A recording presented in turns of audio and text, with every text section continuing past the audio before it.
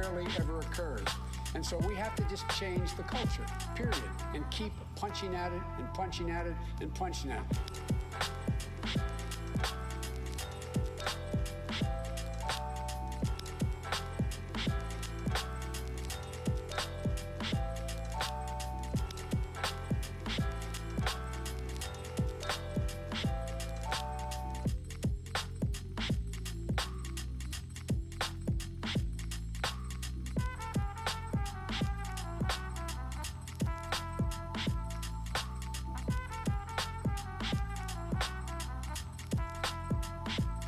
Does nothing to tackle the #1 job facing the middle class, and it happens to be, as Barack says, a 3-letter word: jobs.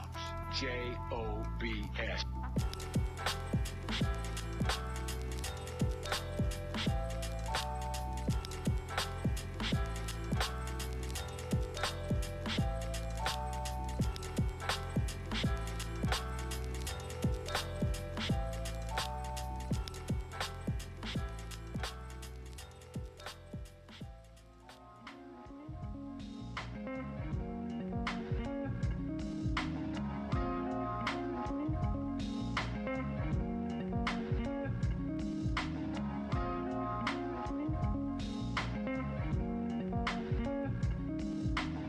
The younger generation now tells me how tough things are. Give me a break.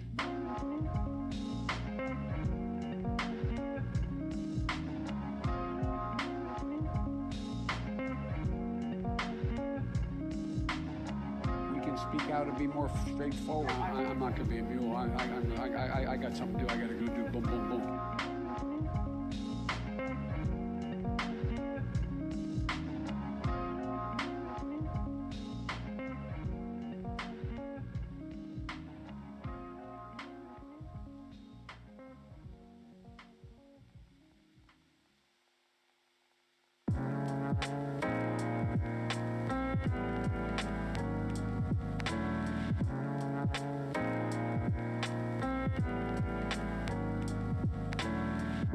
Hillary Clinton is as qualified or more qualified than I am to be Vice President of the United States of America. Let's get that straight. And quite frankly, it might have been a better pick than me.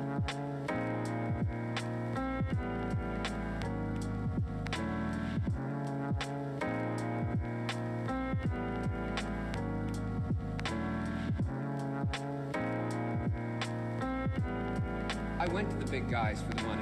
I was ready to prostitute myself in the manner in which I talked about it. But what happened was they said, come back when you're 40, son.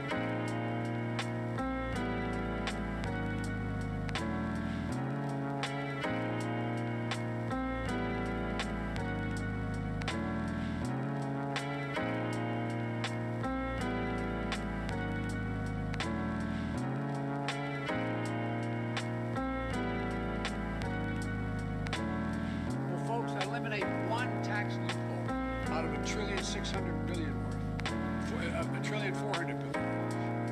Out of $1.4 billion, excuse me, $1.4 trillion. It's hard to even say it so much.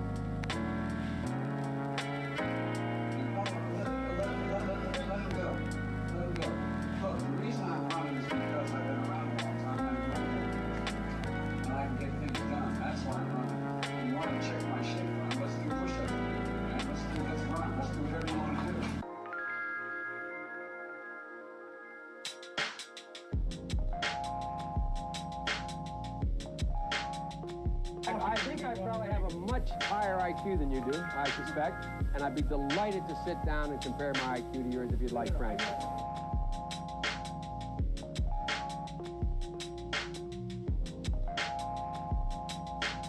You're a damn liar, man. That's not true.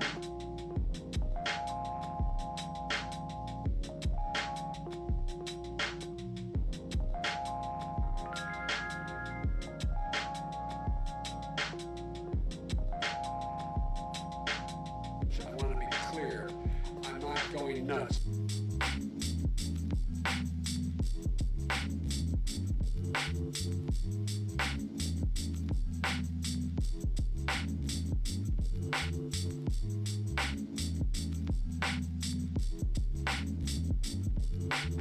You cannot go to a 7-Eleven or a Dunkin' Donuts unless you have a slight Indian accent.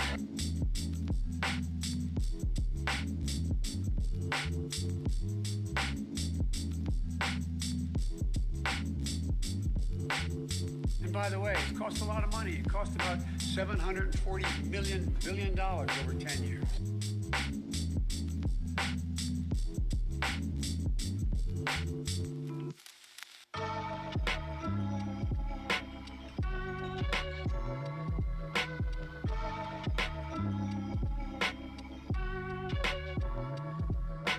Play the radio. Make sure the television, make sure you have the record player on at night.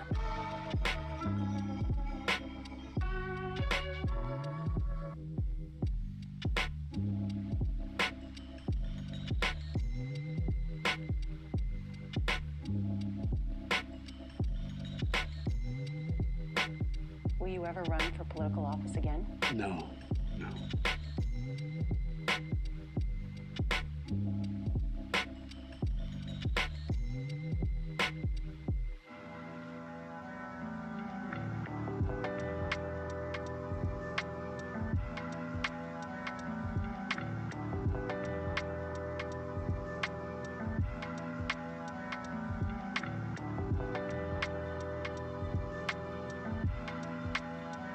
I know I'm called middle class Joe. It's not meant as a compliment. Means I'm not sophisticated.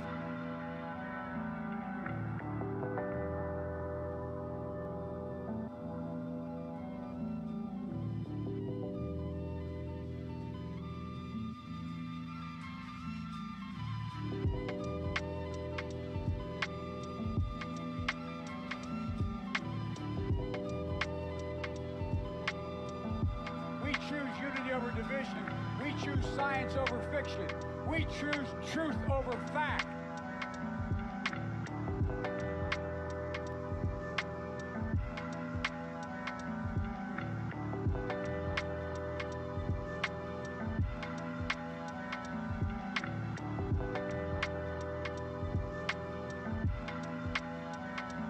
Senator Biden, words have in the past gotten you in trouble. Words that were borrowed and words that some found hateful. An editorial in the Los Angeles Times said, in addition to his uncontrolled verbosity, Biden is a gaffe machine. Can you reassure your voters in this country that you would have the discipline you would need on the world stage, Senator? Yes.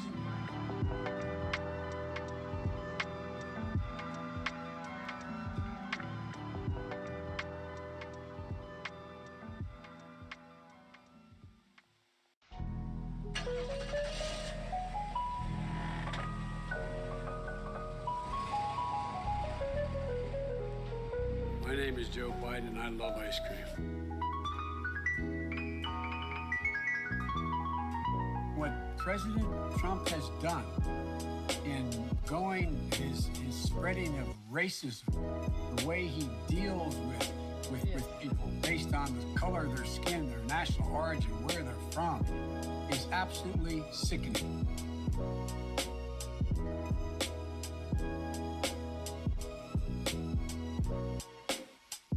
No sitting president has ever done this. Never, never, never. No Republican president has done this. No Democratic president. We have racists, and they've existed. They've tried to get elected president. He's the first one that has.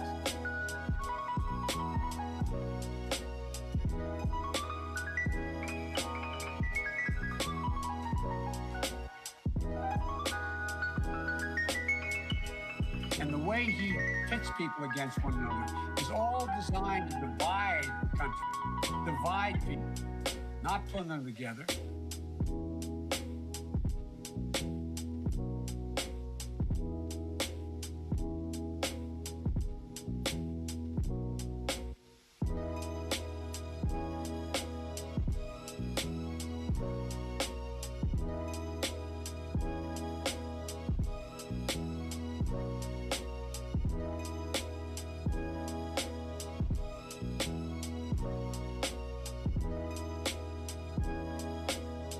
If Haiti, a god-awful thing to say, if Haiti just quietly sunk into the Caribbean or rose up 300 feet, it wouldn't matter a whole lot.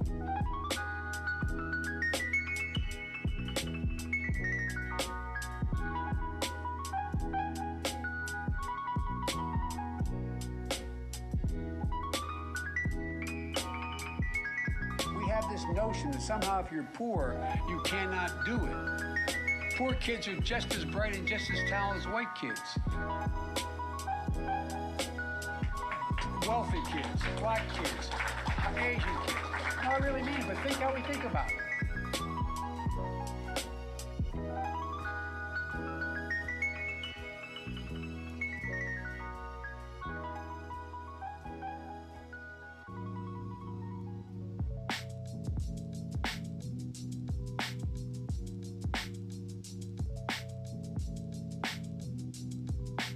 Lobbyists aren't bad people.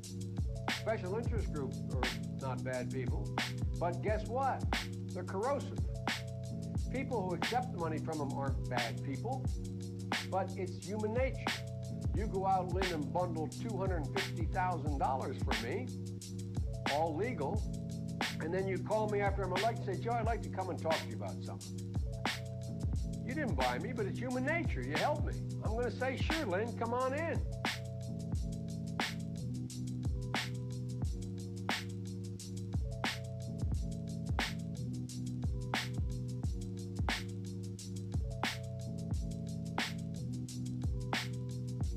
Now is the time to heed the timeless advice from Teddy Roosevelt. Speak softly and carry a big stick. End of quote. I promise you, the president has a big stick. I promise you.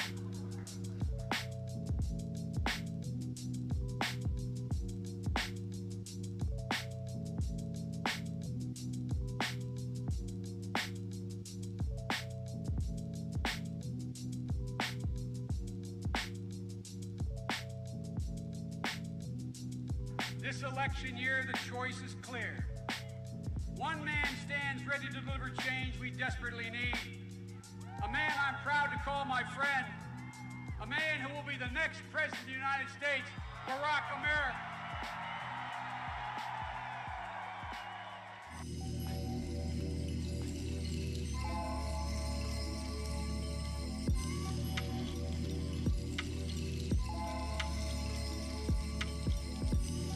Corn Pop was a bad dude, and he ran a bunch of bad boys. And I did, and back in those days, to show how things had changed, one of the things you had to use, if you used pomade in your hair, you had to wear a baby cap. And he cut off a 6-foot length of chain. He folded up, he said, you walk out with that chain. And you walk to the car and say, you may cut me, man, but I'm gonna wrap this chain around your head. So I walked out with the chain. And I walked up to my car. And those days used to remember the straight race. You'd bang them on the curb, get them rusty, put them in a rain barrel, get them rusty. And to get hot, I got hairy legs that turn, blonde in the sun. And the kids used to come up and reach into the pool and rub my leg down so it was straight, and then watch the hair come back up again. They'd look at it. So I learned about roaches. I learned about kids jumping on my lap. And I've loved kids jumping on my lap.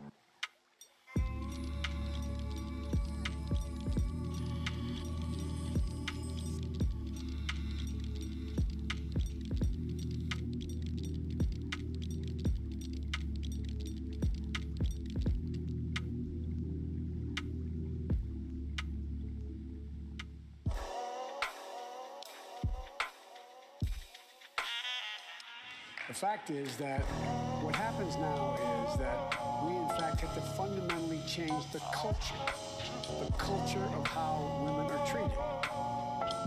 No man has a right to raise a hand to a woman in anger other than in self-defense, and that's rarely ever occurs. And so we have to just change the culture, period, and keep punching at it and punching at it and punching at it.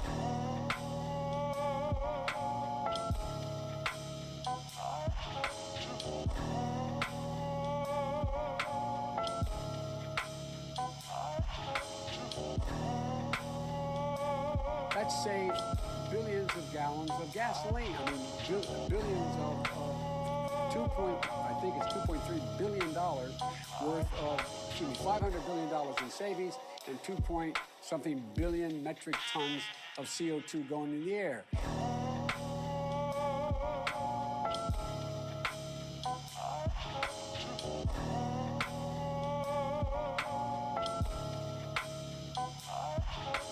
Does nothing to tackle the number one job facing the middle class, and it happens to be, as Barack says, a three-letter word: jobs. J-O-B-S.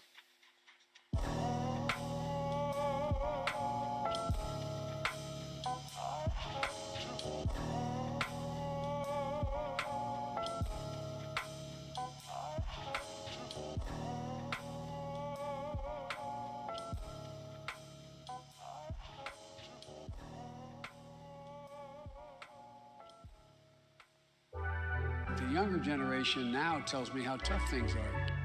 Give me a break.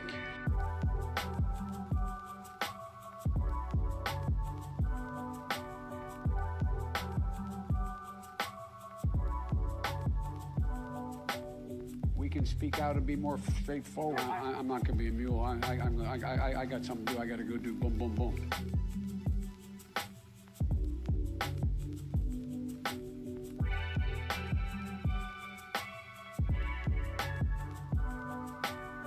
Hillary Clinton is as qualified or more qualified than I am to be Vice President of the United States of America.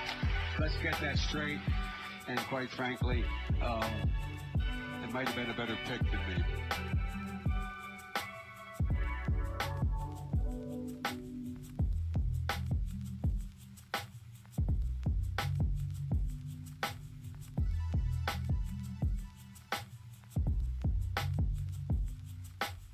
I went to the big guys for the money. I was ready to prostitute myself in the manner in which I talk about it. But what happened was they said, come back when you're 40, son.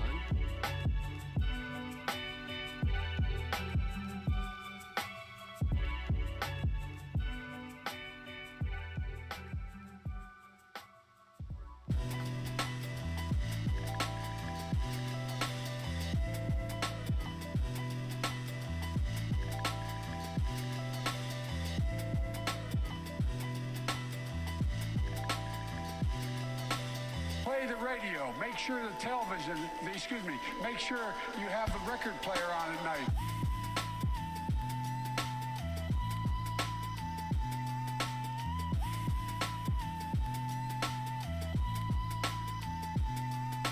Well, folks, eliminate one tax loophole out of $1.6 trillion worth, $1.4 trillion. Out of $1.4 billion, $1.4 billion. It's hard to even say it so much.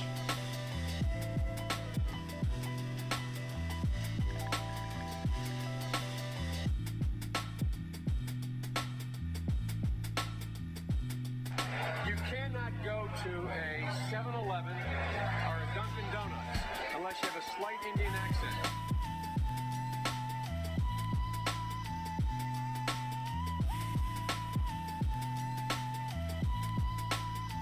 I want to be clear. I'm not going nuts.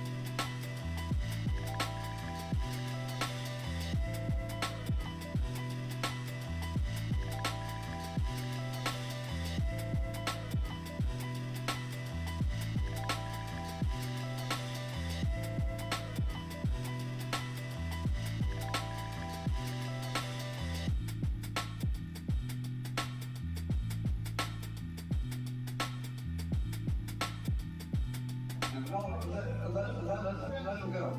Let him go. Look, the reason I'm running is because I've been around a long time and I know more than most people know.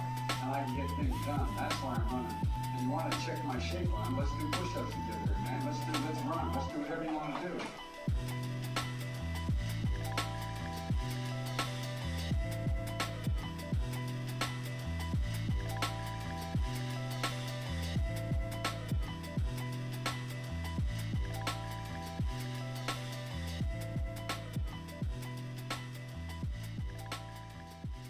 Damn liar, man. That's not true.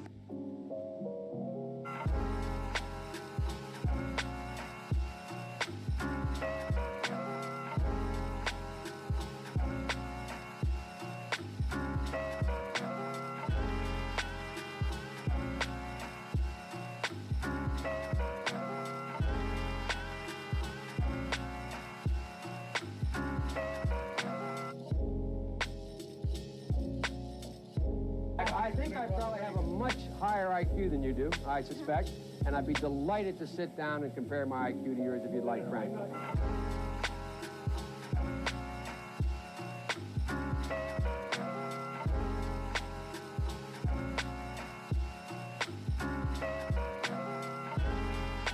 And by the way, it's cost a lot of money. It cost about $740 billion over 10 years.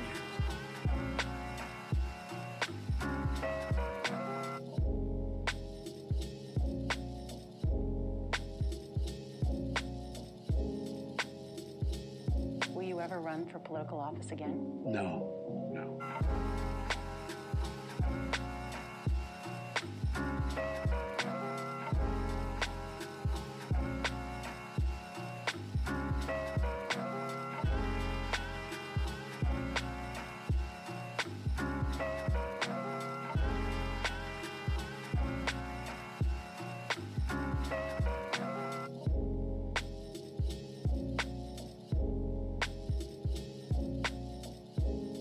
I know I'm called middle class Joe. It's not meant as a compliment, means I'm not sophisticated.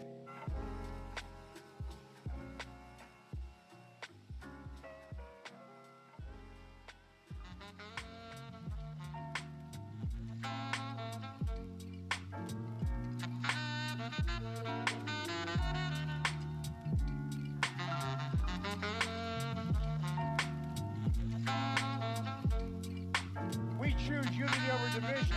We choose science over fiction. We choose truth over fact. Hello.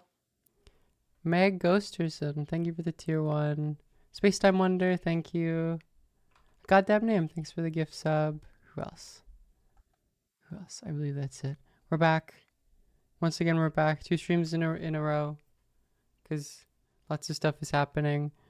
Yeah, we're gonna do BC election stuff. It's great. I'm very excited. It should be a solid 3 hours. I believe, like, so if you didn't know, there's an election in British Columbia, the province in Canada that I live in, and it's between the MAGA Conservative Party, that's insane, and then the center-right NDP. They're essentially a center-right party, and it's election day, and the polls just closed, I believe. Did they close now? How long ago did the polls close? And we should be expecting the results coming in a couple of hours. Okay, I'm transgender. Oh, Aoife, thank you for the raid. Do whatever you want all the time. Shout out Aoife. They close at 8 p.m. Sorry, you're right. They close at 8 p.m. That's misinformation. I had a good stream. It's Canada time. What's specifically BC time? It's yeah. This is the first election stream I will be doing, I guess technically this month, because it'll be right after, like, the American one is gonna happen. I'm not a Marxist-Leninist, no. I would consider myself a communist, broadly. Is it true I met Northern Lion? It's possible. It's in time. Many people are saying this. So yeah, we don't know what's gonna happen, folks. This is what 338 said. It's like a quarter, but I think I'm gonna say, actually, you know what? So something interesting today. There was an insane amount of rain for this whole weekend. It's been a terrain. What is it called? What is the expression people use in? I thought that this was like a meteorological term, but it's not. It's something with atmospheric river. Is that a meteorological term, or is that just an annoying thing? It's, yeah, the technical term is raining cats and dogs. So it's fucking like flooding in a lot of places, and so that's like suppressing voter turnout. There's a lot of, oh yeah, there's a referendum on Canada. It's like the Jill Stein thing where she, like, to apply to, like, appeal in the ballot, she just put her name as a referendum. Jill Stein, yes or no. That's what we're doing with Canada, and I'm voting a definitive no. No more hashtag Canada is over party. The polls are very close. Like on this one, for instance, which the oomph made this. It's like the thing that he says, there'll be a conservative minority, which in this case there would probably be an NDP Green coalition. And then we can get the map because we love maps, don't we, folks? I'll also be hanging out with the Search TV later. I don't know when. Maybe in an hour, I think. So that'll be fun. And the thing that I'm expecting, as I said before, my camera is better. Yeah, I got a better camera. It's slightly better. It's honestly not that better. Who are the good guys? I mean, I don't think that any of them are the good guys. I voted for the Green Party. It's riding ducks. I live in West Van, Sea to Sky. And it might be the Greens might win. The blue are the ones you don't want to win. The blue are... I vote for Sinwar. Yeah, me too. You actually can't do write-ins. It's annoying. It's hard to do write-ins. It's not write-ins are, I feel like, a very American thing, where it's just like complaining. You know what I mean? Like it's a way to complain. Because when is a write-in? Yeah, writing in democracy. I agree. I think the NDP platform is important in terms of how they deal with policing and like the drug epidemic.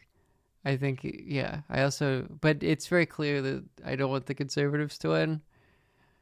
I'm glad I didn't vote. I'm glad that wasn't even a choice for me. It's nice. Writing Liv Agar on your ballot. Joe Byron. So yeah, I can give a brief overview of what's going on. British Columbia, in case you don't know, is a province in Canada. I am in British Columbia. It is true. It's a province in Canada. Canada, what is it? Don't worry about it. But it's like the province is like a state. I don't know how early we have to start here. I'm gonna be honest. For a couple of years, we've had the NDP, which are not like the federal NDP. They're slightly more to the right now. And they're not like provincial parties are not technically connected to federal parties. So the Conservatives, for instance, did not get an endorsement from the federal Conservative Party. BC, it stands for Bad Canada, which obviously is misleading because it implies that there's a good Canada. The NDP are actually pretty aligned in terms of they're fairly connected with the federal party, relatively speaking. But especially in the last couple of years, they've gone a lot more to the right. So they had some good stuff in relation to drug decriminalization, allowing the use of drugs in like public, so that like if someone is overdosing, they don't die. But obviously, you know, it's a fundamentally reactionary society, and people's relationship with drugs are, you know, they want law and order stuff. So under specifically the NDP leadership, I think is really when the shift happened. They've shifted a lot closer to the center and on the right. Is it in Vancouver Hastings? I feel like they're running a former cop, or is it Burnaby North? The NDP is running a former cop. They're they're accelerating involuntary treatment. So the NDP, like the Conservatives and NDP agree on that. The Greens don't. They say it's bad because the Greens are like sort of an actually left wing. Gotta get my name changed so I can vote twice in election. Wow, it makes you think. They're more to the left. A good cop, that makes you think. What was I saying? Yeah, so and they're like stuff on their NDP platform, they're like, we're vowing to subsidize landlord income. You know, one of the differences, my understanding is that the Conservatives are fairly NIMBYs, whereas the NDP are like, we want to build more stuff, remove zoning stuff. But yeah, the NDP have been in power for a while, and they're landlord subsidies. I know, it's awesome. What else do I want to explain? What time do results start coming in? Where's the tweet I was looking for? I believe it's like 8 p.m.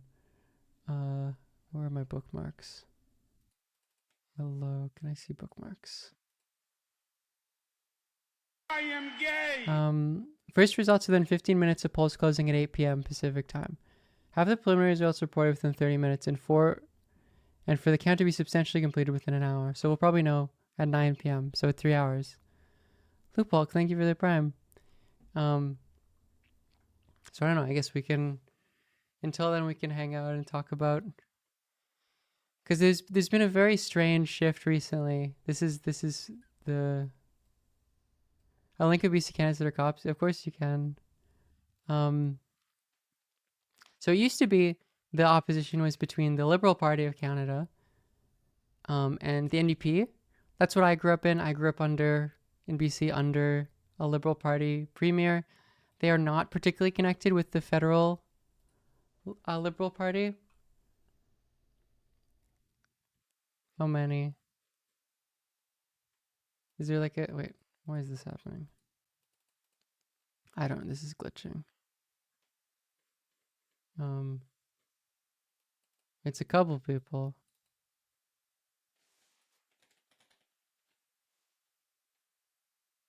For Surrey, Burnaby South. It was Burnaby South. Serpentine River. They have it for Vancouver Yaletown, which is interesting. Vancouver Yaletown is the only like. Well, I guess Kilchana is very conservative. I guess that's not a surprise. Canada has Tories. Technically, I mean, I wouldn't consider these Tories. Tories are like a faction of the federal Conservative Party. This is a cool map that one of my mutuals made on Twitter. But the BC Conservatives are a weird fringe party that's only popular because the federal party. I would consider Tories as like very classical, like steady as she goes, pip pip cheerio conservatives, and we do have those, as a fact that we are a part of, the Commonwealth and a British colony that never, that asked nicely for its independence much later. No, West Point, the blue riding used to, they restructured it. You want me to, like West Point is in South Granville now, right? It used to be Vancouver Yaletown had it.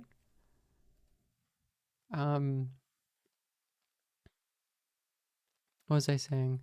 Oh yeah, but these conservatives are upstarts. They didn't exist. They have been a party for a really long time, but they haven't been a serious party. It used to be that it was between the Liberals and the NDP. And the Liberals were actually center right, not actually all that connected to the federal Liberal Party. Like I grew up under Liberal Premier Christy Clark broadly. And the main interference I had with her was dealing with teacher strikes because she refused to pay teachers enough money. So they were fairly right wing. And then eventually in 2017, they lost to the NDP after, being in power for a couple decades, I feel like. And then fairly recently, I want to say 2023, the BC Liberals changed, under the Kevin Falcon leadership, they changed their name from Liberal to BC United, which is, we were talking about fake names for parties and how Canada's not exciting, we don't have any. BC United is a completely fake name for a party. It's a football team. Yeah, it's ridiculous. And that fucking torpedoed their support. They completely ate shit. I think a part of this, or a lot of this, they didn't want to be associated with the Liberals because Trudeau wasn't particularly popular. I think that was a part of it. And also just, they weren't liberal, right? They were the Conservative Party. They inherited the sort of right wing, both like fiscal conservative as well as some social conservatives in from the Social Credit Party. So they were firmly the right wing party that was dominant. So they didn't want to be liberal, but then that caused a careening in support. Yeah, Kevin Falcon was an incompetent idiot. I mean, he essentially destroyed his party completely. Another important thing he did was kick out John Rustad, who is was a Liberal / BC United member of Parliament. He's been for a while, like he was a cabinet minister like a couple decades or like a decade or two ago under the Liberal. Was that Clark or that was before Clark? What is his name? For under Campbell, for denying climate change, essentially, that he was like on the right. And so Rustad is kicked out. He's an independent, and then he joins the Conservative Party. And the Conservative Party are a meme, right? Party of BC. They're kooks. They're crazy. They've never been a serious party. They got 4% of the vote share in 2021. Was the last election. You know, it was they hadn't been a serious party since like 1940 maybe. Everyone just saw them as very strange.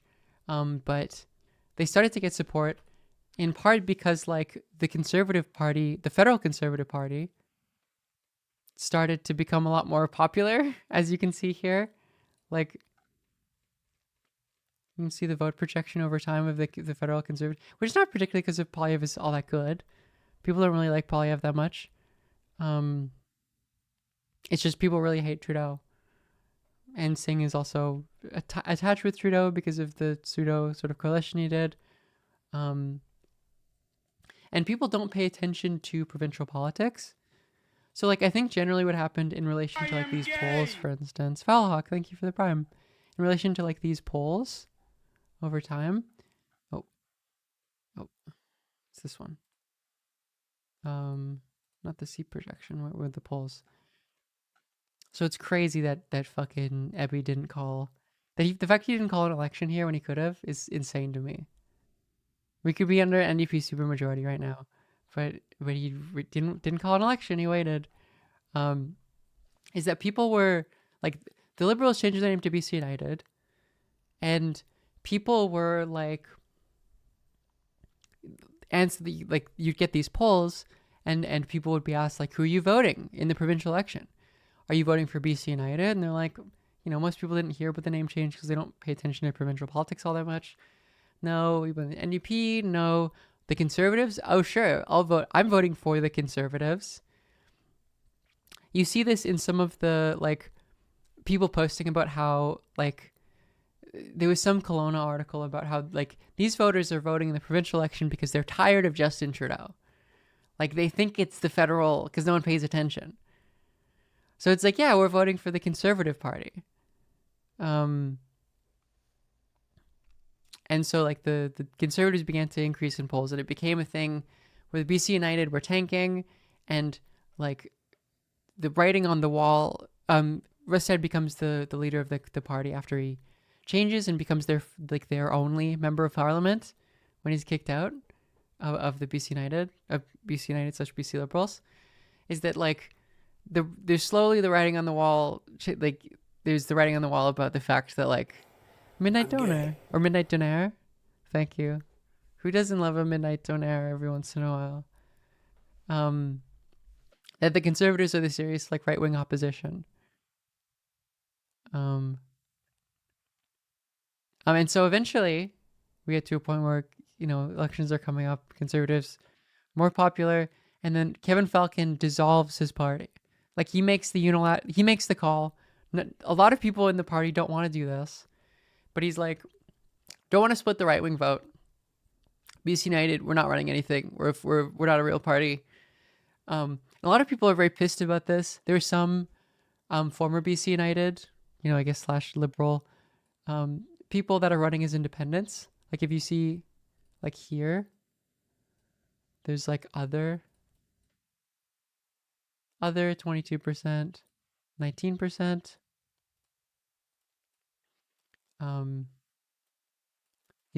I think there's, for the most part, these are former BC United candidates. And it's interesting that it's mainly in the interior, but yeah. Eventually, and there's some portion of the BC United, you know, caucus, some members of parliament will switch over, but for a lot of these seats, like they really put very little effort into like researching the seats they had, because they were like, oh, we're a serious party, we need a full slate. And does anyone have a link to the BC United Oppo research? Like there was the Oppo file on the BC United, Oppo file on the Conservatives from the BC United got leaked after the party was after it dissolved. And like pretty much every, like there are so many insane right-wing members of parliament, like candidates, as even in these like ridings where they'll win as conservative, like, because I went to this one, but like this link no longer works, has been deleted. Like the full one doesn't exist anymore. I couldn't find it, but they're real bad. Like some members of parliament, say Canada's turning to Germany in 1933. They're willing to commit an insurrection. Web archive, thank you. That's a good idea. I mean, that's just strange. Members of legislature, thank you. Government plans to eat bugs and control the weather. Which also Rustad has some stuff about that. There's chemtrail stuff, is a classic. There's this lady, or this dude, this for Langford, like a conservative candidate for the serious party that might win, who's talking about how to cure COVID, you have turn a blow dryer up your nose. This guy is like, thinks the January 6th is fake. Trump won twice, 3 times. He's liking shit. Do you support Mel Gibson's plan to expose an elite pedophile ring operating the center of Hollywood? Like, it's QAnon shit. It's the QAnon party. Democrats cheated and that Trump won the last election. Antifa broke into Capitol on January 6th. Oh, yeah. Claims that beer is liquid panty remover. Thinks 15-minute cities are like communist or whatever. WEF banking plot. Climate agenda is the WEF depopulation. Like, these are the candidates. Like, I mean, some of these candidates are presumably for places that they're going to lose. But for many of them, it's not. They are winning. Regardless of whether their party comes in. So yeah. Oh, does it not work? Can I download it? I don't think so. Oh, it did load.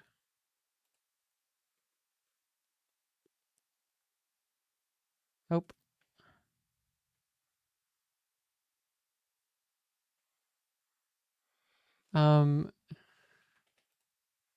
So there's a lot of real bad. This person has me blocked. Whoever you linked to has me blocked. It's funny that I wonder why this lady has me blocked.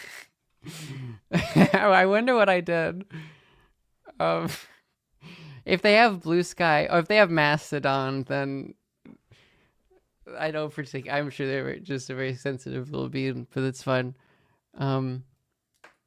Yes, the campaign manager for the BC Con's doing the MAGA. So that's great. I don't know why Vancouver Langara candidate followed me. I'm actually surprised.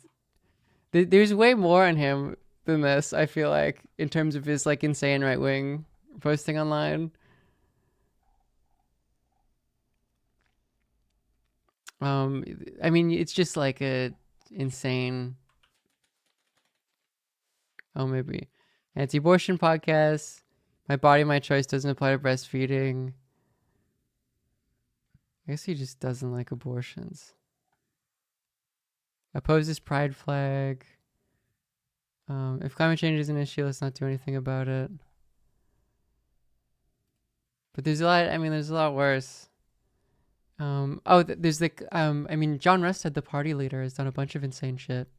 He's called, like, he was talking about, like, he was on some podcast and they asked him about Nuremberg 2.0. Like, the implication being, like, we need a Nuremberg trial for the Nazism. And his response was like, well, you know, I don't think we have all that much power, but that's, like, certainly an interesting idea. Like, you know, certainly, you know, like, you know, we can't do Holocaust trial level, you know, mass hangings for Bonnie Henry. And Bonnie Henry is not Canada's Fauci, it's British Columbia's Fauci. Because when you need a Fauci. If you're that, you know, you're posting with the, you need a Fauci to be mad at, of course.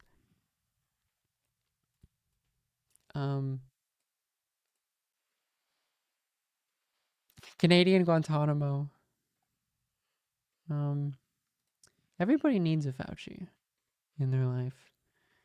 You can just reading down like all of the candidates in this party, like candidates, BC Healthcare to North Korea, conspiracy to make everyone eat bugs.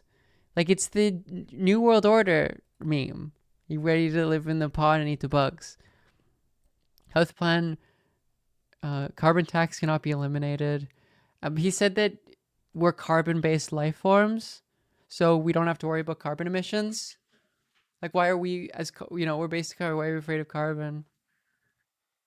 And it's so funny because, like, Kevin Falcon and the BC United, like, they got this Oppo research, and then Falcon dissolved the party and was like, they should win. Just like, we're going to do this to defeat the NDP and make it so that these guys win. What's his stance on the fact? What's his stance on the fact that Kaiden put Phantom on a horse? What is his stance on Ohio? Endorses claim we should celebrate CO2. Against free contraception. What are the Conservative Party Twitter account called for safe supply is very funny. It's always interesting to see what they issued soft statement on accused pedophile James Miller. That's fascinating. So if someone asked me which one was the pedophile party, firm believer in traditional, refuses to support right to abortion, birth control is poison, women's autonomy should be about more than just popping pills. We do election fraud conspiracy. Conspiracy and extremism is really the goated one. Criticize Polyev on Pro-Life podcast for disavowing AFT. That's fucked up that Polyev would disavow the modern Nazi party. Critical of global climate agenda. Likes posts about chemtrails. Government plan to eat bugs. Soylent Green conspiracy. Schwab shares Jim Ferguson of global infested nations who serve Klaus Schwab and want to control the food supply. Supports Alberta exit is so funny. It's so funny to be a part of the Canadian state and be like, yeah, we don't fucking need Alberta. Fuck them. Get out of here. The rapture is coming due to microchips. These are candidates. Like Prince George Mackenzie. Like, oh shoot. Let me look at this writing. Like, this is a safe... I refreshed it by accident. But that lady, it's like, she's a member of Canadian Parliament. Or of the legislature. I'm sorry. The rapture is coming due to microchips. Oh, fuck. God damn it. I clicked on it. Rapture is coming due to microchips, cashless payments, and government control. Wayfair human trafficking, 5G, Illuminati, WEF, Bill Gates reduced the population, hydroxychloroquine, subdermal microchips, conspiracy. Like, the Conservative Party safe. Like, she wins the place. Oh no, this one might have been the one who they kicked out, actually. They did kick out Rachel Everett might be the one who they kicked out. I think it was. Although Rustad was being friendly with her for some reason. No, I think to their credit, I think they kicked out Rachel Weber. Let me check. Yeah, she's running as an independent. Because that was the line. That was the line. The 5G genocide. So she's gone. Gun violence not a problem. Okay. Multiple heavily armed, insensitive colonial costume. I think we saw that one. Media biased. 15-minute cities or conspiracy theory.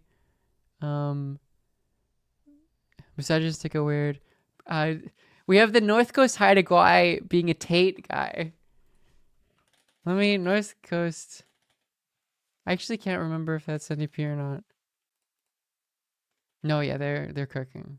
NDP are cooking on that one. Terminator beers, liquid panty remover. That's Langley Abbotsford, so I think that's conservative. Told Chrissy Teigen to enjoy jail during period she was. So this guy is a QAnon guy. This is 100%. Telling Chrissy Teigen that she's gonna get locked up because of QAnon is like, or because of pedophilia is like, actual QAnon. Abbotsford. And we're cooking. I mean, it's according to this one, 99% conservative.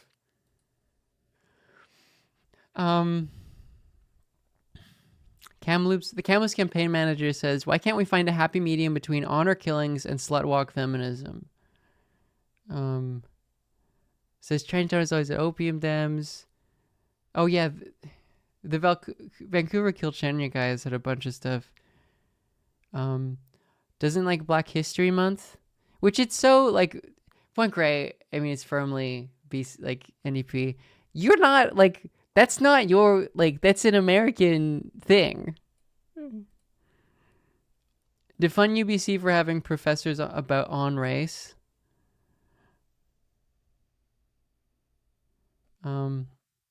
This one doesn't include one of the candidates. Is it Kilchenia? That talked about how they didn't think that they thought that Sandy Hook was a false flag. Do you want the link here?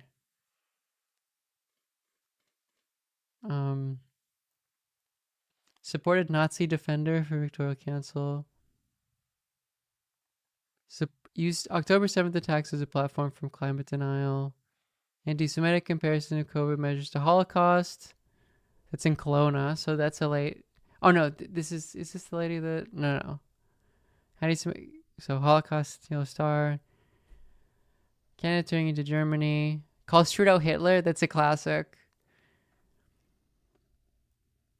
Critical of LGBT propaganda. SOGI is like the good or like much better gender education stuff that was implemented by the Liberal Party, ironically. West Point Grey. Criticized Canucks for wearing pride jerseys because violent antisocial trans extremists increasingly define the movement. Hosted a BC Conservative Education town hall with anti-LGBT and trans activist Karen Litska. Attacked Kevin Falcon for condemning anti-LGBT violence. That's crazy. Pride isn't what it once was, and it's against trans strippers and groomers. Which, like, I fucking hate the one thing about Pride. It used to just be like cool guys hanging out. Like all these strippers. Ugh, it's really made Pride such a like a sexual thing. It's like, yeah, I'm sure you were 1985 Vancouver Pride. You were out there hanging out. Retweet video calling Pride supporters groomers. Believes the UN is calling for legalization of pedophilia. No place for Muslims in the Million March. Oh, that's crazy. Like you're transphobic.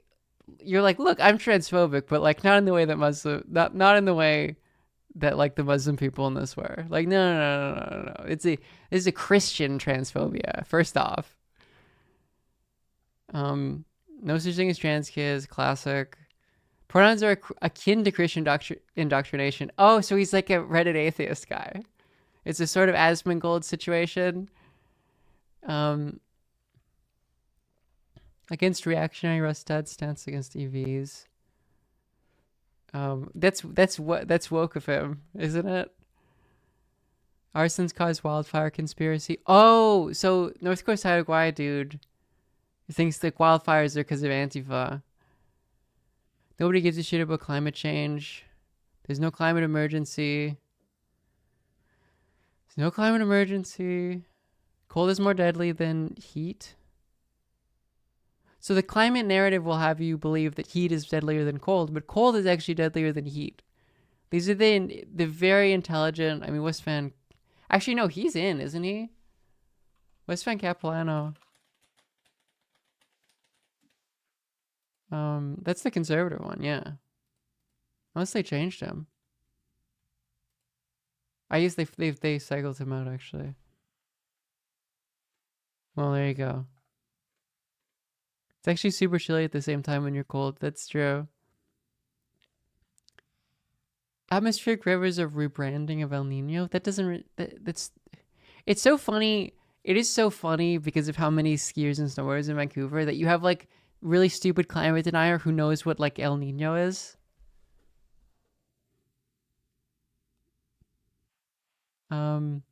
Vancouver's always had extreme weather, which is so funny. Like how long have you lived in Vancouver, asshole? It is so different than when I grew up here. It is so obviously like a very different climate. Like the weather is different. Wants to decarbonize. Oh, I don't. Supports Wet'suwet'en against Alberta. Is that a hypocrisy thing? Are they like? It's funny that the Prince George Mackenzie insane lady is critical of pipelines. She's like a climate. She's like the what's it called? An eco-fascist. Because sometimes you get a bit of that where the conservatives are like, yeah, my hatred of Trudeau is the same as like Indigenous peoples at far-right rallies. Young Living essential oils. So the Kelowna Center, is it still? That's so awesome because Kelowna is conservative. Because the Kelowna Center candidate, yeah, she's winning. Was doing like an essential oil multi-level marketing thing. Debunked anti-fluoride movie. That's skeptical of birth control. Ivermectin is a wonder drug. Trudeau and Biden should be indicted. I got some wine as well. I was thinking maybe with the straw that it would be like my lips would be less like purple or whatever. I'm shy. Thank you for the 22 months, but I don't think it's gonna work.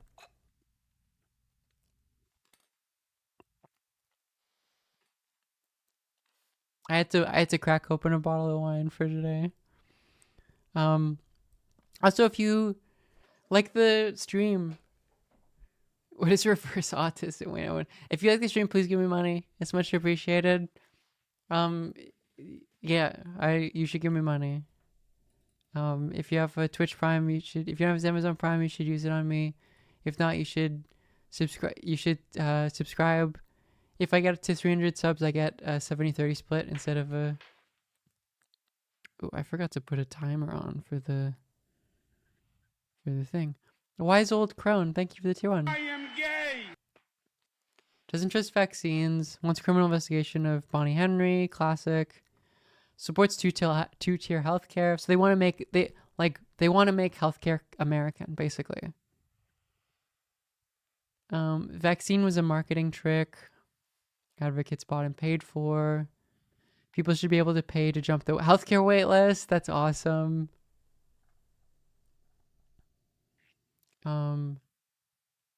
Says that Trump won. Called twice. Calls Hillary a corrupt liar. Democrats cheated. That's another one. Wants to lock up Dr. Fauci, which again, not even your country. Wants to jail women Democrats. That's fascinating. CNN pushed a fake narrative on January 6th. Wore a MAGA hat. That's awesome. One word description for Hillary Clinton is evil. Kyle Rittenhouse is an American hero. You're not even American. Here's the archive for this. This is a bunch of Conservative Party MPs. Canada is a U.S. territory. Pro-Russia sentiment is awesome. Against aid to Ukraine. Peace is the priority over self-defense. Opposing Putin is encouraging World War III. The freak right are weird about Ukraine. I mean, he's cooking. I don't. Stanley Park train decay was due to decolonization. Didn't fight in Afghanistan for reconciliation. That's wild. I didn't. That's a crazy state. I didn't fight for Afghanistan for us to treat indigenous people slightly better. Like, that's really, like, you're really connecting it in your mind, where it's like, I am a colonial piece of shit, both here and there. And I didn't try to do more colonialism there.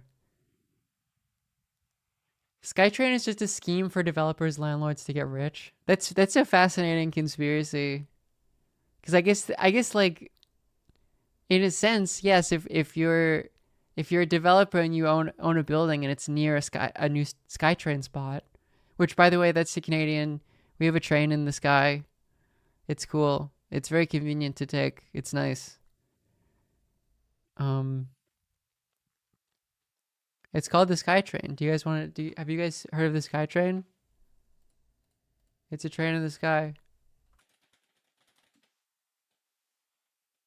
It's like the episode of the Simpsons. It began. I mean, would be through a whole. It's like it's in the sky. In the 9th number of franchise. I just want a video of the SkyTrain in the sky. Yeah, I don't think this is related to the thing I'm searching for. Oh, can I see? Is this a video of the Expo line? It's like in the sky, and it's a train.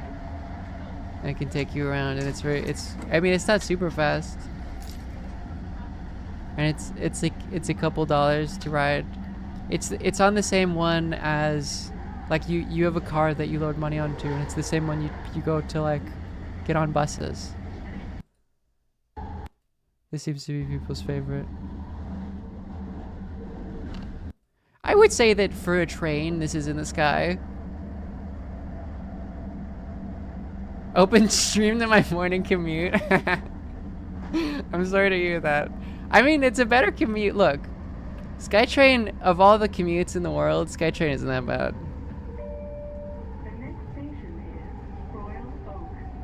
It's cool. It's a cool thing. It's cool. I think it's cool. I like it. I like the trains. I like the trains, chat.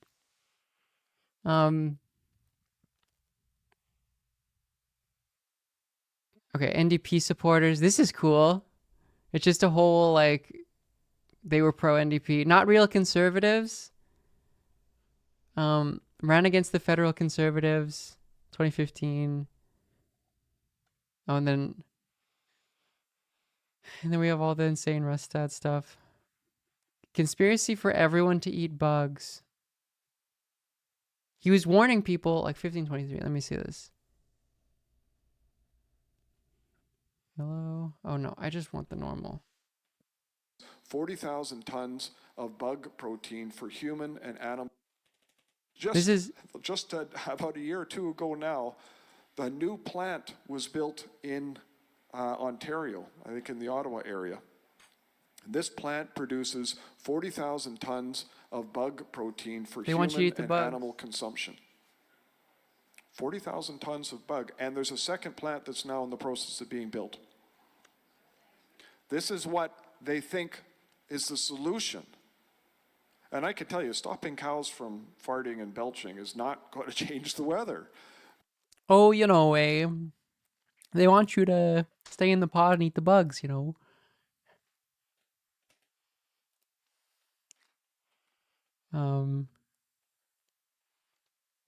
I wonder if this, I don't think this has the, yeah, he's not very, in fact, we can get into some funny drama stuff. So, the BC Conservative Party, are like unconnected with the federal Conservatives, like very unconnected. And there's a question of whether Poilievre was going to endorse the BC Conservatives. And I was like, I don't think Poilievre is dumb enough to do that. I think that he would probably see the BC Conservatives as a liability to his ability to get support in BC, because if they win, like, their approval rating is going to fucking tank immediately, because it's not going to go well. And there was a lot of speculation about what it was. Like, Brent Chapman was the member of parliament that was denying the Sandy Hook. Like, he was saying that, like, the Christchurch and the Sandy Hook shooting were false flags. The Chip Wilson stuff was also funny. He's like we can talk about that as well. Then it turns out, according to this one, so he's familiar with conservative leaders' inner circle, Poilievre considered formally endorsing Rustad, but decided against it after his debate performance. Because he ate shit so much. He's like, oh, I can't attach myself to this guy. Which is so funny. Like, he had such a terrible performance. I wonder if federal cons are mad about that, yeah. About the fact that they're using the axe attack stuff. And it's ironic, too. I saw someone post about this where they had the, like, I voted thing. And they were like, I voted to axe the tax and remove the gatekeepers. Is it remove the gatekeepers? Which are, like, conservative slogans. But that's, like, that is the NDP. Like, that is what the NDP are running on as well. Like, that is the political climate. That would be cool. We follow each other on Twitter. This is my private. I'll switch over to my... Axe the tax. It's the carbon tax. It's like a thing. It's also funny to see, like, the Poilievre signs, because it has English and then French, and it does not rhyme in French. It's very clear that it's an Anglo term. Annuler le... I don't think it's annuler. I don't know what the French verb is. So yeah, I mean, it's so interesting, like, to think about how well the Conservatives might be doing here if they weren't fucking idiots. Is it annuler l'impôt? I think it might be. I don't think it's annuler. I don't know what they chose for that. But it's a little awkward. It's not quite axe the tax. It's very clear how much the Conservatives are like an Anglo party. Yes, a lot of the Conservatives just didn't... Like, Rustad... Actually, we know this because of Oomph. Because of, what's his name? He accidentally brought this up. Is that, like Rustad has been telling the Conservatives not to go to, like, local debates. Supprimer les taxes. La taxe. It'd be funny. I think he accidentally revealed that. I don't know. That's their policy, is, like, we don't want to interact.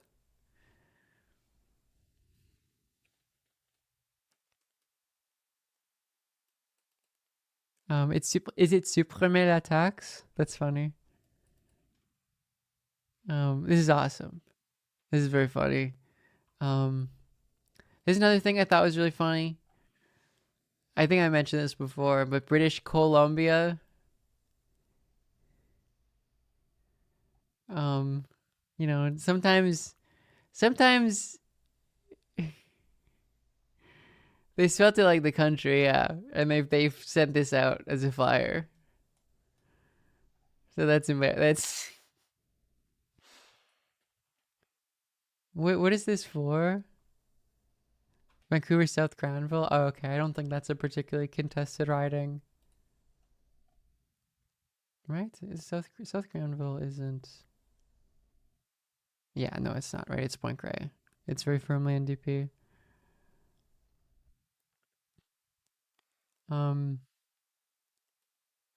Too bad Conservatives don't read. Ooh, and the polling has been just kind of back and forth. I don't know. It's hard to... I honestly think it might be possible that the fact that it's flooding a lot, like the rain is really bad, and that suppresses voter turnout. It should come at 8 p.m.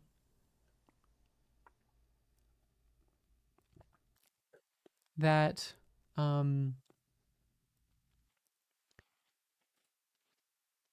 that might actually lead to the Conservatives losing, because the higher voter turnout would be in conservative favor, I think is the sentiment.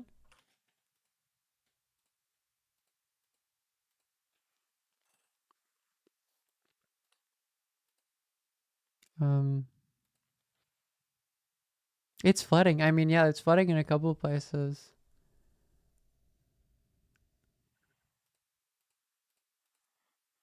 I also thought this was funny. Another oomph mistake. Canada campaigning in the wrong riding. I don't live in Vancouver, Lingara. So oops. This is the final update. So it's kind of close. It's I think NDP are a bit favored. I'm still accepting that the Conservatives are gonna win. I'm still broadly accepted. It's such a crazy.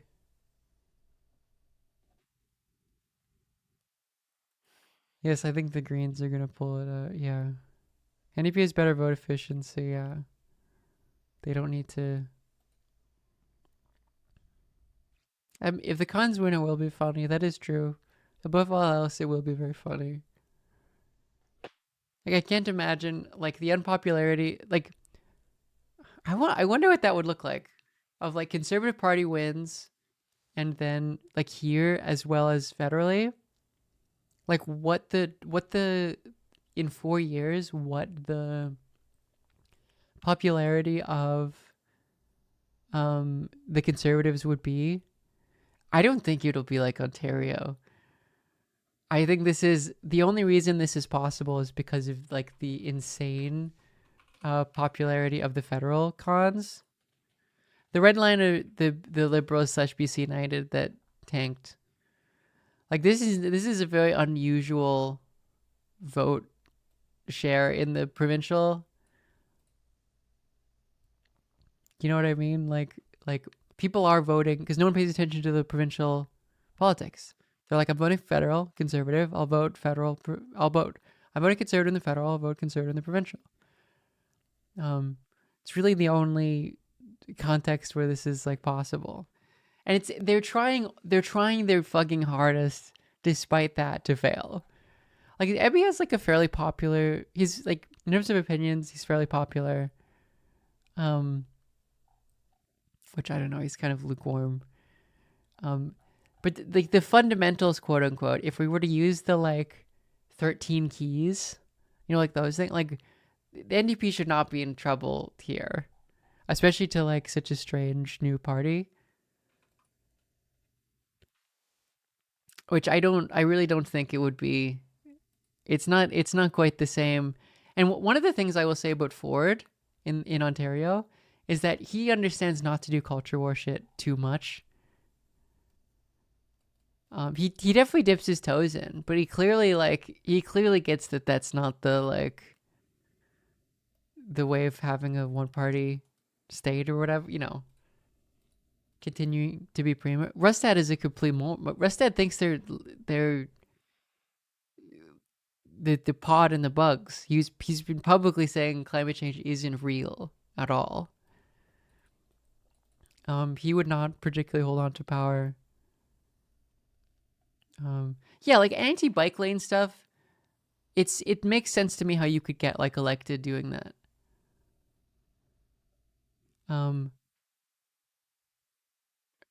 Because like people look at that and they're like, I don't fucking like the bike lanes.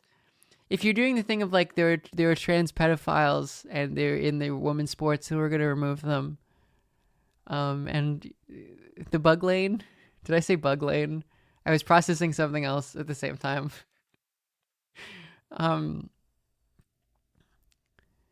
Like it doesn't really, I don't know. Bugs rise up. It's not, yeah. And Canada is, or like British Columbia is generally considered a more quote unquote progressive province. The confounding variables, I think I'm using that term right, for this to happen are kind of insane. Like I remember looking at politics around here and it's like, isn't that funny? And then it's like, oh, it's getting less funny. And then I saw like BC United to suspend their campaign. And it's like, oh, this is not funny anymore. Oh, this is a very unfortunate set of events.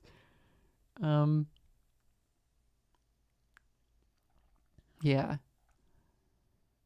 Look at these election odds. I mean, for a little while there, even the odds things, it was like conservative. But this is one odd thing. Like the other one I was looking at. Let me find it. Did I close it? Am I silly? Where'd it go? It was the other map I had.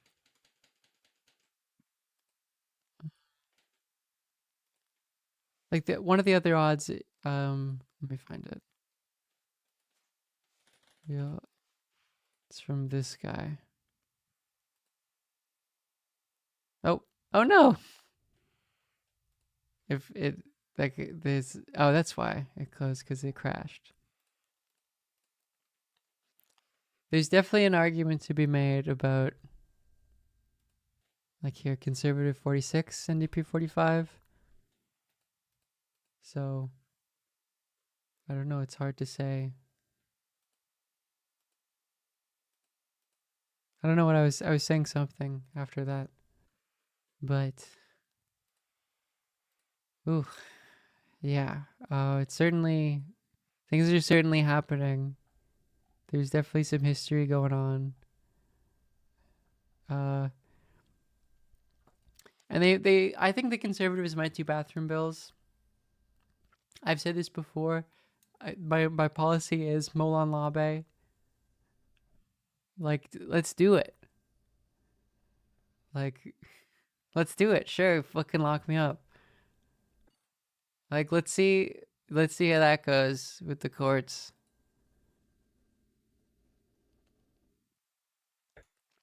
I live in Canada.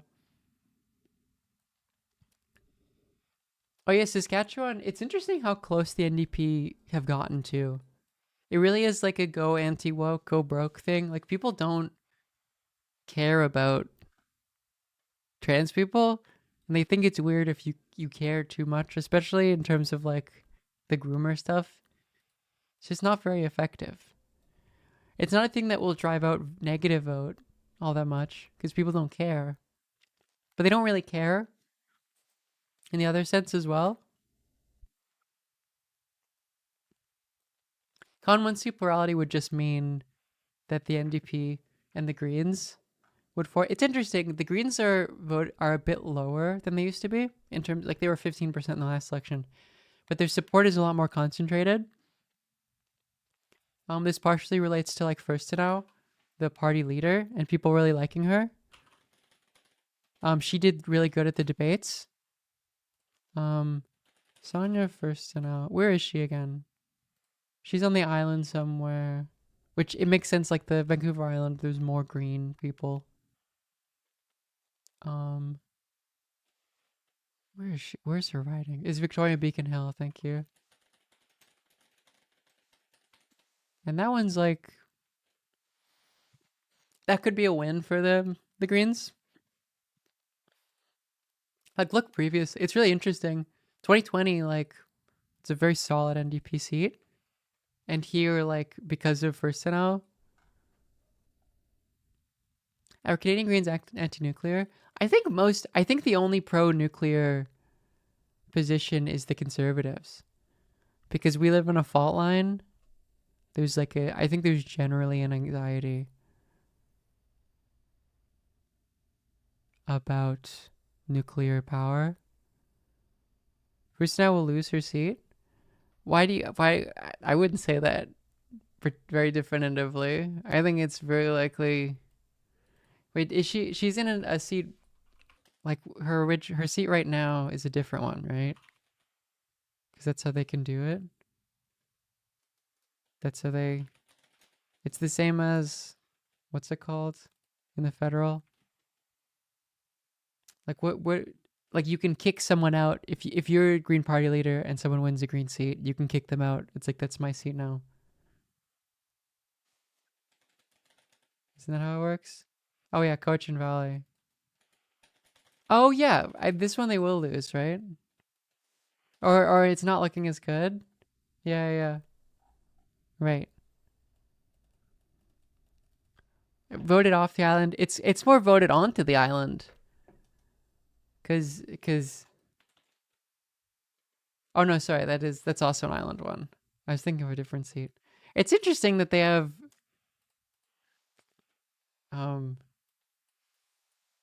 I'll just use this election map, even though it's not.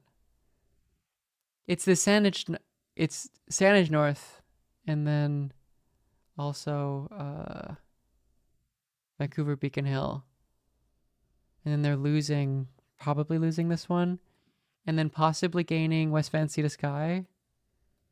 And is it like, it's somewhere out here in like Kootenay, isn't it?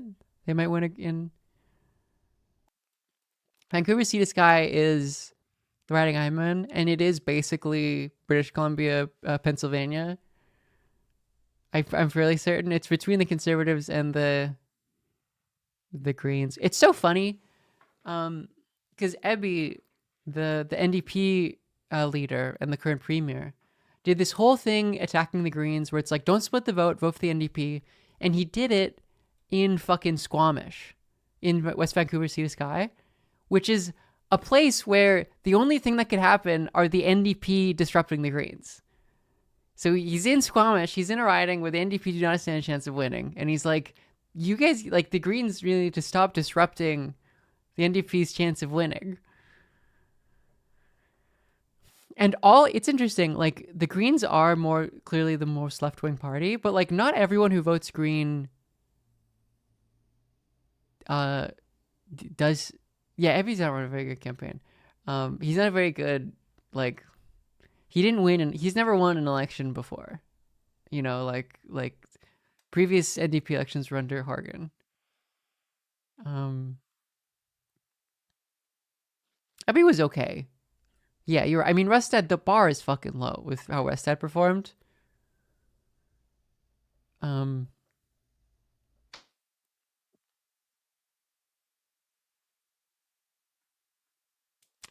not particularly fond of the NDP's shift to the right. I think it's bad. I don't like Ebby at all. I'm not very fond of him.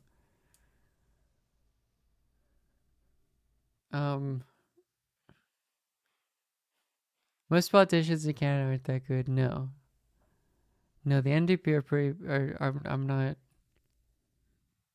not particularly fond of them.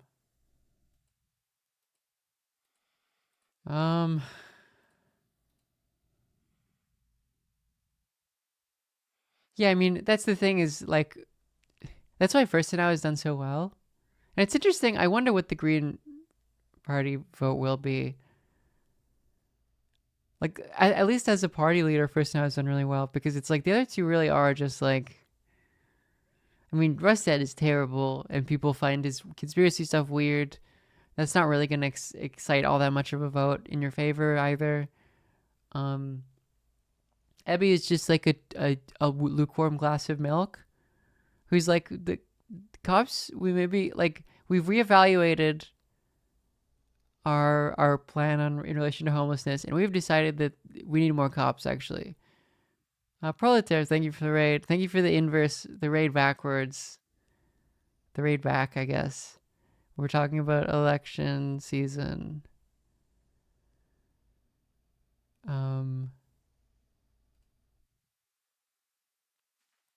Hello. How are you all doing? Let's go Mets, baby. Like, First Now is doing the thing of, like, they have nice stuff in Norway. Why can't we have this stuff in Norway? She literally did that. So it's like that sort of like Bernie light sort of. Still has a position that we should bring back Airbnb. Because I believe in Vancouver, you're not allowed to own an Airbnb. Like, you're not allowed to own a property for the sake of renting it out as an Airbnb. It has to be like your property. It can't be a speculative thing.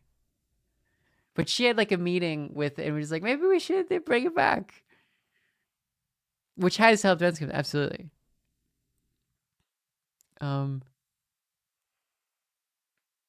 I mean, it's just not, there aren't any. It's primary residence only. So you have to live in a place for a certain amount of time, I believe. That's the thing about the NDP that's strange is like, especially in terms of a legacy, like they do have some fairly like, I don't know, Sockdam. Imagining a Sockdam, Alberta, like that's like Norway. That is so interesting. I can't imagine. How is the Alberta NDP? Are they like that? Where it's like we should use all this oil profit and then free university.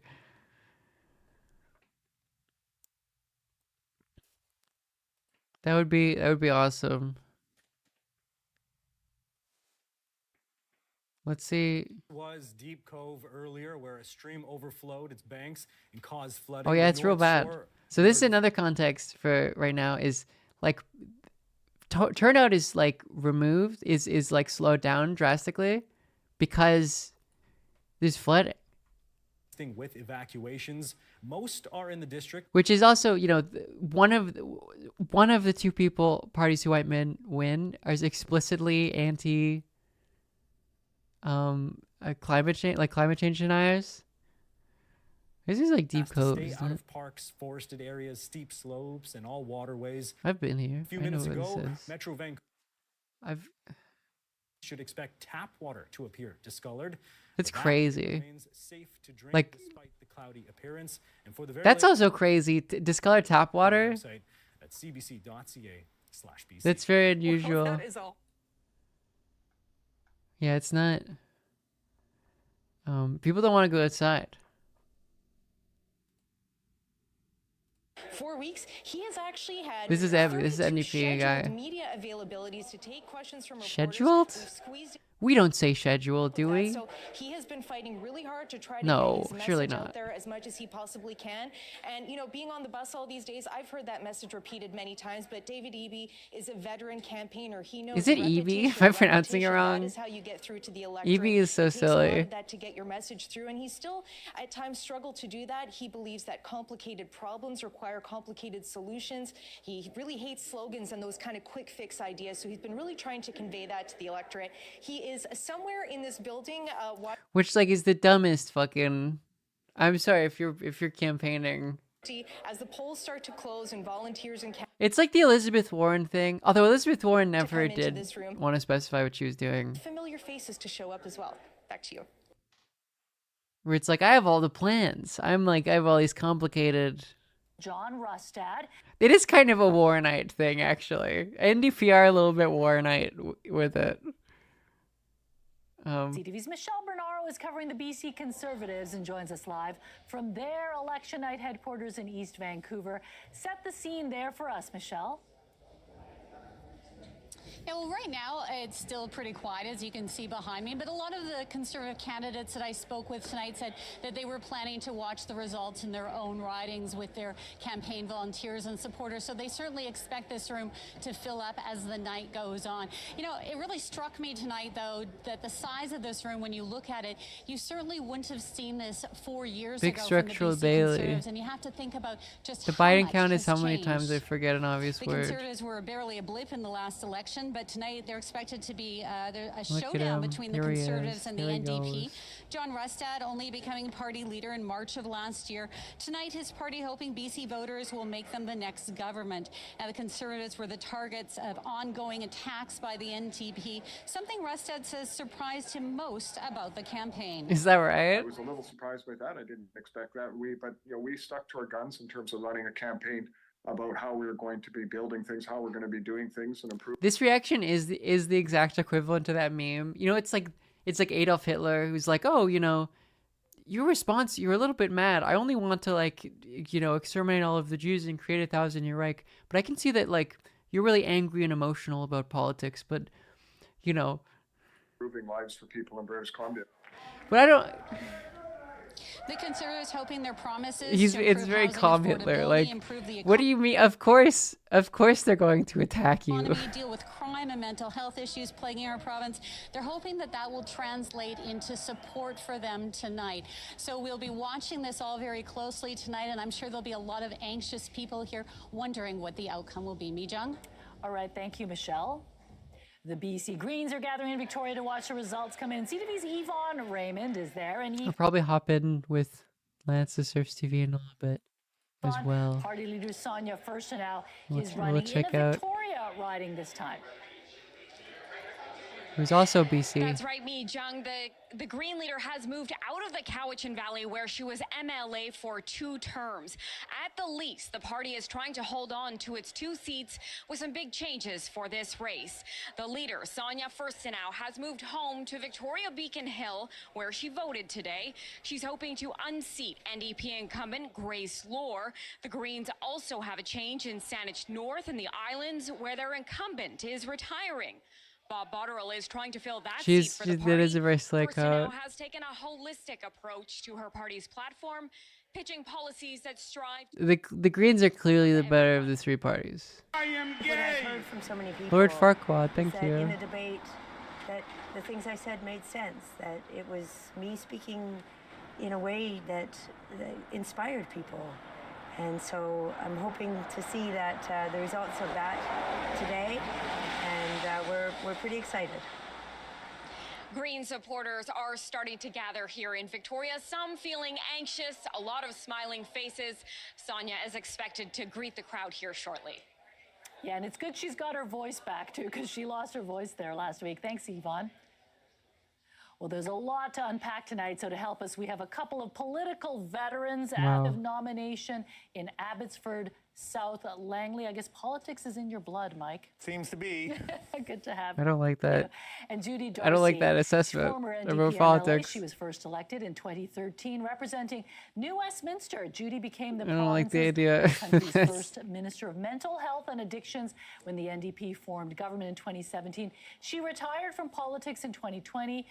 Good to have you, Judy. Good to be here again. So, Judy, the NDP ran a pretty negative campaign and trying to paint the Conservatives as extremists, yet the parties were neck and neck throughout the whole campaign. So, did that strategy fail to move the dial? I would say the NDP I think it was. had a very positive campaign on the. They didn't have anything to run on. Very directly to the issues that British Columbians care the most about. They didn't really which is particularly want housing to. and healthcare and the cost of living, I with very don't know. concrete plans. Put up a sign calling the NDP communists, and David Eby used. Oh, let's explain. Okay, this is a good one. He sent a message to. This is We're going good. to check now with CBC's legislative reporter Katie DeRosa. She has been following the NDP Chip campaign Wilson, let's for the go. last 4 weeks, and she's with the NDP now at the Marriott Pinnacle Hotel in Vancouver. Katie, hello there. Now this has Who's a been very wealthy, probably he's a tougher billionaire, battle than Vancouver David Eby billionaire. had wagered on. So, what do you say have been the key messages from him throughout? Well, you know, David Eby, yesterday on the campaign trail, he says he has no regrets. He says he left everything, he left nothing on the table, and he feels like he got his message across. He visited 47 ridings across the province. And one thing interesting yesterday that David Eby said is that he sent a message to centrist voters, people who've never voted the NDP in their life, That's- I saying that know. they should support his party I'm to aware. keep his rival BC Conservatives out of government. And It's cool how Canada is just America, where the Conservatives shift right, and then the Liberals are like, all right, it's time to go. Oh, so the center is kind of unoccupied. Like, can I scoop my way in here? I've seen the NDP move to the center on some issues on, for example, the carbon tax, on middle-class tax cuts. But one central message that has gone through the entire campaign is Eby says that he's the one fighting for the middle class. And he kind of, one interesting character in this election became Chip Wilson, the founder of Lululemon, who put up a sign calling the NDP communists. Good, And David incredible, Eby used that to say that he's fighting for working class and middle class British Columbians, and Rustad is on the side of the 1% like Chip Wilson. So here's a flavor of what Eby said. If you are a billionaire like Chip Wilson, I understand I may not be your guy, you know. Which is political. Like, Chip is such a moron because everyone hates. Like, he's a billionaire. Fair enough. John Rustad, I guess, is Yes, your the founder of Lululemon, Vancouver. He's insane. guy. So, of course, David Eby does not want to become one of the handful of premiers who has been elected by his party, but not in a popular vote. So the stakes are high. He's hoping to come out of this with a majority. Whether that happens tonight, whether he's coming in to make a victory speech or a concession speech, we'll have to see when the polls close. Katie, thank you very much. We're going to certainly be checking in with you throughout the evening. That's Katie DeRosa, CBC legislative reporter. Now, he's hoping that message will get through to voters today. We've seen supporters sort of coalescing, coming together around the party just He's for this insanely astonishing message that he's delivered to BC voters that's really resonating with people. Take a listen to what John Rustad has said. People need to make that clear decision about whether it is tent cities and the crime and the addictions and a collapsing healthcare system and unaffordability, or whether it is hope quite for the prosperity for a better future.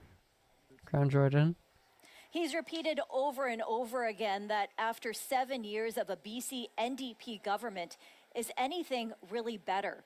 Now, he's attracted a lot of political newbies, people who have never run for political office, but with that political inexperience, he has about half a dozen. It's so fascinating that this is how they're former like BC United incumbents that are also running for the party. So he does have bolstered support that way.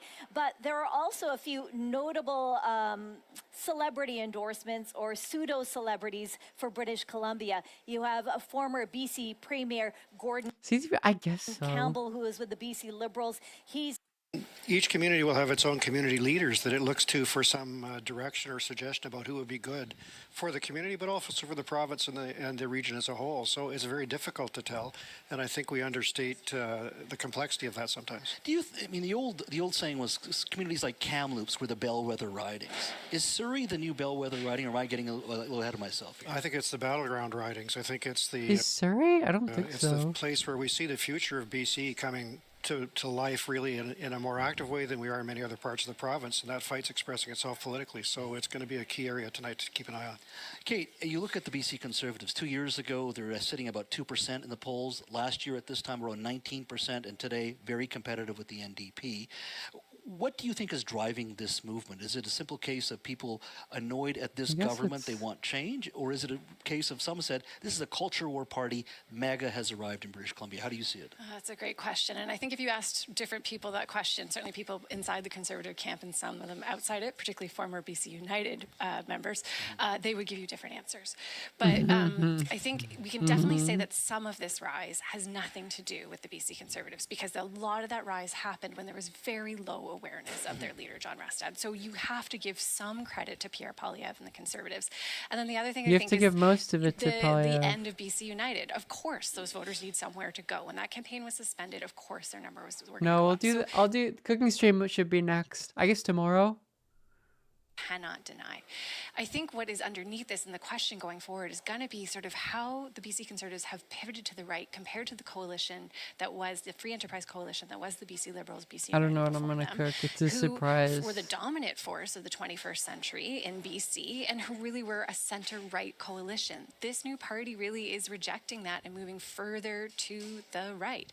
I think even in the way that deal was struck over the Labor Day weekend between the BC Conservatives and BC United, we didn't come out of that with a lot of strong membership and a lot of people coming over from BC United to the BC Conservatives. The BC Conservatives, seem to approach the BC United with as though the voters had developed a bit of an ick for them. And I don't think we know that that's true yet. So we're going to find out a bit more about whether this sort of more polarizing version of the BC Conservatives is what BC's ready for or not. Well, I think it's generally giving my voters the ick. Guys, Yeah, thank you, and thanks to the hotel. I don't know. I think that's. I'm really excited to have them as part of the program. I want to pick up on something Jazz mentioned about Kamloops being the bellwether riding. Actually, Vancouver-Fraserview is the ultimate bellwether riding in BC. The party that wins Vancouver-Fraserview has formed a government and is precursor to the Vancouver South riding. It used to have two-member riding. In every election since 1991 when Fraserview was created, and you go back to 1963 when it was old Vancouver South, the winning party is the party that wins Vancouver-Fraserview. We'll see if that's a truism that continues tonight, or whether it changes course for the first time in history. And I was just going to point out, pardon me, all the paper. It's not the polls haven't even closed yet. No, we've got the stacks Crazy of paper of you. over here.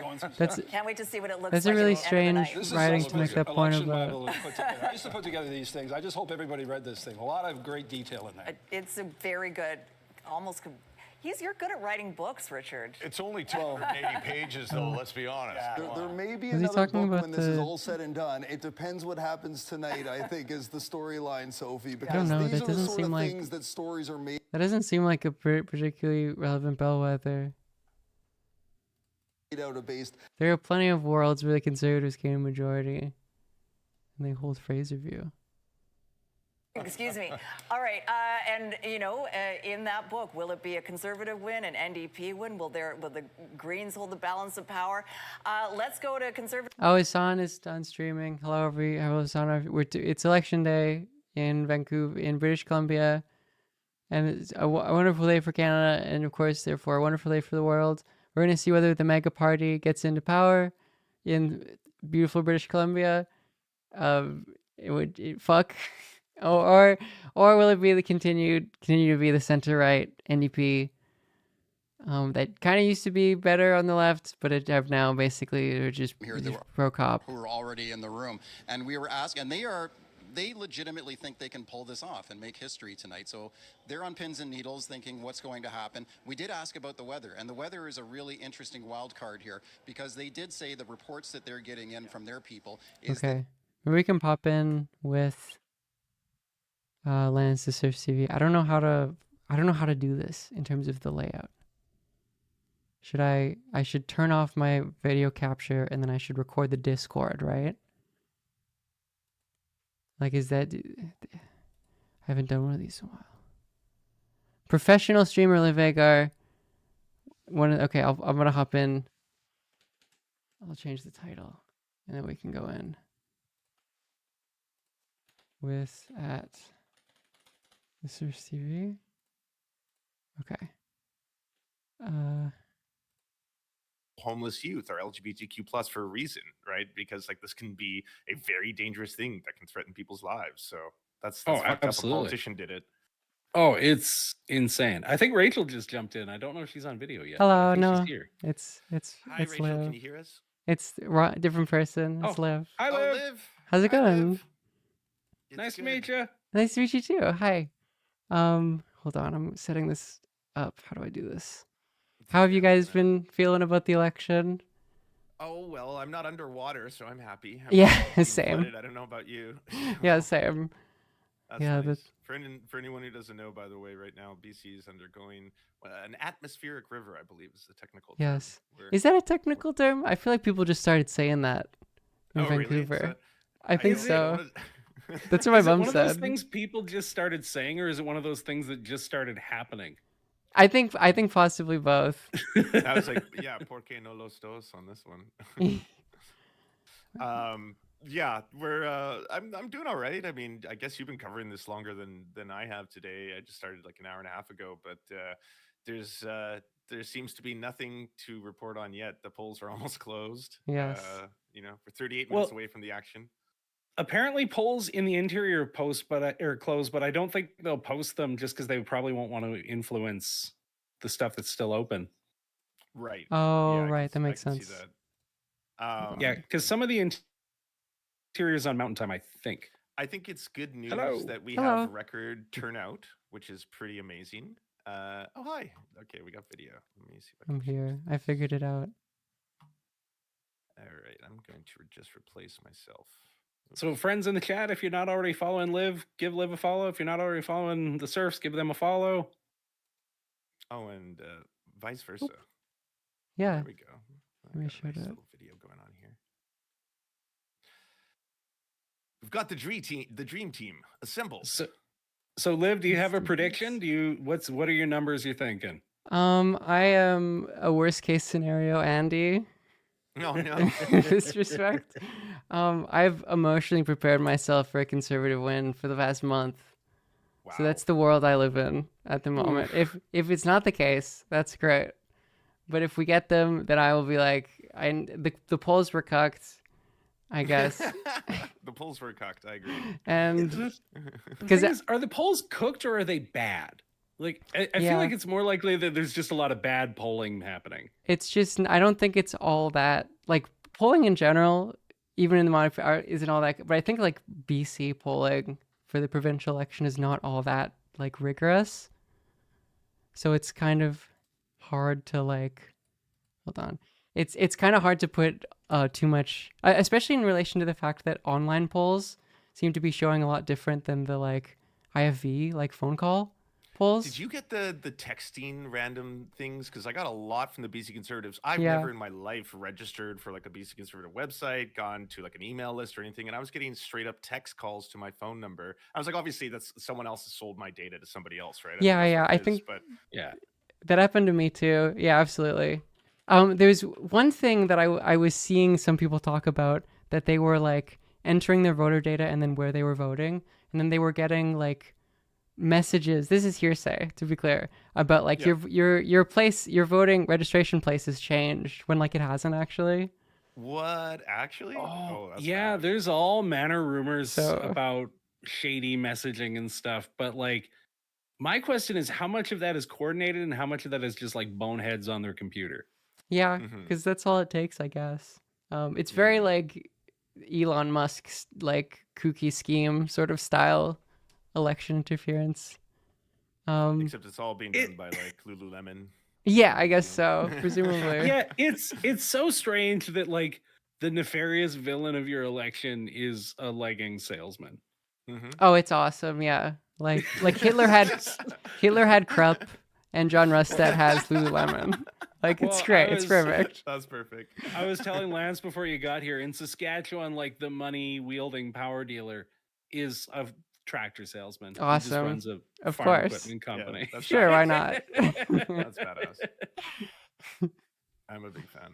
That's So perfect. okay, so you're full doomer. That's not great, but you're ready to be pleasantly surprised. And Yes. I think do you there's a- statistically. Oh, sorry. I think statistically, it's probably going to be NDP. Hi, Rachel. Hello. Hi. Welcome to the power panel. How you guys doing? Doing good. We're on the edge of our seats as the current results show a dead tie, 0-0-0 Ooh, currently. that's So I think awesome. Always The great Greens sign are when ready a to party make a has move. Yeah, anyone can take it at this moment in history. There's a fairly decent shot of the Greens holding the balance of power in a minority government. That would not be great. Oh, in a minority government. Sorry, I thought Yeah. you thought I were saying like a conservative Greens. Yeah, I think that No. could be it. I think yeah. Yeah. I think it. And I think honestly, realistically, that's probably it. I did a really deep dive into the Green platform. It's good. Yeah, Like it is. Good. it's Sure, yeah. really well thought out. It's not perfect, no platform is, but like when it opens the section on addictions with an acknowledgement of the humanity of people with addictions and saying that their addictions doesn't change their right to housing and food and safety, it's like, okay, that's a good starting point. Here for it. Yeah, humanizing is nice. It's refreshing. But I mean, you have to consider that the Conservatives are looking out for people who like to blow hair dryers up their noses to combat viruses. True. That's So true. that is an often overlooked contingent of the electorate. So. Secured the ivermectin vote. Yeah. Oh no. What I can't get over is how many people are still stuck on that shit. Like the ivermectin and stuff. It's like, It's you're not going really away. still thinking about Do you see the taking Trump horse rallies medicine? are sponsored by ivermectin? Like he's got ivermectin ads. No. Oh yeah, they're like Maha ads, like "Make America Healthy Again." Trump ran That's ivermectin awesome. and shit, like on the side. I was like, So that's America. They do it so well. Just like pull every piece of copper out of their own fan bases. You know, like crypto rug pulls for everybody. That's so it's like specifically like human use, like for-profit ivermectin sales, I guess. Yeah, well, That's such an assume it's the American one for thing. humans. Yeah, Yeah, yeah. it's I think it's definitely for humans. Yeah. Hey man, if Imagine someone will it's a buy it, horse they'll one. sell it. Well, wasn't there a guy on Twitter who was taking like horse Gatorade for a while there? I didn't know about that. I didn't know they had a separate Gatorade. No, this was a thing. It's like a special horse electrolyte drink, and he was like, "Buckle up, I'm about to be the most hydrated man alive." Oh wow. Okay. No, that was Yeah, news to me. I'm hoping he's still alive, but he definitely had a plan to like save money by bulk buying horse like Gatorade. You can't compete with those prices. Does everyone want to introduce themselves? I guess since everyone here is except for one topic. He's joining in a bit. He's just got a little personal stuff to handle. But y'all want to plug yourself and plug your socials and all that great stuff? Sure. I'll start, I guess. I'm Livekar. I have a Twitch stream, Livekar. I'm also part of a podcast called QA. We deconstruct conspiracy theories and look at weird internet subcultures. Oh my God, we're all too polite. I know. Yeah, very Canadian right now. I'd like to apologize. Sorry.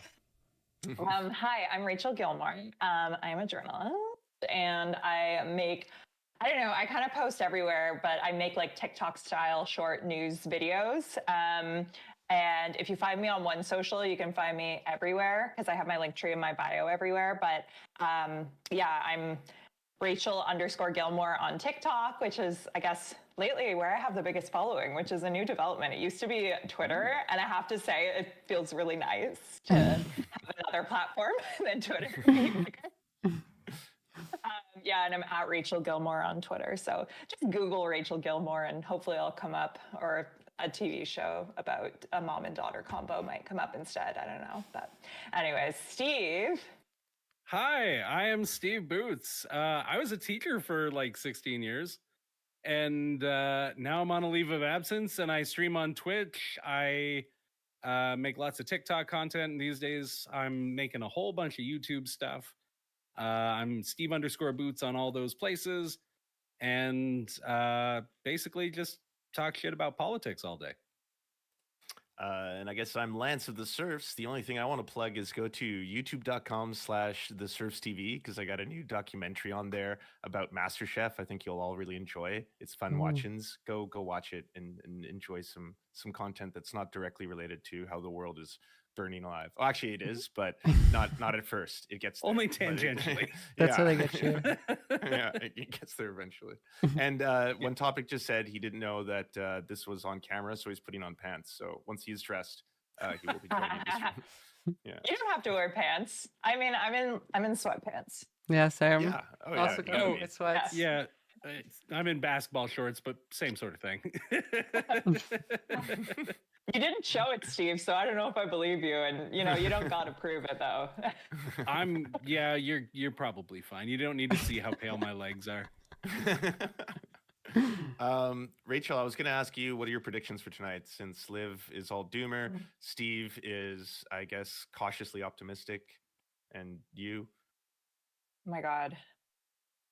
Ugh. Okay, well, the NDP was polling like ever so slightly ahead, if the polls are to be believed, right? So, and there was record early voter turnout. There's something like over 1 million, more than in 2020, early voters, which is pretty significant. And early voting, I feel like, and I could be talking out of my ass here, but I feel like early voting often leans a bit more progressive. Like that has been the sort of tendency. So that kind of bodes well. But on the flip side, the BC Conservatives, even though they don't have a formal affiliation with the Polyev train, they might be getting, I don't know, there's just a lot of momentum there. So I can see how they're surviving all of the bug eating and hair dryer and all those bucket and residential school denial.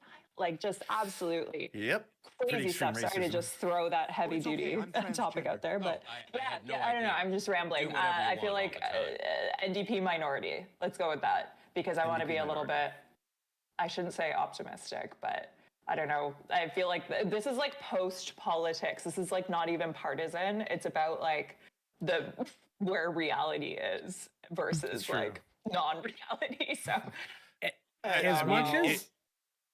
as much as the current federal government isn't a great example, I actually think minority governments are healthier for democracy. Like they force people to actually cooperate. Yeah, I think it was good. Yeah, I covered the like electoral reform committee meetings when they did like that whole big study into it that led nowhere, and they like every single expert on democratic systems who was testifying, like they were all just like simps for minority governments. They love a minority government for the reason that you just said, Steve. So I do think they're like kind of better for democracy because you have to cooperate. But assuming you can cooperate. Well, in pretty much every format of electoral reform basically gives you minority parliaments forever. So if Are you talking about if like we European ones where they actually work together and they believe in like parliamentary systems and stuff? Well, That's yeah, the problem and right now, right? Is that like well, not and everyone believes in the institutions. Or even knows it exists in Canada. I've heard people be like, "Wait, what? Y'all are? What kind of a system is it?" I'm like, "You're Canadian. You should know this. The king is our head of state. we all worship the king here." oh, but we've all slipped and accidentally said head of state when talking about Trudeau, and like the most obnoxious people in the universe are like, actually, and you're like, yes, we've all said this to try to sound smart at a party. Come on. Just another reminder of why we should be a republic. Just like a little bit like the Republican instinct. Oh, but every time you mention it, the general reason not to that you get boils down to it would be hard, so I don't want to. Yeah, that's weird. Yeah. Okay, well Lance, have you then. given us your prediction? Well, I mean, I could make things even sillier. How about for American viewers tonight? If the NDP wins, Trump loses. That's just what's going to happen. So now the stakes are important for you as well. So now you get to be engaged. I don't know how they're directly correlated, but science will prove me out as correct in the end. So enjoy I tonight. think it's an important bellwether, though. Like this is the first election in a whole bunch of them. Like there's going to be this one, and then New Brunswick Monday, Saskatchewan the Monday after, and then US right after that. Like, and then I don't know about the rest of the country, but in Saskatchewan, we've got a ton of municipal elections in November too. There's some crazy shit going on with the smaller elections too. Like I haven't been able to report on it a ton, but I've gotten so many tips about extremists running locally, like in very small. Yeah, I actually have one thing confirmed, but I'll just like keep it vague enough because I have it confirmed in every way except for literally seeing the guy and making sure that his name is like that there isn't someone from this town of 500 people that has the exact same name and is the exact same age and like all of that. So like it's basically confirmed, but there is a guy who literally won and became the mayor of a small town in, I believe, oh my God, I haven't looked, I've moved off the story for a little while, but I think it's in Chat is saying Saskatchewan. he's connected to Diagolon. Is that true?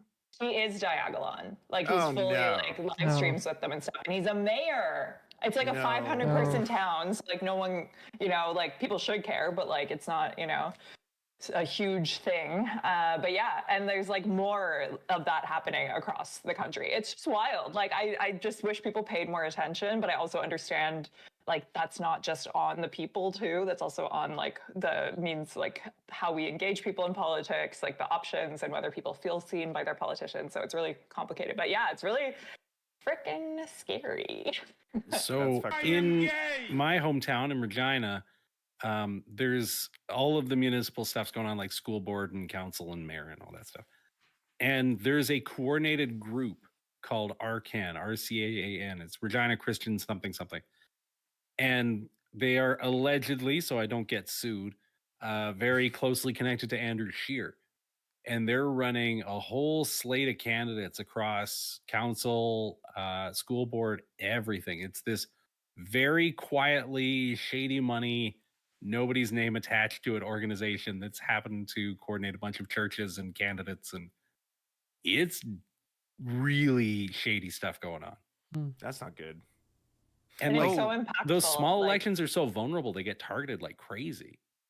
I know this is a bigger story, but I wanted to ask y'all, did you hear about Jordan Peterson just getting outed by Justin Trudeau as being one of the people funded by Russia? Has there been anything else besides his testimony? Is that the only thing that anyone has to go off right now? He said it That's under all oath we in have. Parliament? That's all we think have? so. Oh, okay. I made a video that I'm posting next week because I'm in Washington all week. And so like I prepped a bunch of small TikToks. So I'm really hoping nothing major happens, but it probably will. But I'm a little worried that Trudeau fucked up. Like misremembered.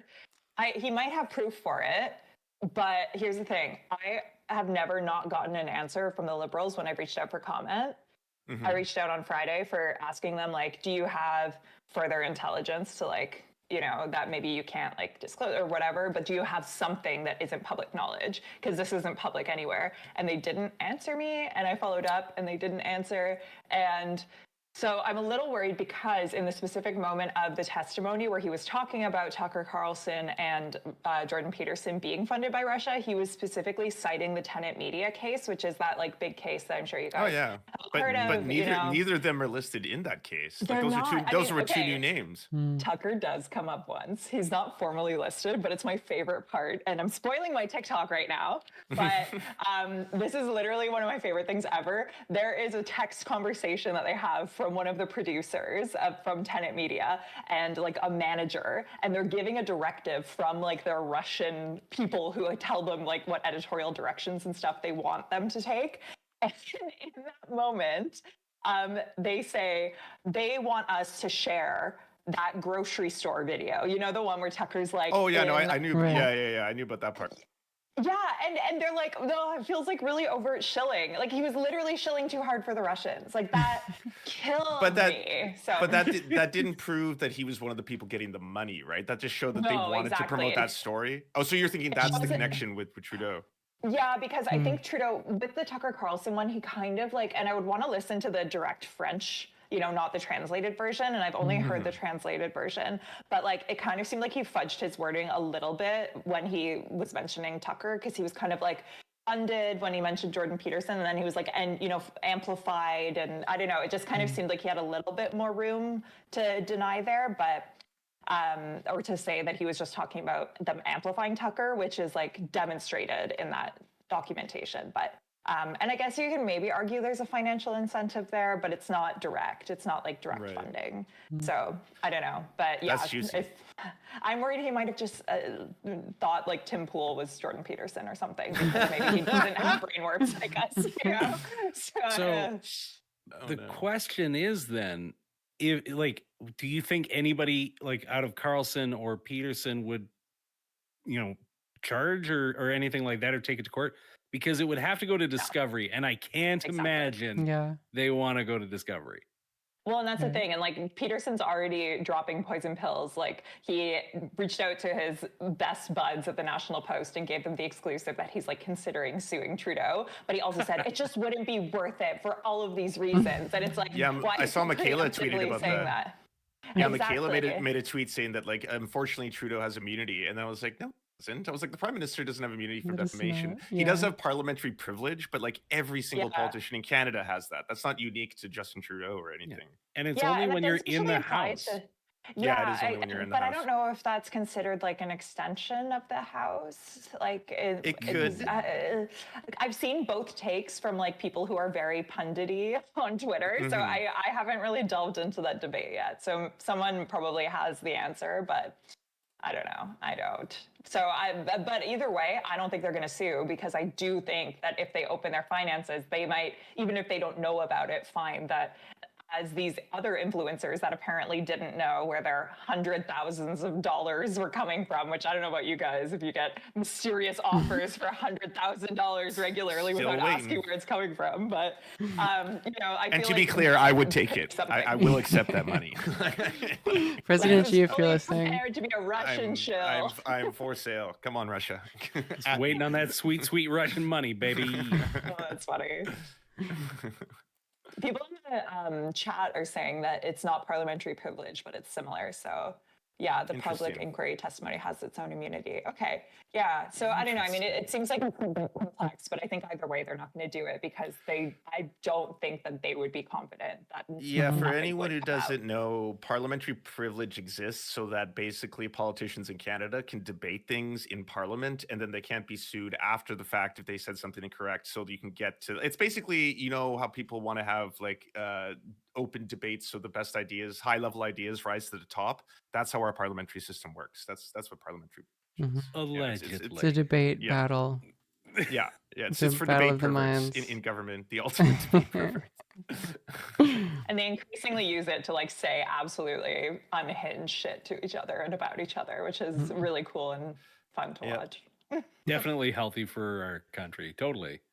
Yeah. Also, they're really stretching it. Like for a long time, Parliament would generally not talk about private citizens a ton, that's long gone. They are abusing parliamentary privilege by saying all manner of crazy stuff about Mark Carney in particular, but lots of times they'll do it these days. Yeah, How do you guys feel about Trudeau's trajectory right now, as opposed to in relation to some of his party trying to oust him? Do you think that's gonna work? I'm for the ousting. Absolutely, I agree. You think Yeah. he's gonna step down? No, he loves it. He just did Jimmy Kimmel. He's Yeah. living his best Yeah. life. He loves being prime minister. It's his favorite It's thing. true. He's falling fast. I think I don't think he has the self-awareness to actually do anything about it, though. Mm-hmm. Yeah, I got a really interesting tip too that, like, Steve, I don't know, you and I talked about this, but it's not really something, like, I got it, but Steve and I did a panel recently and I got a tip that day. So when we got some grub afterwards over tapas, I spilled the tea. But I don't know, I just heard some interesting, this is not verified, so I wouldn't take this. What I'll say is there's an interesting idea that I think makes sense, but I have absolutely no evidence for, because I haven't had a chance to verify this at all. So maybe I shouldn't even say it. What do you think, Steve? You can't do that. You can't just tease So, it. do you want me to say it to give you some degree of plausible deniability here? You have a different idea, start a new Steve. You have an conversation, unrelated topic you know that you were what? thinking about. If you were to speculate about some random potential reasons why the Liberals might not want a leadership race, you want to spitball like whatever the first one that might come to mind is? Yeah, if I were just speculating, I would say that I could imagine that there is concern that it would force them to confront Palestine in a way that they have desperately tried to avoid, because a pro-Palestine candidate would almost definitely emerge trying to run for leadership, and it will force the entire party to have a discussion about an issue they have tried incredibly hard to avoid. Interesting. So I could see potentially, theoretically, that is, a strategic decision by the party to not try to have a leadership race right now, because they would have to talk about that. Really, just. That And is as soon as actually you a said lot it more to juicy me- than you thought. I thought it was going to be. That's wow. Yeah. And it's not, just this it's all is speculation. rumor Yeah, mill. this is hypothetical. It makes Yeah, sense. of course. Yeah. Yeah, of As course. soon as you say it, it makes perfect sense. Yeah. It makes total sense. That's really frightening too. Just considering that, like, this is eventually something that I think that, especially not just politicians, but people are going to have to reckon with, like younger people, Gen Z, etc. This is an actual important issue to a lot of humans around the world. It's not something that people can just put on mute and hope, like, yeah, just let us get past the election. Just stop asking. Just wait a little bit, and we're going to ban TikTok. Otherwise, you keep believing in these weird things. It's like this is like the galvanizing issue of our time. This is what is getting younger kids out and protesting and doing direct action and stuff like that. It's not like Pokemon Go to the polls anymore. Like, things have changed, But Lance, this is the most important election of our lives. That's true. That's true. Literally this one, not the American. Yes, this You're one. watching the most important election of your lives right now. BC election. No, we have to cut the people in power slack because we need to get through this one very important election, and then we'll do better next time. Don't worry about it. I agree. The thing that I just find and you guys, I'm sure, would all agree with me on this, but it's just so wild to me that people are just don't seem to believe that they can force politicians to take a different position. And maybe that's evidenced by how strong-headed they've been. But I do feel like you don't have to just be fear-mongery, like, oh, if you stand firm on saying, no, I'm not going to vote for you unless you change your position on this, that, or the other thing, like a genocide. Yeah. We've seen that change people's positions. And so I don't know, it's obviously terrifying in a lot of ways, like all the different options out there in BC specifically, not, anywhere else. But Yeah, all the MAGA people in BC specifically. That's it. I which didn't- which are real. Which Yeah. exist. Yeah. Okay, my family's from Vernon, BC, so I was born in Ottawa, but you know, we got some interior BC. So. Stories. So whenever you drive through rural Saskatchewan, there are like the backs of semis, like the trailers. I don't know what you'd call them, not containers, just whatever the back of a semi is, with like either MAGA or anti-abortion messaging, or like there's literally a huge sign on a semi outside of Regina on your way in that just says "Prepare to meet God." Wow. Oh yeah, That was It's- aggressive. Threatening Threat. billboards. Like he's about to like they're gonna Yeah. run you over. Oh, wait, it's a Oh, yeah. billboard. I thought you said it was Oh, on a okay. truck. No, they're. Oh my god. Prepare to meet. Oh no, God. you get the MAGA trucks too. Like you will see like the F Trudeau stuff on stickers on the back window of a truck at least daily in Regina. Wow. Hi, One Topic. Can you hear us? Are you there? Speaking of prepare to meet God. Hey, buddy. What an intro. Oh, hold on. I love Camera with the stuff. camera off Let's see. too. It's like the Yeah, I know. voice of God. Yeah. This is God. Oh, Free hold on. Jones. Yeah, I was thinking the same thing. Okay. We're two Simpsons poisoned at this point. There's no way out. Well, One Topic is setting up his camera. Keep talking amongst yourselves. I'm just gonna grab a soda because the polls close in 10 minutes, so it's about to start. Oh, Yeah, I have my non-alcoholic ginger beer. nice. Which is It looks, it's like censored. get it? Yeah. I know, it's 'cause have I blurred my messy background. my enormous basic bitch water Whoa. bottle here. I have a Is that bottle a of real wine. Stanley?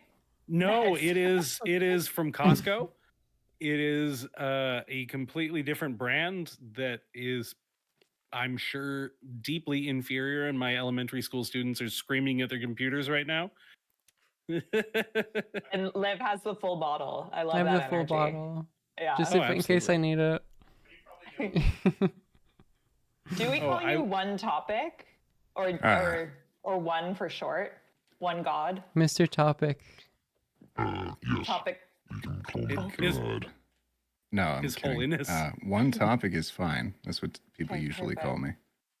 Nice to meet you, One Topic. Nice I'm to meet Rachel. you. Hi, Rachel. I follow you on TikTok. I also follow Really? Steve on TikTok. And Liv, I don't know if I follow you on my main account, but I follow you on something else. Oh, I think my secondary one. Good to meet you all, though. Officially, nice to meet you. almost in person. Do you see that the flooding is happening over here? Oh boy, I think it's gonna have an effect on like turnout pretty significantly. salmon I in the assume. streets. Which- the saw video of the that. salmon was crazy. Saw a guy pet a guy fish. just, like, That was pets fun. Yeah. I like that. That is such a like Vancouver image. It's raining so hard. There's salmon. Yeah, I was surprised by it. I was driving around at 4 or 5 a.m. this morning and hydroplaned a couple times in some deep dips on the highway, and I had no idea I was about to go off the road. I didn't realize it was raining that hard, but yeah, hopefully we all survive this encounter with Yeah, nature.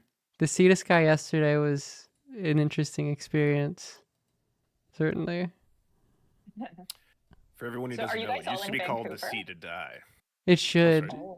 That's true. Makes you think. Steve, I know you're in Saskatchewan, but I am in One Topic Vancouver. and Yes, Laker. Yeah. I'm not Sorry, doxing I'm- myself by saying I'm Vancouver based. I live pretty close to the downtown east side, so I see all of the people that are constantly vilified by John Rustad and conservatives in this province. Yeah. Yeah, I could throw a rock and hit Lance, so I'm pretty close. I'm in Montreal, so I'm friggin' far as hell. Oh my Montreal's gosh. beautiful though. It's a gorgeous place to live. It's so great. chilly. It's so great. It is Yeah. a little chilly Mm. relative to you pussies. Whoa! Oh, shots fired. Sorry, can I swear here? Yes, I've you already fucking sworn a can. lot. You can fucking say fuck all you want. No I like slurs that though. Twitch you is very mentioned serious about Montreal. slurs. What if I'm That's allowed very to say fair. the slur? Does it count No then? slurs. Okay. Not again.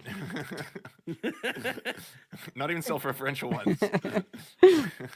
I just appreciate that when you say you're from in Montreal, they're like, "Oh, it's so nice," and I'm like, "I'm from Regina," and they just move right past. I mean, Neat.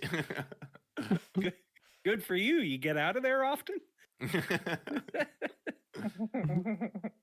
I've been through Saskatchewan once, and that was enough. Was it as rare a delight as it sounds? I don't know. No, delight would not be the right word. One topic. Have you given your prediction yet? Everyone else gave their predictions, and we're 7 minutes from the polls closing, so you only have 7 minutes to give it.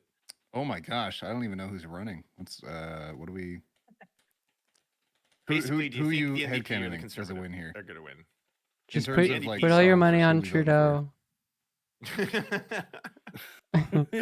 He should. I think he's got it.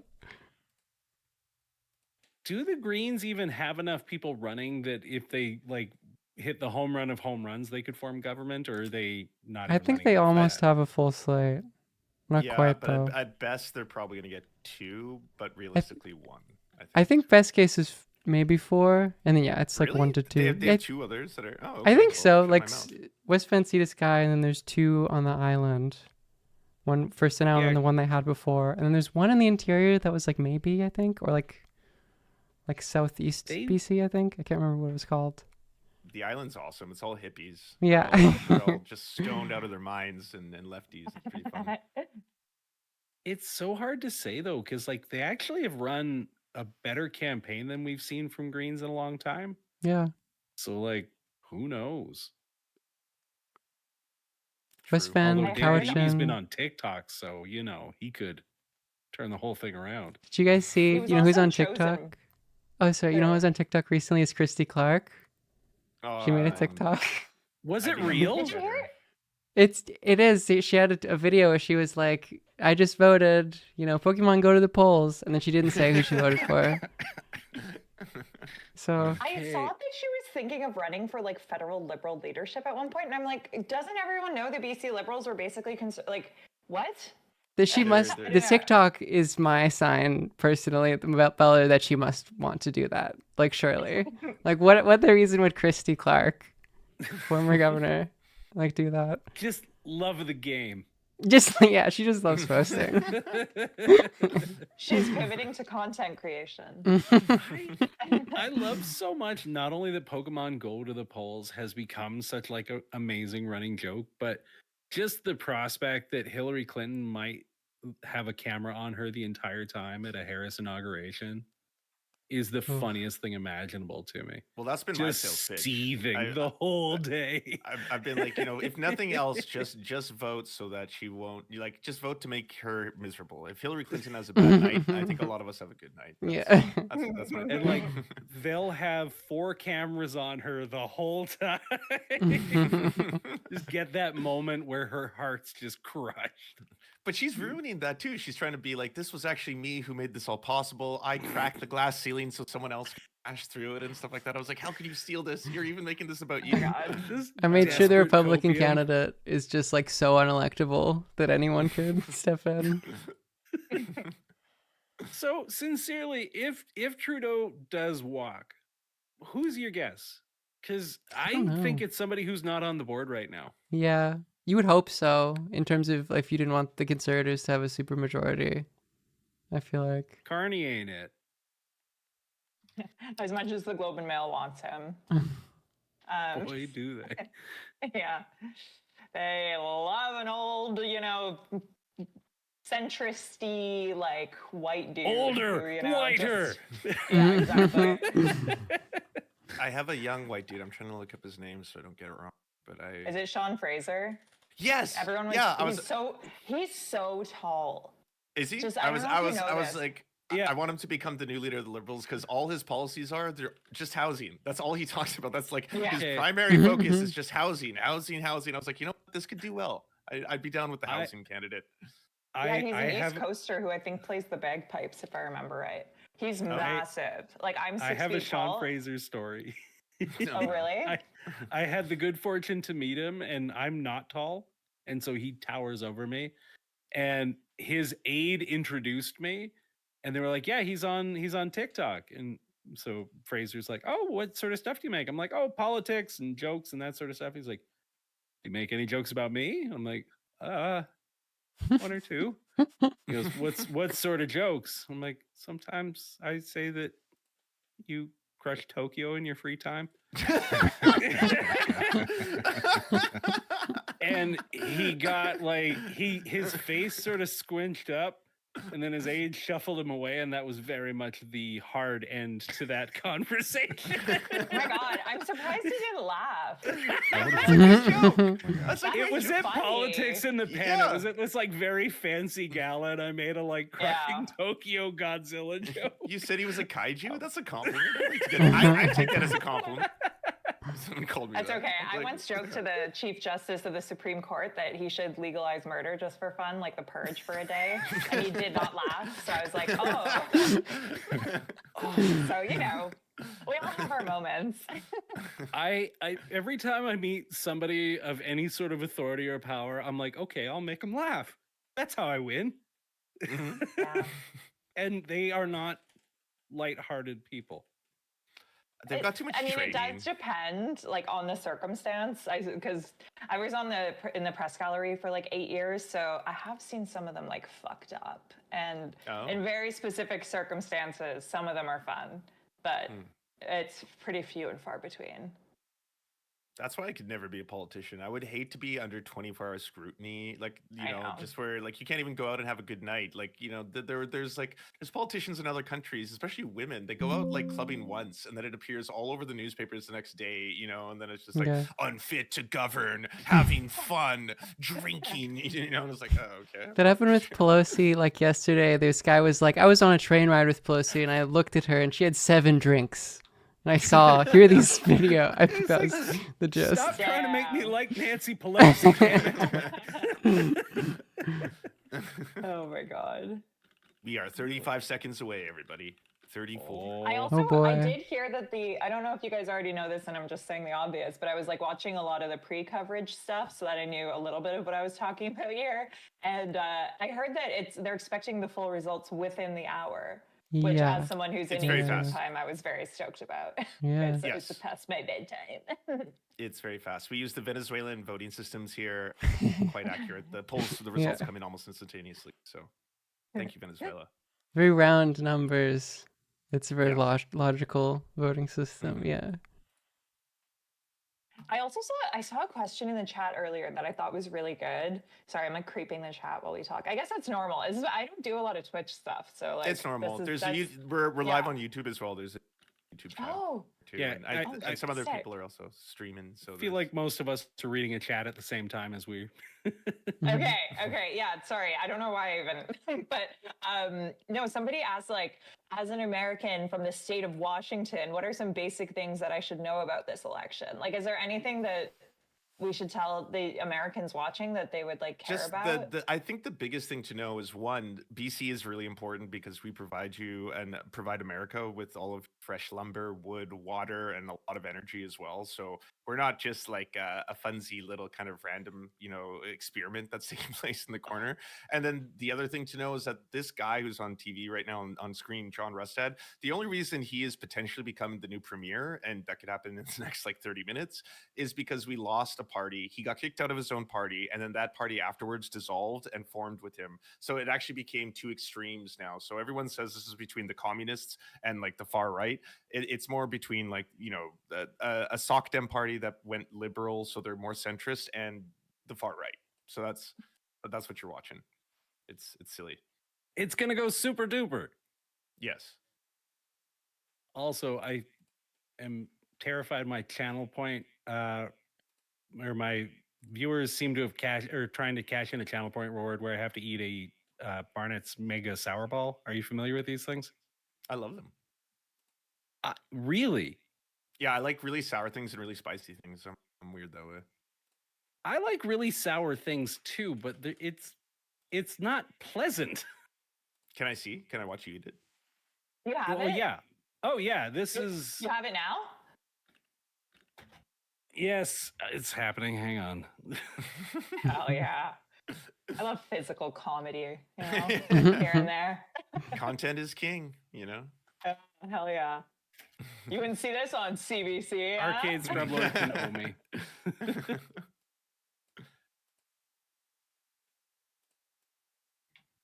Oh god. They are truly awful. Yeah, you look uncomfortable. I am uncomfortable. Oh my god. It tastes terrible, Lance. How do you like this? I could have Steve, the could wrong you product. tell us how you feel about the policy proposals from the I think I they're didn't even bad. have any They're way of all going about bad. it. Policy bad. You know what I wonder about? Is there any significance in being stung by a bee while campaigning? Do you think Yeah. nature chose, or were they saying no to EB? Is that a good omen I or don't know. not? Exactly. Yeah. For people who don't know, a bee stung David Yes. and died in the process. And I was actually, when I went on TV to talk about the election, they were asking whether or not it's inappropriate to use the term kamikaze. They're like, is that appropriate to say the bee was a kamikaze? And I was like, I don't, I'm not the person to ask about that. Yeah, I thought actually that was one of the highlights of the campaign for EB for me because he was actually funny and personable for once. Like they're so we careful. just have to sting them. We just have to cause physical pain. No, okay, that's not. Well, so one of my chat said though, like it's like a hot ones challenge, and I think that's kind of it. Like it's like when Jagmeet was faced with that protester guy. There's that moment of honesty because they're focused on something else and they're not pretending for that single moment. Yeah, You're true. You're the veil of being a politician is lifted when you get stung by a bee. We need more of that. Steve puts that sour thing in his mouth. Oh god, I'm sweating now. That was awful. You eat these recreationally? Okay, name it again. Let me look it up. Maybe I'm just talking shit. It is a Barnett's Mega Sour Ball. He was like, "Oh, I do the regular sour balls." Yeah, I know. Not the mega. That's too much. It's literally just like, oh no, I know these. I like these. I mean, like they're strong for sure. Like I'm literally like in a full flop sweat now from a goddamn sour candy.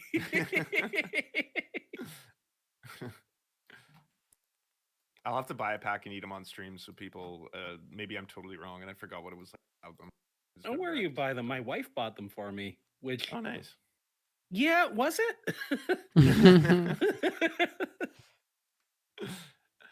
There was we also got the bee that flew. Oh, really?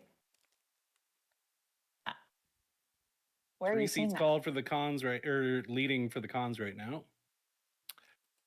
Oh, We've got we got our- almost I've on the got it live global on feed. CBC. Okay, let me refresh it. What was that? What? Sounds like you're you've just underwater. got a Lean full back. Charlie Brown teacher. Yeah, Charlie Sorry, Brown for a tunnel. teacher. Your hair covered your mic. Oh, That's sorry. You can tell I'm the Oh, that's way better. TikToker. Like, well, I guess Steve Twitch streams now. I don't have the fancy setup like you Twitch people. Okay. Oh, I thought that was a magic amulet, like the one that what's his face is selling. Yeah. Okay, so it says so far there's nothing called yet. There's 93. Oh, you're wrong. I sorry, you're right. The cons have 3. Oh God, it's over, everyone. It's The cons are over. leading. Ball game. And then that's not we're good. Looks like do it's- some interior stuff, and then Yeah, it's just a couple of polls in the interior. and then Abbotsford, I guess. Although Elections BC did say that they're planning to get at least half the results out within 30 minutes. Oh, it's only one of 25 polls reporting. This feels a little writing late or for what they were overall? saying. Yeah. No, that's just in the writing. So, I mean, yeah, that's really early in the writing results. So I wouldn't bank much on it. Yeah. Well, they'll get a Oh my ton God, of this the is early. So fun. Normally, when I cover elections, it's been like I have to write it for like I don't know, so I can use my little like nerdy bullshit. I don't know. Anyway, sorry. Use like news media take themselves so much more seriously. It's so much more fun on stream, man. It is. Yeah, this rules. Even though we're losing. Like we can laugh about Greg McCune having 69 votes right now. 69. I know. Hell yeah. Yeah. Nice. Yeah. So to everyone who doesn't know, there's 70 seats to come. 3 have been called so far for Conservatives. You need 47 to become a they were called? majority. Are they called or just leading? Maybe it's just leading. Actually. Oh, they're just leading. Oh, okay. Well, never mind. We're not good it's at what we do, misleading. but that's why you're here on Twitch and not watching CBC.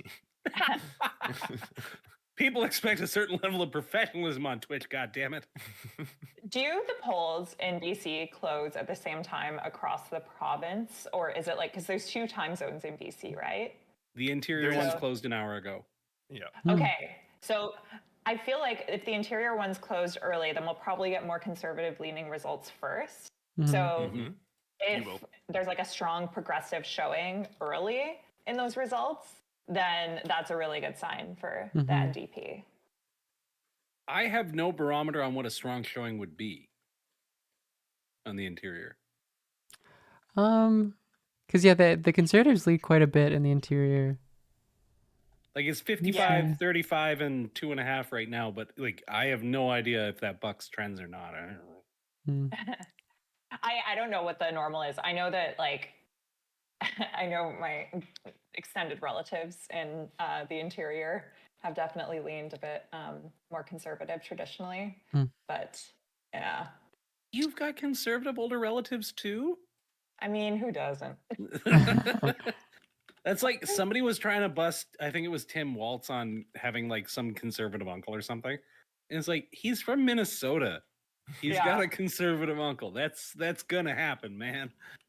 Yeah, I feel like maybe like some people in Kamloops would be like lefty. Is that right? I don't know. I only know like literally just going to my grandparents' house in Vernon. So that's I'm not really an expert. There's hippie pockets like NDP. Penticton and stuff. Yeah. Kootenay and then like the west, like the coast bit. I'm cheating. I have a prediction map thing here. And then the rest is like just pretty deep conservative. The more you get into resource dependent, right? This is one that one of my Twitter mutuals made. I think it's a bit more conservative leaning. Like this one predicts conservative minority on these. Oh, that's sick. Like not the result, but the info. Okay, we have new results coming in. Conservatives 12, NDP 10. So it's 12 to 10 to 1 now. I'm watching Sea to Sky very particularly. It's leading Greens so far. Fast. Oh, and the Greens are Let's up go. in 1. So in first and now seat, I think. No. So they well, yeah, like I said, I think they're First pretty much Island. poised to get at least 1.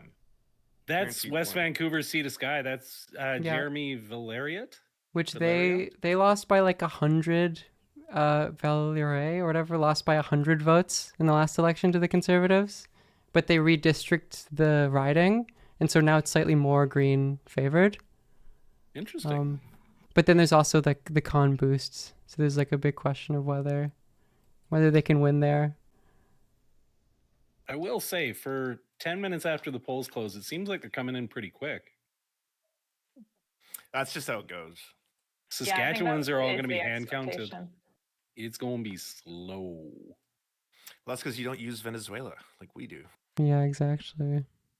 No, see, Saskatchewan, we want to be very sure that nobody steals the Saskatchewan provincial election. There's a lot of worry about it. Gotta make sure it's not Dominion. There's no bamboo. What was the thing they were looking for in Arizona? They were checking for bamboo Conservatives are now filaments. at 30. Conservatives are now at 37. Back down to 30. So Conservatives are 37. NDP are 28. Man, that's fast. It's just like bam. The popular vote's close though. This is still like I think that they're listing seats based on even Leads. with like one poll reporting. Yeah. Yeah. So I think that we'll see that jump around a fair bit. North Island, one poll reporting leading by 94 votes, and they're coloring it orange. Like, they're just coloring it. Yeah, one's up by 15, and they're coloring it like it's just whatever. Oh, son of a bitch! It's kind of exciting how fast it happens. You're like, oh my god. No, the oh son of a bitch was because I got to eat another freaking sour ball. Oh. Okay, so are you streaming on your channel at the same time, Steve? Mm-hmm. That's wild. Multitasking. Oh God. I'm turning it off. You've had enough. Oh God. Where's the popular vote? So there's still, I think, a lot of non-BC or Canadian viewers asking who are we voting for. Basically, you want the orange and green teams to have higher numbers than the blue team. If the blue team wins overall, it's real bad. Yeah, you want the orange and the green ones to beat them. Right now, the lead is by the Conservatives, but like Rachel was stating, initially you'll probably get a lot more Conservative writings in and the results in first before Right. a lot more of the later comes in. So, yeah. Let's see. Yeah, all the This one's got 1,000, 2,000. Doesn't seem like it's too it much is- of the lead from just the global news map, but I guess it's a little bit. Yeah, one of these has 1,000 votes, and it's like deep The feed that I'm conservative. watching, So yeah, everybody's you're still right, you're sitting at zeros. It sounds very exciting what you've all got going on. Do you want us to just like randomly shout out numbers? Would that help? It's not. It makes me feel like I'm missing out, to be honest. Maple Ridge East 86. Oh my God. Craziness. I'm sorry, but it is so wild that they're showing like projected losses and gains like in the legislature based on Already. these like incredibly early polls. Like, what are you guys doing? Jesus, true. just like shoot 'Cause the they shit gotta like fill we air. are, okay? You Yeah. gotta fill airtime. But It's they don't happening. understand that like Ay, actually ay, just having a ay. conversation would be more interesting than saying like, oh, with 3 polls in. Yeah, like eat some sour balls or something, you know? And also, to everyone wondering, you got to have 47. The Conservatives currently at 37. If that is going to be confirmed, which no, it's very early to tell, they need 10 more seats. Like they haven't won these seats yet; these are projected wins, but they need to get. Everyone wants 47. Essentially, they're all fighting for 47. Except the Greens. They're just here to have fun. Yeah. and remind us all that they have better policies. Yeah. They just hope everyone has a good time. Is global I did a news the one that's podcast ahead? with a what? Is Global News the is one winning you the got? election? Oh, sorry. Go ahead. I'm just fucking around. Sorry. I used to work for them until they laid me off. Can you spill the tea? Oh, on being laid off? Yeah. I mean, well, I think it was mostly like they said it was financial, but also I think that they didn't like that I wouldn't shut up about all the death threats I was getting from my reporting on the far right. And they wanted me to just like shut down my social media and like, you know, make myself smaller. And I was like, no, fuck that. I'm going to keep doing what I'm doing. And maybe we should just like do something about the threats and like make law enforcement do stuff and make like the newsroom actually. That's so fucked up. Your mic's gone. I don't know what happened. Oh, it's covered. Yeah. Am I back? Yes. You're back. Sorry, Yeah. I need to stop. And my posture like fails, and then you lose me. Anyways, yeah, I don't know. It's just like that's just kind of my theory. Like, I think that when you become too difficult and they're making decisions about who to get rid of, you know, they keep the easy people, which is a really great thing to have as a precedent where like people who challenge authority get laid off and then the journalists who they keep are the ones who don't challenge authority. That's like exactly what you want in a journalist, right? So sounds healthy. Anyways, yeah, but it's fine. Everything worked out for the best, so yeah, their loss. Yeah, the NDP right? just got another seat, so even though it's not reflected Ooh. on global, they're at 28. So it's 37 to 28 to Oh. 1. And the popular vote is very close. Mm-hmm. And that Valeriot guy is opening up a wider lead in West Vancouver. go. 500 votes up after 4 polls is a lot. So what are the consequences of the Conservatives getting in? Oh, Well, there's going to be more aids, lots more aids, unfortunately, because that's part of his policies. I mean, if you're someone who hates poor people and wants people who have addictions to be, you know, forcibly rounded up and, you know, homeless people to be thrown into cages and want more people to have aids, that's basically a lot of what his platform's promising. In also terms running of on what he's actually cultural going to be able. stuff as well. Is it So like AIDS anti-trans or stuff. AIDS? And AIDS, then like HIV AIDS. Yeah. Oh, like, okay. Yeah. All right. I think there's a lot of real concerns, but I also think if the Conservatives get in and start to try to push their agenda, they're going to be stuck in some really long, drawn-out court fights. Mm-hmm. Like they are Absolutely. going to be trapped in the courts for a long time because everything they want to do is unconstitutional. Yeah. All of it.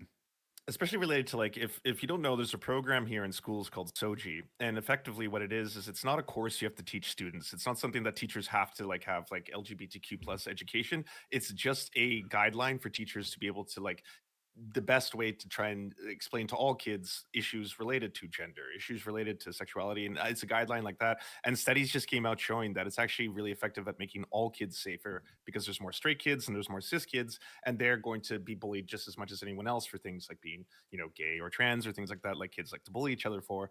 And John Rustad has effectively said that he wants to shut that program down. Which also really sucks. Like he like most right wingers is making LGBT plus issues a center of a lot of his bigotry, which also sucks. Just punch him Also- down. Yeah. Also, the Oh, first shit. confirmed 45 to elected. 45. Oh, I see 44 to 44. Oh. My numbers are now numbering. My Green's holding the balance of power predictions. 45, 45. Strong. Oh my god. I'm seeing Oh, 45 here it's all 42 colored. for the NDP right now on the CBC live results. No, The NDP just rolled ahead in the Conservatives popular are vote. this CBC literally is 3 45 votes. 45. We do have one Interesting. official elected, so one that's not just leading Conservatives. Who's Two called? now. Two are officially called for the Conservatives. I assume that's in the very deep. Yeah, like, probably. Well, they showed like one of the guys clinched it with like 3 polls reporting out of like, so that's like how far of a lead he had. Like he had enough of the votes with just 3 of the polls reporting that they could Right. say that their other guys aren't going to catch up. So those are definitely heavy conservative, at least the one. John Rustad has won his Rustad. writing. Yeah. He's in, Right. baby. He's in, no baby. surprise He's back. there. No surprise. No He's up in the north, isn't he? Yes. so, Yeah. Nechico Lakes, is that how you say it? I'm not sure. I would. Yeah, he's way up. but- One of the big ones is 73% of the vote. Ooh-wee. We got a dead heat though with the balance of power being held by the Greens, which is kind of exciting. NDP just got their first seat. Officially. Nice. one of the important ones is North Van Seymour because I know it's like very close. Currently, it's leading by Greens, but by single vote, or not Greens, by Conservatives, but it's a single vote because there are 3 votes cast. So I saw it as Conservative on the map, and I was like, oh no. And Rachel was NDP feeling very confirmed. celebratory. I did this and I got like, Yeah. But the NDP just got a second seat, so we got 2 for 2 right now. Nice. Vancouver West End. It looks like Global is a little behind. Who are you following, Lance? CBC is reporting 45-45-3, but I've also got the actual live election results on screen from Global's pollster station, and they've got 45-45-2 as well as of the last refresh. All right, let me open I just up gave the, you guys the NDP leading 3-2 now. This is so close. Oh my goodness. Yep. It's really early still though, but yeah, but it is going to come in fast. Like it's already 500 out of 2,000 polls. Yeah, when they said that many What is polls this in writing? half Yeah, an this hour. is the one you were talking about? 1 to 1. Your vote matters. Don't believe it when it tells you it doesn't. Which writing's that? Fun fact: my sister didn't want to vote. She's in the writing, and then my parents bribed her with pizza, and she was like, "Fine." Nice. So maybe Voter she's that one tampering. I love vote. it. Yeah. Election Can you admit to interference. that live? Oh my goodness. Yeah, you admitted to it. Votes with pizza. Sainish North in the Islands is interesting because it's got a lot of votes in. Because it's like I believe it was previous Green, and it's very, very close between NDP Con and Green. Right now, 34% NDP, 33% Con, 29 Green. And isn't that Elizabeth May's like rough ride? I don't think it's an exact. Yeah. It sounds like It's sort of around she's there. Saanich Gulf Islands. Yeah. Oh my god. I didn't plug my podcast, but Rachel or Elizabeth May came on it. She's gonna be on it tomorrow talking about foreign interference. She is so mad at Pierre Poilievre. And rightly he's so. literally doing like what he's doing so that he can play politics with it. It's so irresponsible. It's nuts. And like she told me about the process, and like it sounds like it's pretty brutal. Like they're like interview after interview, like it's grueling. So I can't help but wonder how confident he is he's gonna pass it. Hmm. I think he'll pass it. Like I interviewed Stephanie Carbon, who's a former CSIS analyst and like national security expert, and she said she couldn't think of a single reason he wouldn't, unless he has something he's like hiding. But I think he would pass it. I think he just doesn't want to because he gets the plausible deniability right now. Like right now, he can honestly say that he believes Trudeau is lying because he hasn't heard that there are any conservatives involved in the foreign interference thing because he doesn't get the same kinds of briefings that Trudeau gets. But like, So, like, it's plausible getting to the point where deniability. he's starting to pay a price for it, though. Like at a certain It's point, only it starts to just look started, super though. suspicious. That's true. Yeah. But Blanchet's finally decided to actually like get going on it. He sat on the papers for like 6 months. Yeah, I just honestly, I'm being very like, there's a lot of like weird conspiracy stuff around like, I don't understand the stuff that people are saying about like Poilievre's wife and stuff. There's just like a lot of unfounded stuff that I've seen circulating about his security stuff. So I'm just really reticent to like add any fuel to the fire that he might not be able to get the clearance, you know? Oh, and it's people like, make some wild allegations about his wife, like wild they really stuff. do. And it gets kind of like, I don't know. It gets a And little like dicey. NDP are leading right now, apparently in vote 7-6. percentage turnout. Yeah. Oh, really? Oh, so they're back there. That's a good sign. Yeah. Burnaby North is pretty close. At least it's 2,000 votes, so it's really not that much. 3 out of 18 And we're at polls. But I don't think it should 500 be. of 2,200 Burnaby polls North should be reported. pretty solid. NDP. I'm just seeing in Lance's chat. Radical commies join us for someone asking, new to the channel, how far left do we go here? The answer is you'd be surprised. Yeah, it's one of those things where like you don't really have, you know, representation in terms there's no electable public, you know, politician in Canada or the US who's going to come out and be like, my platform is the workers should own the means of production. Like everyone's going to be like, oh, well, you sound like a radical communist. Get rid of this guy. And that's, I try to explain to people sometimes. That's why when you're watching it, I feel it's more like a choose your enemy selection screen, you know, like you boot up the Smash, and at the beginning you have to pick your opponent, and that's what you're doing. You're picking your enemy essentially. Yeah, that's a pretty reasonable way to think about it, actually. I hadn't thought of it that way, but it makes a lot more sense. Because, like, lots of people, the ones that fascinate me are the people who will give a party their vote immovably. They're just like, I'm a NDP guy, or I'm a conservative guy. And it's like, well, what could they say to change that? No, nothing really. Yeah, that's locked in. Like, why are they going to work for you then? It's weird to do it based on brands, beyond like, oh, well, no, I have to vote for my party. You know, hardline party follower. It's like, even if they're doing really rugged shit, like really, really bad things, you'd still be like, I gotta support them. Doesn't matter. Let's see if I can. I'm trying to figure out how to get my election results on the screen here. I'm new to this whole like streaming with other people thing. Normally I just scream at my computer alone. It's lovely to be here with you all, by the way. Yeah, thank you so much for the invite. Yeah. Thanks for having me on your stream for the second time. This is really cool. The first time I was on, we did a reading of The Matrix, the film. That was a lot of fun. It was a blast. Wow. Yeah, we did the entire Matrix start to finish. And one of the Wachowski sisters like donating $1,000 to the charity and watched the whole thing, and she loved it. It was really cute. Oh, that's awesome. Yeah. Wait, when you say read The Matrix, novel or script? We read we acted out the entire film from like start to finish by reading the script out That's while doing a amazing. fundraiser. Yeah. I adore that. Yeah, it was really cute. I felt like a theater kid. Like everyone was getting really into their characters and they were getting really amped up on stuff. It was so nerdy.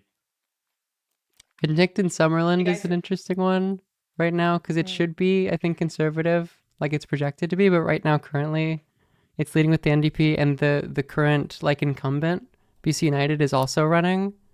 Is So that she's the first taking. toss-up or the first like basically surprise? I think so. It's 4 out of 26 polls, so you can't be too invested in it.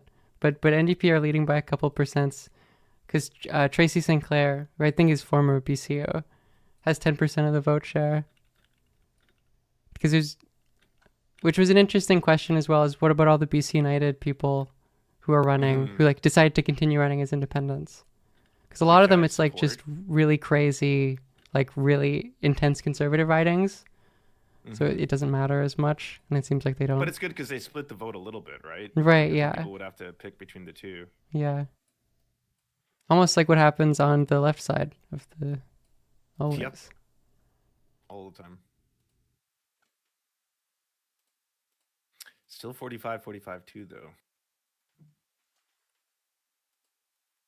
I'm also really looking forward to any of the concession speeches if they happen just as quick as everything else, because those are always glorious. Obviously if it's Rustad losing.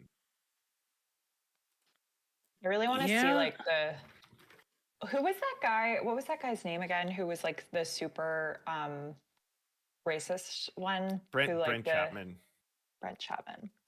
Yeah, I wanna see how he's he's wild because he had like a long history of just racist stuff online where he was like saying Palestinian kids are inbreds, the residential school system was not a genocide, it never even happened, there's no mass graves, they're a hoax. And then the party came out and they're like, don't worry, we're not kicking him out, but he will apologize, and he'll apologize well. And then he apologized, and then like 10 more stories came out, and then it was just like at what point is it? Yeah, is this too much?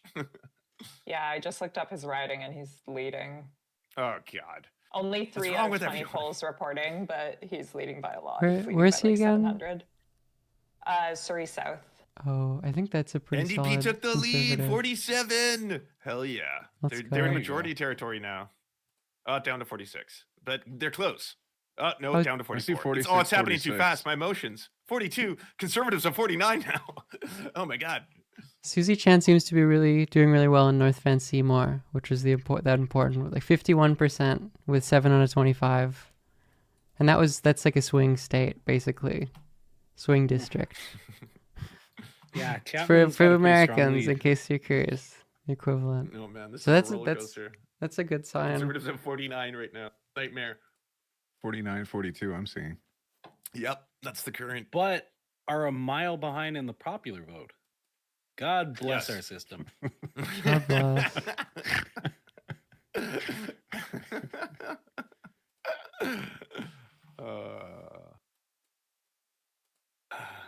God bless democracy, the best system except for all the other ones. What are some of the benefits we're hoping for from the NDP? Same old. Not locking people up for the crime of not having a home. I'm not expecting that from them either. Yeah, they already said They don't seem to be indicating. Yeah, they wanted. Yeah, aren't they running like more centrist in this? They did. Like, I think they're a right, center-right party at this Yeah, point. they like pulled heavily. They are now. Yeah. Yeah. Although I heard they're gonna make it so landlords aren't allowed to say no to you having pets. They're also going to subsidize landlord rent, so it's like a back and forth. You can't. They've got good housing in this. It is. Yeah, It sucks yeah. 'cause, like David Eby, he used to be pretty radical. He's been arrested for like, protesting. He wrote a book on how to sue police, like that. Like he was all pro legalization of drugs. Like the guy used to be pretty far left, and he's really moved closer to the center. Like there's way more Pelosification of him than say like AOC. I think. Pelosification. I like that term. What a center is still NDP, but very, very small margin for now, which is unusual. So that's it. No. We're far from it being called at this point. There's still a lot. I think so far it's looking pretty good for the NDP on like really It important districts, like West Van Sky, North Van Seymour. Yeah, leading in individual seats doesn't look great right now just because of the order of polls coming in. Yeah. But it's like, like looking at American elections. Is pretty encouraging. Like before they I'm count seeing- California, where it's like, oh, okay. Oh God, they just pivoted to 49, 40. Oh, it's that on CBC too. It's Oh, looking really heavy important. conservative predictions right now. What It's was the currently green 49-42 too. What was the green vote share last election? Does anybody remember roughly? 15%. It seems to be less now, but it's more concentrated, ironically. So they'll probably get or possibly get more seats. Greens are leading in Bulkley Valley. Cons are down to 48. Now it's 48-43. I think broadly early on, yeah. Important ridings, the early reportings are good for NDP. So if they keep this up, to it's people good. freaking out, it's kind of similar to when there's, but they come in fast basically from the East Coast to the West Coast. And in this case, the way they're coming in, it's going to initially probably look like a surge, a conservative surge, and then things will start to even out a lot more. But we'll see. You know, I'm also ready to be shocked. I could go in any direction. Do we know if early votes and mail-in votes are counted first or last? Oh, I don't. I don't know. Yeah, I wonder. Because that can shift things pretty hard, and those tend to lead in NDP a bit. Mm-hmm. I think like a third of voters basically voted early. Mm-hmm. Yeah, the early numbers were massive. Yeah, and then it was over 1 million. Yeah. All right, so And here's I think the they said there was answer. 3 million. How fast will the results be known? Election BC anticipates results will be reported 50 minutes, etc. after 8 p.m. The tabulators, before the polls open, a printout that they look at will have a receipt of all the votes. The results will come in at elections.bc. The manual hand count randomly selects the tabulator in each district. So the voting machines apparently are going to tabulate, or they've already been tabulating the voting. So it seems like that is going to be announced tonight, but I don't know if it's going to be before or after all the poll voting. So that answers nothing. Sorry. You really narrowed it down. Yeah, I know. It's like there's an article that's the headline. I got clickbaited.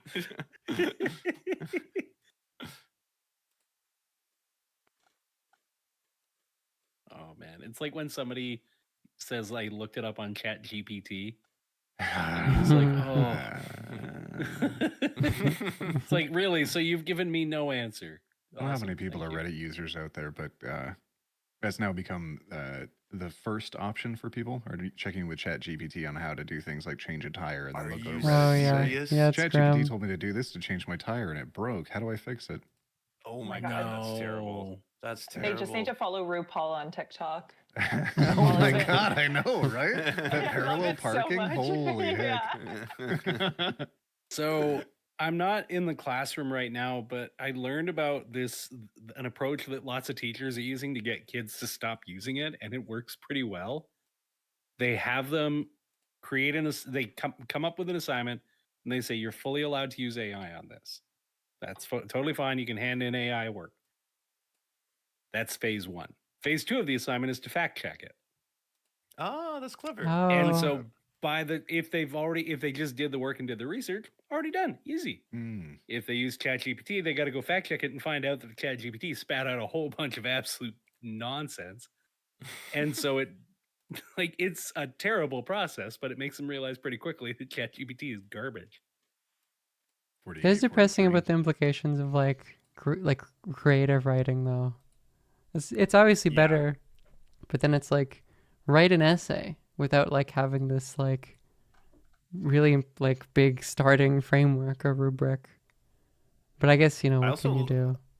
I like how AI is getting cockier as time goes on. Like it doesn't accept corrections. If you're telling someone, like I've had arguments with ChatGPT. Like, oh no, I asked for this, and like, no, you didn't. Like, copy and paste, and, like, It's gaslighting you.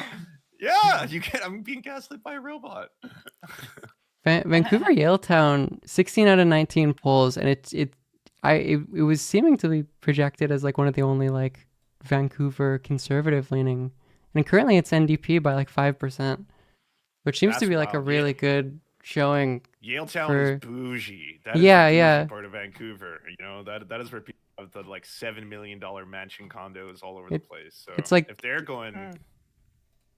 Yeah. It's like that in Looks like the Kilchenya, I Greens think are- are the only like non-NDP generally. The Green Greens leader are is tracking projected to pretty lose. well too. The Green leader is Oh, projected yeah. to lose her seat. Which is disappointing. Like they would have. Yeah, that was. I just saw on it was Twitter close. CBC's It was. projecting. It really wasn't close. Wow, 46% NDP, 34 Green. What's her That's a riding? shame. I don't Victoria know. Beacon Hill. Vancouver or Victoria, yeah, Victoria Beacon Yeah, Hill. but she was on Saanich before, so I think she tried to move to get Beacon Hill, like it was a possibility.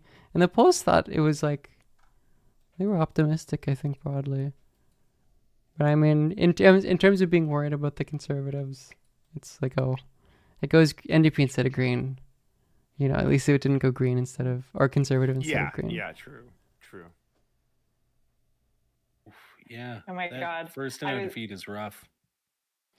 I was looking at Twitter, and then I switched over to my burner Twitter that I use to look at all the like white nationalist accounts and stuff that I cover.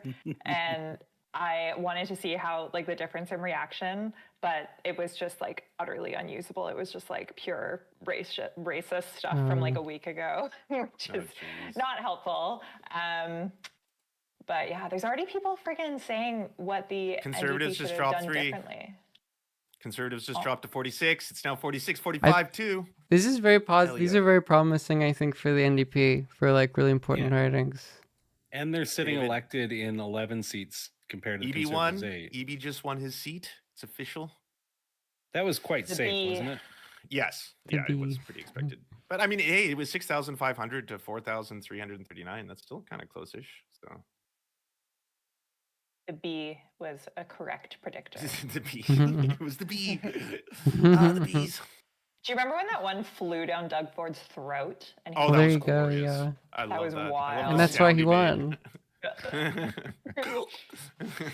Oh my God, guys, we shouldn't be making that noise on a recorded platform where people can exploit anything. True. I always forget that because I have like these weirdo white nationalists that always make little clips of like, I don't know, it turns into a whole thing. I won't get into it. See, the longer you spend on stream, the more that you'll have said just disqualifying things. That's true. Yeah. There's that ability on At there. a certain point, you can't kill what is already dead. Oh, question for Rachel in the chat. Ooh. Whose chat are you reading? Are you I'm streaming on your reading own Twitch? No, I'm reading Lance's Twitch chat. Someone, I actually couldn't say if Montreal still feels pretty progressive. But Read out the questions it's so hard to other say. people who don't know can Yeah, they said, question for Rachel. Montreal is one of our last bastions of left-wing vote in Quebec. Do you notice a right drift recently? It's honestly hard to say. I mean, first of all, I've only lived here for like 4 months, so probably not I'm not a super duper expert on it. But it's it's definitely, it feels quite progressive here still. I haven't noticed any like significant change in terms of my interactions and stuff. This is also interestingly, and this is something I love about it here, we're all like the indie journalists, like not all of them obviously, because you guys are all in Vancouver, but except for Regina. But but yeah, there's like Live in a lot pit. of yeah, there's a lot of like very cool independent media here that like all hang out and stuff, and it's really like encouraging because that definitely wasn't the experience when I was reporting in Ottawa. So yeah, and thanks for saying nice things about my tattoos, guys. I appreciate it. Okay, I'm gonna stop talking at the chat now.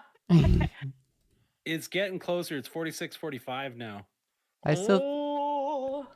think Yeah, I think I agree with Liv though that this is very promising this early. yeah. West Vancouver Over sky half is of the tightening, I polls. think. Oh, it's like 2% Green Conservative. 20 to 27, Green leads by 400 votes. Over half of the polls have reported. I'm just looking at what's actually gone. Oh wow, yeah, a lot of the areas where the blue is leading have gone. I am Yeah. genuinely amazed at how fast they're getting these polls reported. Yeah, it's impressive. NDP It's are now been in the really lead. fast in recent years. 46. Like, Oh God, they pulled ahead. NDP have pulled ahead 46-45 to 2. Oh baby. Enjoy the Conservatives- serotonin and the dopamine, y'all. Ooh, sweet Yeah. rush. Oh, it's nice. I don't know. Yeah, I think it looks good for NDP. Sweet, we're gonna get a legislature that might only be half psychos. Yeah. Green Four could really pull tenths ahead on this. psychos. is Nathan Cullen gonna lose his seat? I don't know. Half Okay, of the this polls is have about to get into the reported. shit. I'm gonna go pour myself a beer. Nice. I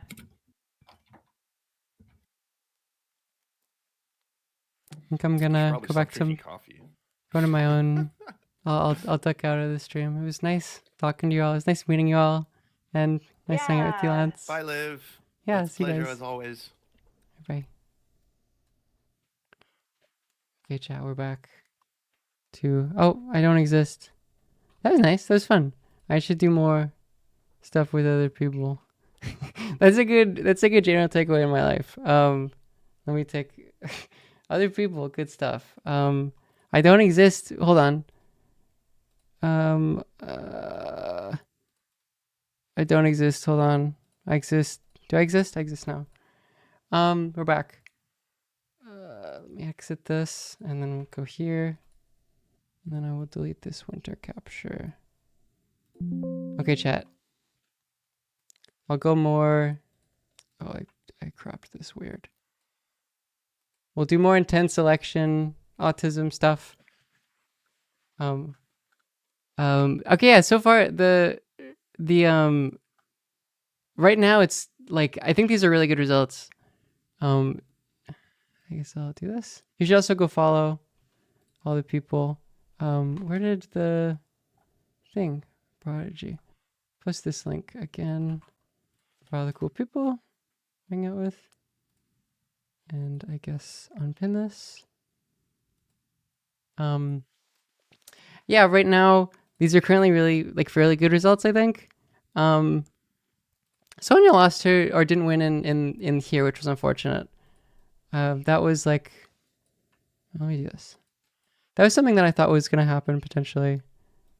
Although it's not like too insane. Like I'm more insane about the Greens, or I'm more insane about the Conservatives not winning, so I don't really care as much. This was a good tweet I brought up. This is one tweet by Oomph, but like really some of the important states to look out for, or districts to look out for. West Van Sea to Sky is one. And then these three, what are they called? Coquitlam, Burke Mountain. North Van Seymour is also really important. I was trying to find, there was a left-wing election Twitter guy who also made a election tracker thingy of like it tracked the battleground states really well. I should have pulled this up before, but I could not find it. It's the one that doesn't follow me back. Where is he? Kyle Hutton. He's got he had a prediction website that was showing all of the I love just scrolling on someone's like feed. What could go wrong? Here we go. It's like a good visualization of, where is it?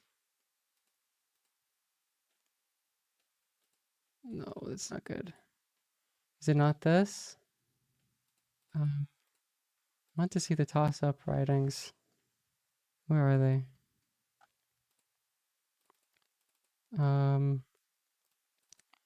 Like these.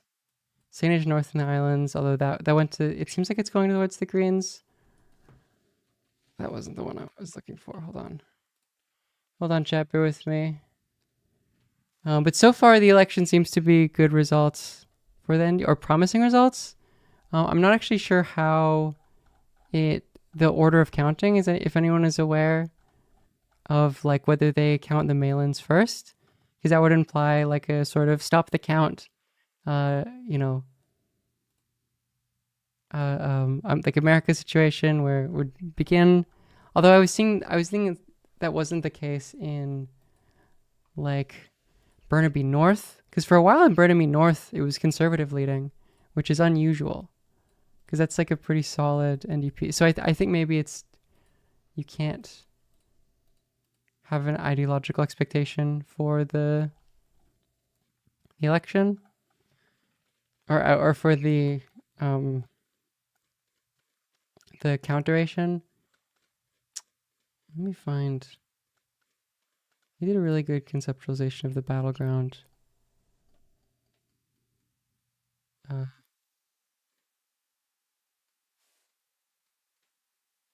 Are the Greens? Wait, did they call that? Hold on.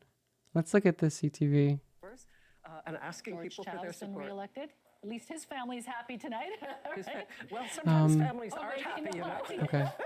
What was I the? asked Mike about that earlier. He wasn't so sure. Did they call this?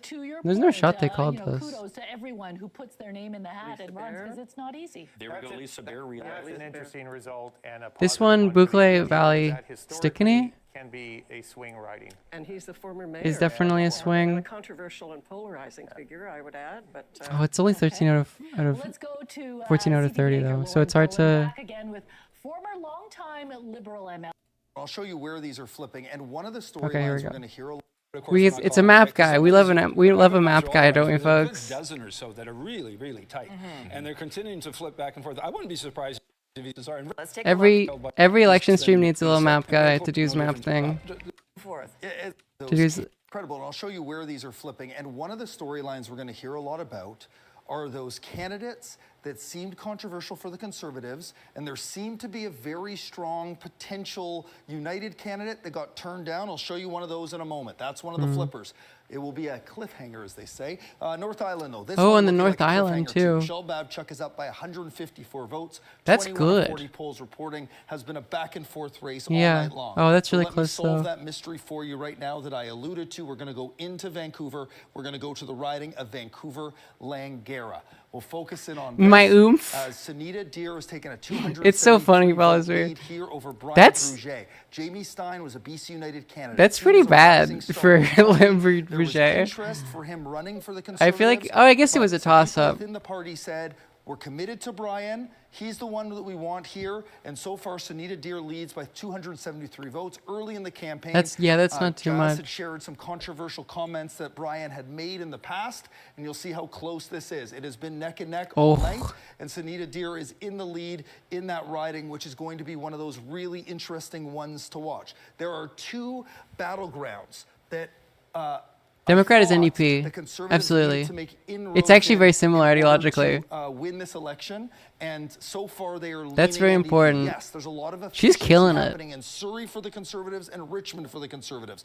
That's the big stunner. But Susie Chant leading by more than 3,300 votes. That's in very North Van good. Seymour is an incredibly good sign Yeah. for the New Democrat there. Yeah, And we'll focus in on this riding. I think as well, NDP are gonna Quinnipiac win. Mountain.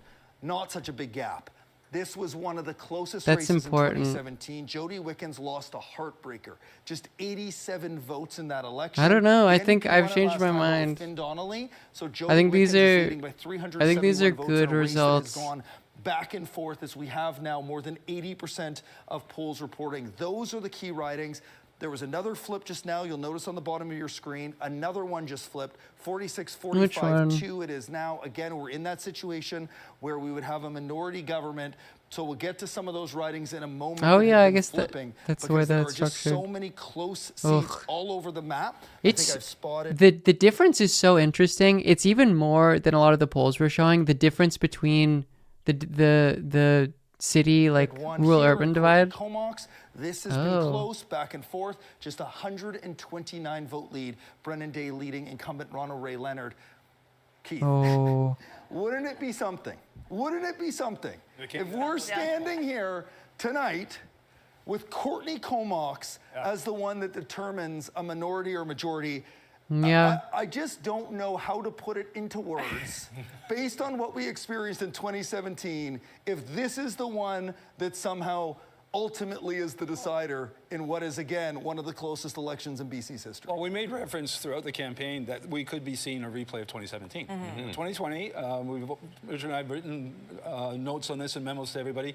Throughout the 2020 vote, it was a bit of an anomaly. It was fought at the No, we don't have height of the Vancouver first past the John post. Horgan was unusually popular, and his popularity seemed to cross party lines. And people weren't willing to make a change in government.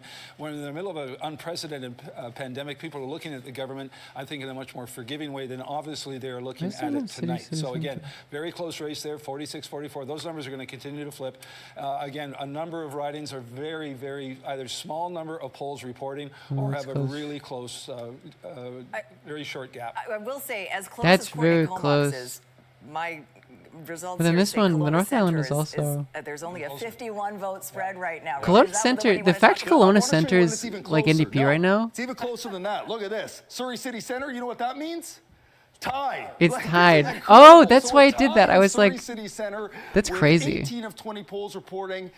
Like, Wow. This is as close an election. We have so many ridings across BC that are within 100 or 200 Oh, votes. yeah, And ultimately, ouch. that is why we are nowhere close, I think, at this point, to being able to tell you who's going to Yeah, win I this guess- election.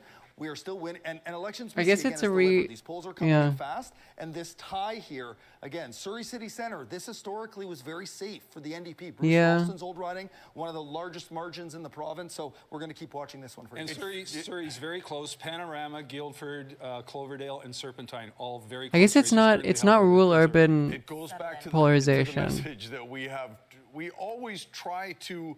Yeah, Surrey getting more. Election. Like Surrey North. Matters. That's so interesting. Surrey's getting way more conservative. Oh man, I really wish I went out and voted because what a difference it's going to make. We have so much more to discuss. That's We'll keep an eye on interesting. these numbers for you while we. Be very interesting. 47 is just that bare majority, and It's interesting, one person has to be folks. speaker. Think of the machinations when you've got to pick a speaker.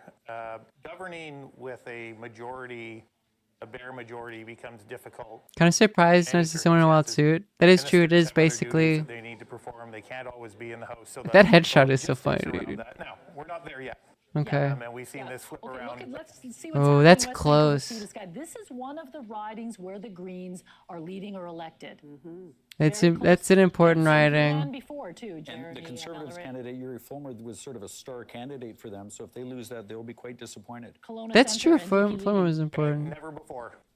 Never before. And there's that independent factor. You were talking about that. Yeah. So they Oh yeah, in Vernon. Yeah. Richmond Steveson. Wow. These are all seats that the NDP presently leads. Would not be leading, but for that split. But Loyal Woodbridge and It is. Kelowna- It's hard to know the extent. Sometimes BC United isn't. BC United is not the same as Conservative. A lot of former BC United go to NDP, or like some of them do at least. Has a strong local following. No question, but he's benefiting from They're different the influence ideologically. of a free enterprise split vote. Okay, let's go 187 out, leave the votes. studio for a moment and go back out to Penny Daflos, who is at Very election soon night it's back. headquarters for the Oh, NDP. it's so close. The crowd definitely filling in there, Penny. Yeah, Surrey North. Oh yeah, these are all. Yeah, Mijung, it's a Yeah. boisterous crowd Huh. here as they watch this seesaw back and forth. Some really tense moments. It's global. No, it is. It's still close. I do think these are very. I still do think these are promising results for the NDP. But it's not. Like, gun to my head, I would tell you NDP are winning right now. Focus on digital and social platforms. Well, that's what But there's no gun to my That's what our head. voters listen to. We So I don't know. didn't ignore, obviously, the mainstream traditional media. The Greens don't but caucus. we really No, I want don't those think young so. voters Because those are the ones that are demanding change. Life is not working for them. They're the ones moving to Alberta, leaving the province. Victoria 3 interest groups, NDP industrialists, conservatives, are petty bourgeois. No, conservatives would be land owning. No, I bet petty bourgeois. No, I guess they're land owning. They would be the land owning. And then the Greens, I don't know. Would it be the intelligentsia? I don't think so. The rural folk, I guess. I don't know. That's In a society with an overdose tragedy, in a province with rising violent crime, in a province with economic issues. Okay. Ugh. Kubik, campaign strategist with the BC Conservatives. All right, Mira Baines, thank you very much. Our Mira Baines reporting from Conservative headquarters in Vancouver today. I want to show you a map of what it looks like across the province right now. Gloria, you can see there's a lot of blue. Of course, the caveat being people vote. Geography does not. Each riding, despite its size, is Corday the Comox same being amount, but you can conservative see is really the north of the province a wash away. It might be blue. So Con. much of the I interior didn't as expect well. that. It's funny, North Island is Small NDP right stronghold of now. Orange we're seeing right there. Coastal though, I And mean, Courtney when you look at Comox this would map, be- You just see the ideological division of the province so far right Yes. now. Coastal areas turning towards the NDP, but so Really is the much coast. of the interior and north of Nope. BC right now. Conservative. And This still is what it looks Kelowna. like when Oh, we it's so zero in close. on the southern interior, Yeah. the outskirts. All blue, but it is Kelowna Center being NDP. Oh, it's really it's so few polls. currently holding. Let's throw it now back to Michelle and Dan for For a closer look. Guys. Thank you, Jason. You're absolutely right. When you look at that map, a lot of blue in that southern interior. West Fancy except for Sky. that one little orange spot, and that's Kelowna Centre right Yeah. now. The NDP That's candidate Doyle real close. Woldridge rather, is leading just. Kelowna going NDP would be crazy. I saw someone post about that on Twitter, and I was like, "You're out of your fucking mind." In Kelowna Mission, there is a projected. I've been to Kelowna. You see what it's like. Conservative candidate Gavin Dew, longtime Liberal operative, ran for the BC United BC Liberal leadership, and he is now projected elected in that riding. At Kelowna Lake Country Coldstream, the Conservative candidate there, Tara Armstrong, projected elected in Kelowna Lake Country Coldstream. Let's zip you over to Kamloops now. Kamloops Centre, Peter Miller. Also, if you like the stream, make sure to subscribe. We have lots of cool emotes. If you have an Amazon Prime, you can connect to your Twitch account. Give me any primers, give me a free sub. They probably expected. It's interesting. We thought that they would have called it by now, but it's soon. 6,000 votes over the NDP's Maddie Glenn. 32 of 41 polls reporting, and one more. It's definitely soon. Fraser Nicola, Tony Luck leading by almost 1,000 votes over the NDP. It's the vote count is. Yeah, they're up a point. It certainly does, Dan. Michelle, thank you very much. We have 70. I don't know, like, I know that the conservative vote is generally less, like they need to win by more, because their vote is like, they have like some really intense concentrated support up here. But then like, I don't know how like two of these, like Surrey, oh my God, okay. And then Surrey, Ishiku, thank you for the prime. Surrey North and Surrey Center being con is also like a really big readjustment, I think. In our riding, obviously we're still watching really closely to see what happens in our neighboring ridings and across the province. So far, some close races. Surrey Newton and Panorama. How do you like your chances? And then Panorama, oh yeah. I think that's actually a very problematic shift. Modi? No. Broadly, it's Sikh people. The Punjabi people in Syria are broadly Sikh. I think overwhelmingly compared to like Hindu. United stronghold for years and years and years. Before that, Socred stronghold for years and years and years. What are your priorities for the region? I think so.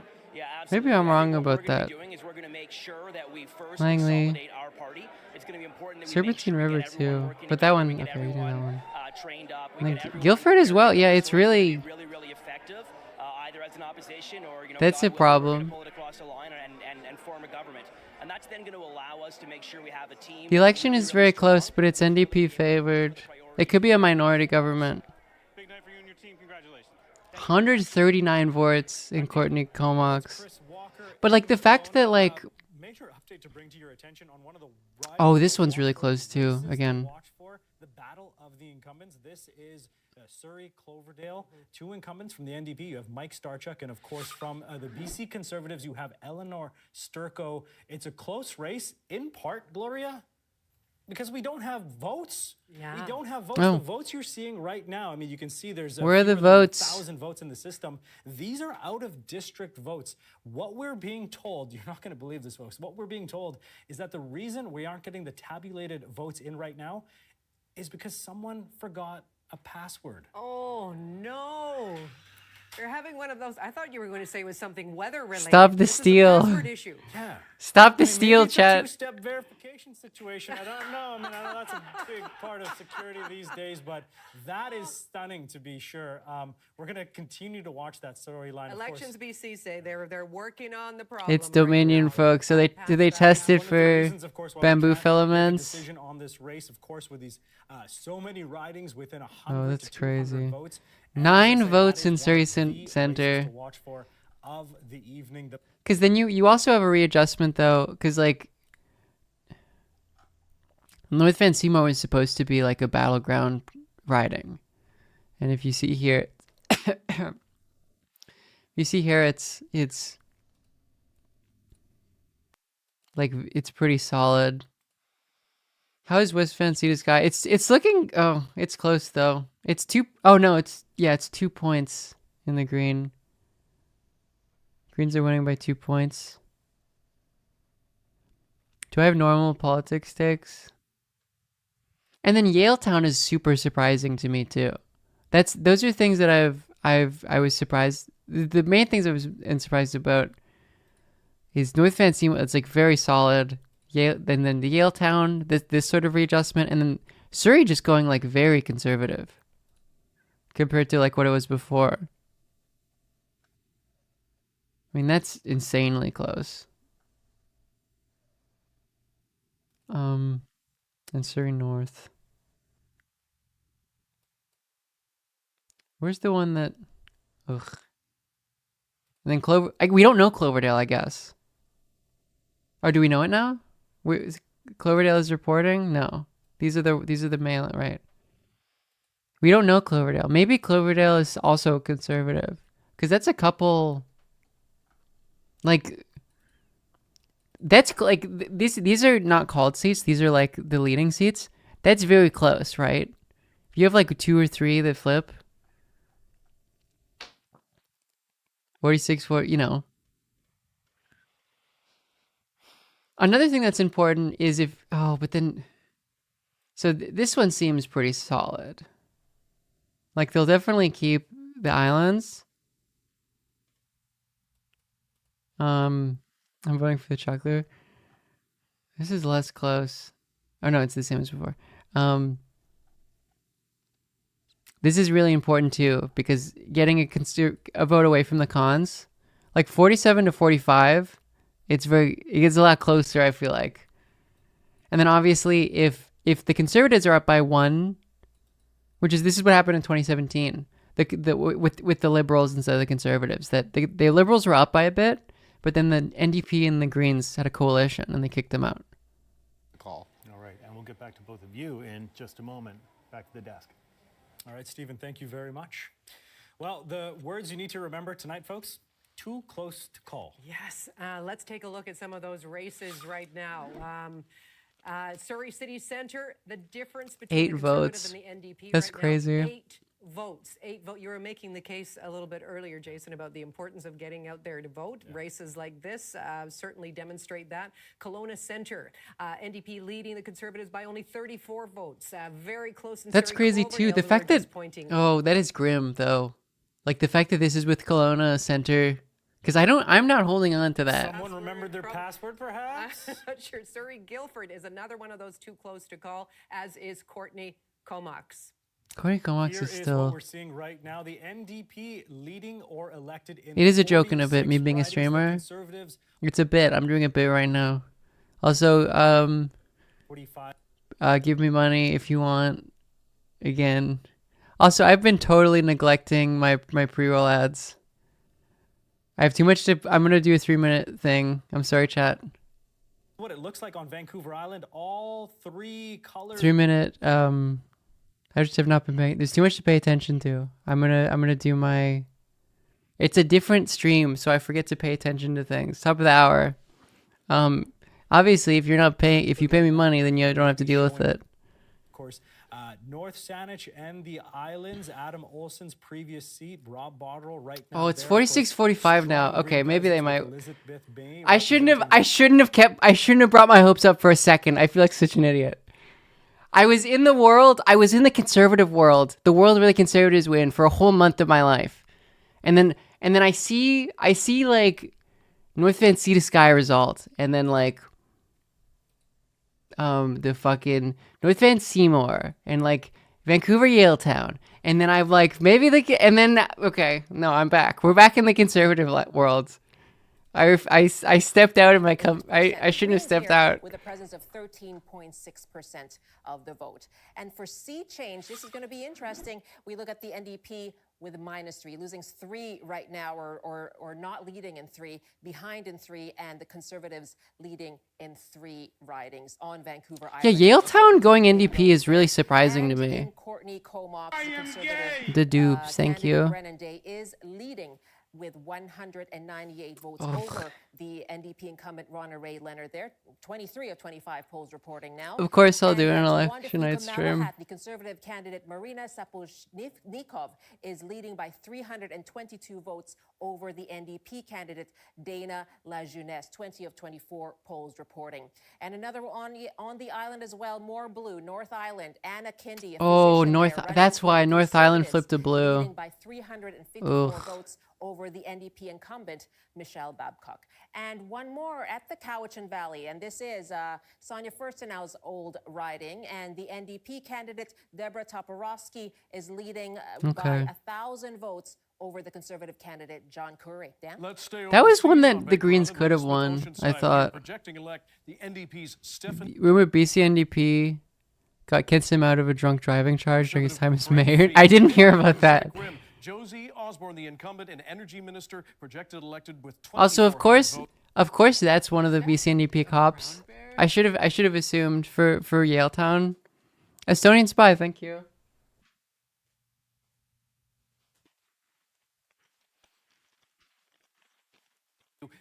If you like the stream, give me money, chat. Sheila Malcolmson, the incumbent, and We're gonna do something at 600. And cabinet minister, 4,200 vote lead over Subscribers when we get up. I'm really glad What that should you I left do, off chat? there with Sheila Malcolmson. Thanks very much to Dan and to Michelle. We are going to take you to Nanaimo right now. Sheila Malcolmson joins us. Good evening to you. Do you have any fingernails left after the races that we've seen so far this evening? They're orange. They're intact. No. All right, we're back. We're back, baby. QAnon world. Let's do it. It's QAnon land. I assume that's the Surrey candidate started counting. Yeah, it's which one is it? It's QAnon world, baby. We're back. We're back, baby. Conservative minority. Although to be fair, if this happens, there would probably be a coalition here. But we are back. Conservatives are now ahead, leading in 46, the NDP in 45. What do you think is the key Has there to the been results any right updates here? No, there haven't. We're focused so locally, so I can really only talk about Nanaimo Gabriola, but we worked really hard from the very beginning. We got our lawn signs up early, all people together in strange circumstances, parties together in the most unusual of circumstances. Do we have a And map may see guy? that unfolding right here. Map guy, we're back. We're back with the map guy. Lisa Kareem now.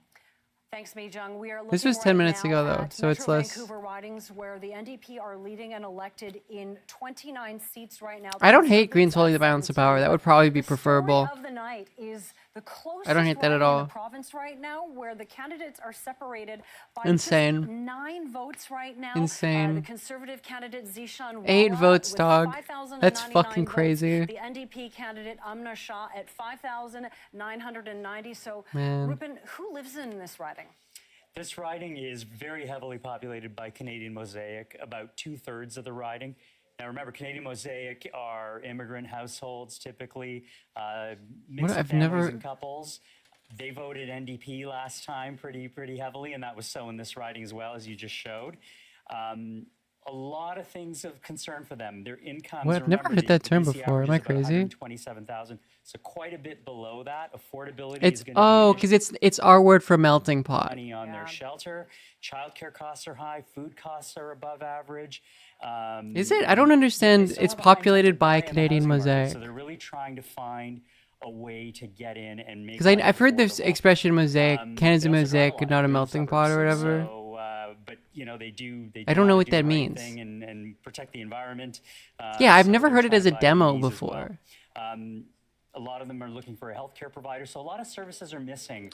It is a lot of South Asian they're also people, concerned about public safety. which is like, So, it was a lot of generally concerns NDP here. before, We'll which is see an where this interesting shakes out, but shift. certainly they're NDP voters, but of course the Conservatives seem to be giving them a run for their money. Well, and this is a I don't new know what riding, the too. It was change of that created has out of been. Parts of Surrey Wally, Surrey Green Timbers, and Surrey Guildford. So yes, safety there is going to be a very big issue for folks. Right, living it's the in point this is that it's riding. not Again, though, assimilationist. this Like is the just melting one pot, it's riding like of it melts 13 together. in the But the province mosaic, that it's are like it just stays the separated by same. less than 2% Isn't that? of the vote, so it is still very close. But just an example of how close it is right now. The Metro Vancouver standings. Lingara, he's losing in Lingara.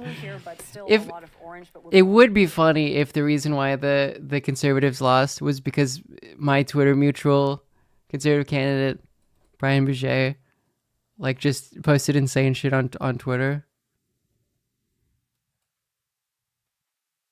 That would be funny if it was. I mean, not. It would be clearly a couple people posting insane shit on Twitter.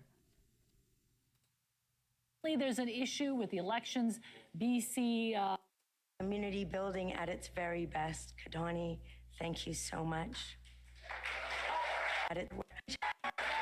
Jeter.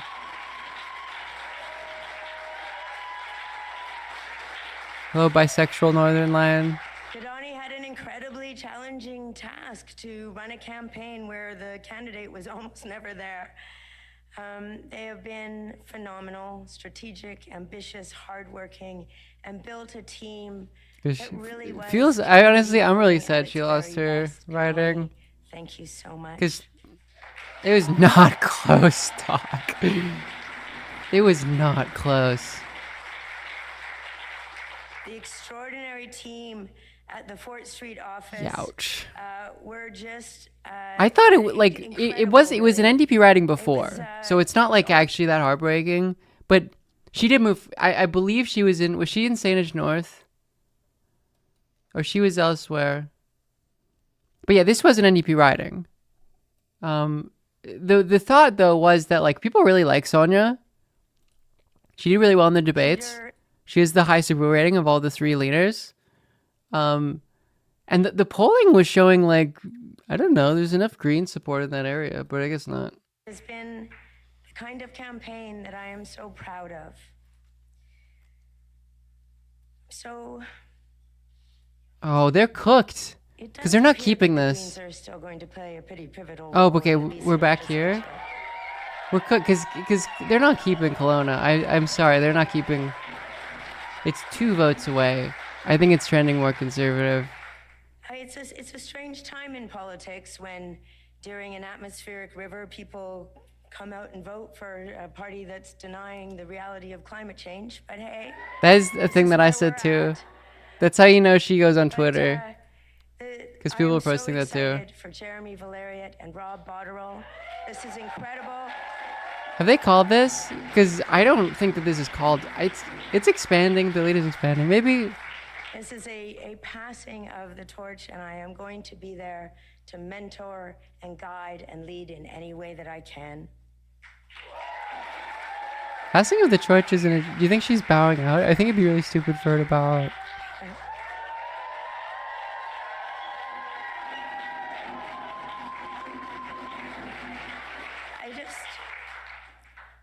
There's so many thank yous to give, and it's so important to me to thank everybody. We do not get here alone. Why is my mother on the screen? She kind of does look like me, actually.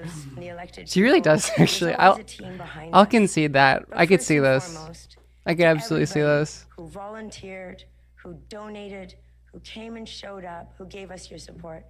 Thank you so much. None of this happens without you. Yellow make cars everywhere.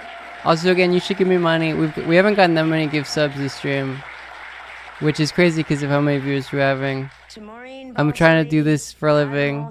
You should give me money. I think I tried to be like assertive about it, but it doesn't work. I think maybe I should just guilt you guys into paying me. You should give me money. Thank you, Backman. Okay, that works. Maybe that one works. Thank you so much, Backman. Andrew, Ting, Sagan, Warthog, thank you for the tier 1. So those work. I think we need the carrot, not the stick. Nothing but Nettle. Thank you for the tier 1. I think we're cooked. I think we're cooked, chat. Kelowna has fallen. Billions must die. To my constituency staff in Cowichan Valley, Teresa, Julie. I mean, as it stands here, there would be a NDP Green coalition. Aaron and Mariana, Cole, and but like, Maeve. that These are office really was close a though. place of service. Shower Cat, thank you for the prime. I'm really happy to see that Valorant is winning in my riding. I voted for him. So proud to have worked with you on behalf of the people of Cowichan for 7 years. Thank you. Do the Matt Christman election quote. It's not there yet. We're getting there. We're getting there, chat. Love yourself and everyone around you. We've called the caucus the Kick-Ass Women and Adam. There's the hype train. If you like to subscribe, we have lots of cool emotes. The caucus team, Jojo. If you feel bad for me living in this this hell world. Thank you so much. Oh.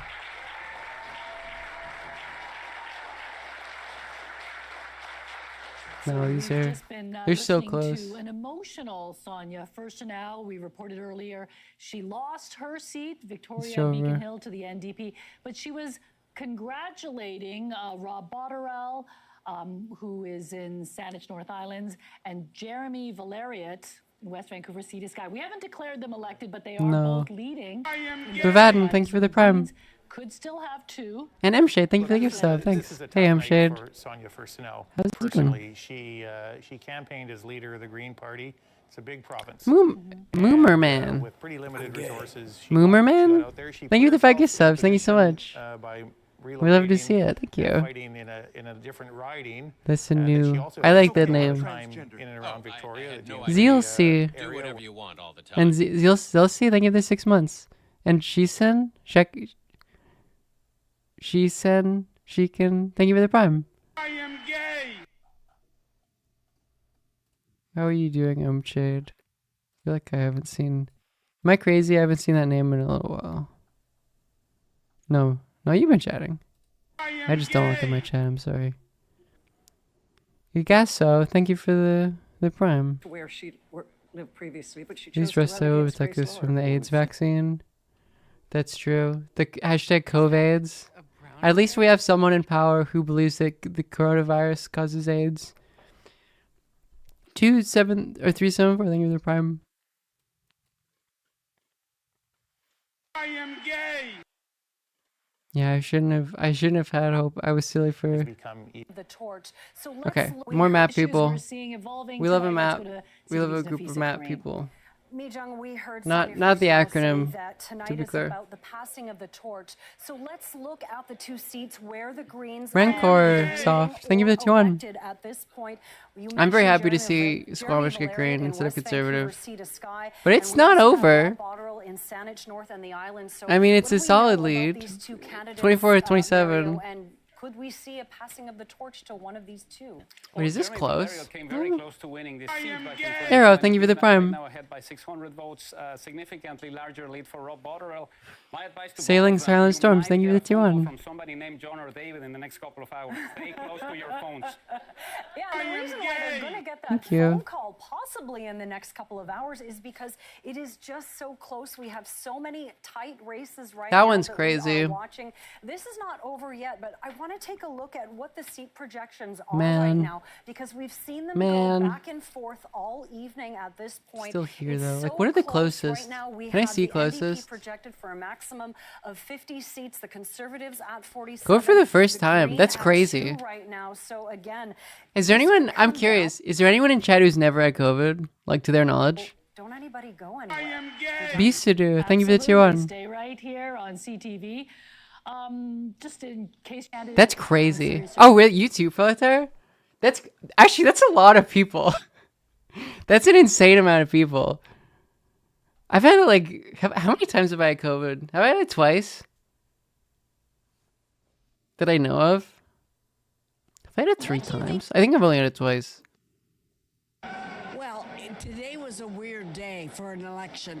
I had a flood in my riding, and there were the torrential downpour took a few people. Is she? She's a little wine drunk. Glad to see. Last thought I'll make right now about the Greens so far, I know we're getting a reaction from our panel, is if either of those candidates Man. Kelowna Center being that close is crazy. carry their I wonder if seats, we could- do they de facto have to be one of the new leaders of the Green Party? We heard Sonia First Note say she's happy to pass the torch. So that is also one of the factors we'll have to watch. I hope that doesn't happen. Okay, and look at these races. I think it would be really silly for them to do that. There's 2 minutes left on hype train. 303. Thank you for the prime. So yeah, this is what I've learned. I have to guilt you guys into giving me money, or I have to ask nicely. I'm not good at being assertive. Guildford 121, It's just not a and thing. Columbia River Revelstoke 155. If those tight races continue, Oh, it's into the evening, Revelstoke? just a reminder that if there are fewer than Where's 100 votes Columbia? that separate the two parties, I've that been is to an automatic Revelstoke. recount. And it's such a close Oh. vote difference, of course, but we should also tell you that 84% of polls are now reporting. So yes, super close. Those could switch, and that could change the entire game. But as we tick closer and closer to that 100% mark, those results coming closer and closer to a reality as well. Let's take a closer look at some of the ridings to watch for. Dan and Michelle, bring us up to speed, please. Let's look to the Tri-Cities. Your gift subs Ladies say, directly well, affect the you result wanted of the excitement. election. You've got it tonight. Coquitlam, Burke Mountain, Jody Wickens, the incumbent, leading by 309 votes for the NDP over Stephen Froelich. In Coquitlam? 10,103 Okay, I guess votes, so. 17 of 19 polls reporting this is close. And Coquitlam, Millardville, Jennifer Blatherwick Okay. projected elected with a 2,600 vote lead over Hamid Money Najafi for your very of the assertive self. My kids Oh, would thank appreciate you. that Miss Thank you, Piggy Daphne. reference. To You're right, Moody assertive. Coquitlam. And the NDP candidate, Rick Glumac, was fighting for a That's third me asserting. term. I don't It know. looks like he's going back. He is projected elected in Port Moody, Burquitlam, and in Port Coquitlam. At least the honestly, yeah, you're right. No, there's zero liberals. Mike Farnworth is projected elected The there. bright Port side of Coquitlam, things. 22 of 24 polls reporting. And Mike Ugh. Farnworth looks like he's going back to Because this is fine at the moment. This isn't. This exactly is fine because then you get the coalition. Conservatives currently leading or elected in 46 ridings. The NDP right now in 45, and the Greens. But it's holding so that close. all-important balance of power. Thank you for the right live trade, now everyone. with Thank you. 2 ridings. It has been going back and forth. 12 all votes, dog. evening. This is a true That's nail-biter. crazy. Let's take you to Conservative Australian headquarters now at the Rocky Mountaineer Buzakov, Station, thank you for the where 6 Mira months Baines is of tier standing 1. by. Thank you so Mira? much. I don't know about you, but I'm getting 2017 vibes, and I'm also joined by Yeah, it's very a guest, 2017. the former The context, I said this before. In 2017, the liberals, who are conservative but not as insane, had a plurality of votes, but then the NDP and the Greens had a coalition. Vancouver, Yaletown. And so Sam Sullivan joins me here at BC Conservative election night headquarters. So, Sam, are you getting the same sorts of feelings that this might be playing out like 2017 did? Vancouver that election? Yaletown flipping is crazy to me still. Jump starting my heart. It's just back and forth, and it's Okay, this is really the. positive outcomes already. I was so happy to see Grace Lohr win in Beacon Hill. She's been an incredible contributor around the cabinet table. You know, when you've had the opportunity to North be Van in Seymour cabinet, very you know what confidently. people bring. And when Oh you yeah, see not someone even like Grace close. Lohr That's see in crazy. risk, She won it more than this. Oh no, she didn't. Bowen Ma is the institution. I feel like she's doing very well. We're kind of cooked. It's hard to know right now.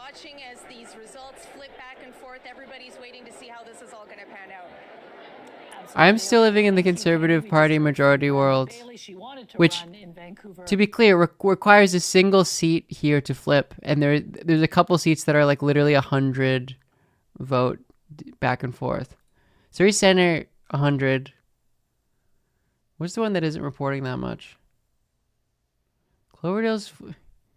It's so interesting that it was a shift in like Surrey. Moved from the party. We're not sure the exact reasons, but he ran as an independent, and we thought he might be a spoiler. It didn't come to pass. Stephanie Higginson, former school board association trustee, prevailed. So that's a big win for the NDP. It's insanely close. It's an insanely close election. Independents have an impact. Oh, on we're back? certain races, We're back? but none of them have been elected yet. And the interesting thing is the fighting We're Five, back. I think, as they called themselves, the BC Uniteds, who were not welcomed into the Conservative fold or chose not to. None of them won so far, and I don't think any of them have. You wouldn't expect in the North for them to. By 15 split votes. riding, so to speak, Stop but the none count. of them have had the same impact. Well, I thought somebody like Mike Bernier might have a shot as an independent. 2P1D. Thank you for the prime. Long-time MLA for that riding. He was So he wasn't accepted by the BC Conservatives, but he was also targeted by the Conservatives because he was the education minister that introduced SOGI. That's right. And they went after him big time in quite a vicious campaign locally. So independents have an uphill battle. So Sochi was the like, but this was, you know, this was gay people exist in education sort of thing. Aidbot, thank you for the prime. Which like the quote unquote conservative party, like the Liberal Party did. Very aggressive campaign against him. Yes, that's right. Very difficult as an independent. Vicky Huntington. But obviously it's a more extreme, explicitly anti-trans. Of course, the two of them are well acquainted with one another. Vicky Huntington having defeated Wally as an independent. But it's very unusual. Yeah. It's very difficult, and it usually involves some kind of a local issue that people crystallize around. How do I take a screenshot? Okay, so NDP leading or elected in 46, Conservatives. I want to make a Twitter post to keep everyone updated. So close. Let's check in with the Tri-Cities. CTV's Ben Nesbitt is standing by there live with an update. I am gay. A healthy mixture of cheers and booze. Frug Werner? What's the? Is there a hotkey for that? Because I wanted to scroll over something. Is it? Of the Conservatives, that right now is a very, very tight race. Sorry, I'm posting. Also expecting the arrival of longtime Port Coquitlam MLA Mike Farnworth, who's also served, of course, as the deputy premier. So we're waiting both of their arrivals, and we're hoping to speak with both of them at some point tonight as we watch all these close races play out. That didn't fuck anything up, right? Okay, Right, I'm gonna. you, Ben. Any surprises tonight? In some of the ridings, there were some interesting results. Well, Surrey seems on the surface. Oh yeah. Surprise, and it is a setback So for the NDP. my Twitter poster, lost in Langara, I think. Did they call that? So that's. It would be funny if. Is he conceding? I guess so. But Surrey has alwa's been a battleground, and you know, it was critical to the NDP being able to form government in 2017. But prior to that, Surrey's gone back and forth, and it's, yeah, I guess so. It's a rapidly growing city, huge pressure on public that's services, true. on healthcare, on schools. The NDP has been trying to meet that challenge, but certainly there's been a lot of frustration amongst folks throughout Surrey about. It's gone back and forth over the years, and there is this wonderful phenomenon, not just in Surrey, but sorry, I had to post on Twitter. We're back. A segment of the population, South Asian population. That covers Canadian elections, yeah. I don't know if I'll have a full stream for the New Brunswick one. There was a poll recently. Olive, thank you for this. Thank you for the raid. There's a poll recently that showed that the Liberals were pretty solid. Orange with the lead at this point. Like at a pretty solid Gary Begg was still not leading in his riding. lead. This is not a Which is surprise, good I to guess, see. to see the NDP candidate in Bruce Ralston's old What are these riding stats? leading there. I mean, he had Like close to 70% of the vote. You know, 8 or 9, they really. Gary Bain's old riding in Newton. Those are staunch, stalwart NDP ridings, and if they fall, It is so interesting. NDP winning the popular vote, but then it being this close. It's a recontextualization of the general belief that the NDP votes were like more effective. And then Kelowna's flipped 47 votes, dog. I don't know. I guess the Conservatives will win. I don't know. Like this one might flip. 419, like 112. Okay. Like what are the other really close ones for the NDP? Like that the NDP have right now. Is reporting that when there are only 100 votes. Courtney Comox wants it, and Brennan Day, this is perhaps third time lucky for him. Some people are Is very Comox persistent. called? No, I guess it's conservative. You know, Where is that? Wonderful. 2017, it was Courtney Comox that we had to wait and see the results, and that took, I think, 10 days for an official recount. And then after that, there was the issue of negotiations between the Green Party and the BC Liberals and the BC NDP. So here's something to think about, though, because we It's talked South about the Island. possibility of the deal. Maybe there's no deal. Because parties that have engaged in long-term deals with other parties to form government haven't fared that well. The Greens lost seats in the next election. The federal NDP has suffered because of the deal they did with Mr. Trudeau. Maybe the two Green, if there are two Greens, say, yeah, well, you try and form a government and we'll see how it goes. Oh, it's that one, right? I see. Each motion. South Bit of the If I were Island. a minority partner, that's what I would do. I'd extract everything I could on That's each individual 118. piece of legislation. And hard to imagine Goes Sonia right to the Christman bottom, not thank you. counseling that as well after what she's been through. Yeah. Okay. Well, let's see if they're listening to you, Mike. Well, and there is a long history, federally especially, of not forming coalitions or even confidence and supply agreements. In fact, we got Medicare when Tommy Douglas was the federal NDP leader without the NDP forming government. So we've got some more data coming Close in races. right now on this The Surrey Centre, then Kelowna is so Turn it close. over to CTV's Nafisa Kareem. Okay. Yeah, Mijung, we have so many close ridings. And then This is the Coquitlam number Burke we are Mountain. looking for, But that's not a 47 crazy seats required margin. for a majority, but this is just one riding that we're going to look at that could be the difference Hello. between a majority It might, and a NDP might hold. government. We are talking Hey, about Mike. the riding of Richmond Steveston right now. I still refuse to be owned. 647 I don't know, votes like, here with the NDP it's leading close. right now. 19 out of 21 ballot boxes counted. So far, the Still NDP are holding, so incredibly relatively speaking. close. Ruben, who lives in this riding? It's insane, like Because knowing the breakdown tells you a lot in this riding. Because last time around, these top two segments, the affluent families and the big city burbs, which are multicultural, affluent suburbs, both voted. Okay, thank you for the prime. The BC Liberals. This is about what you expected. I don't know. The polls are like not very reliable. So there were certain polls that showed NDP were doing a lot better, and some that showing Conservatives were winning. It's about where you thought it would be, which is like it's too close to call. So much of an issue. Like literally, those high incomes that can it's afford the fucking food costs and insane. shelter Where's costs. BC Surrey Centre? What we do see is that these are astronomically How high many votes? housing values. Leading by 13 votes in this riding. Than the BC average, but it's still Like high 47 majority, leading by NDP currently with 13 votes. 18 out of 20 polls reporting.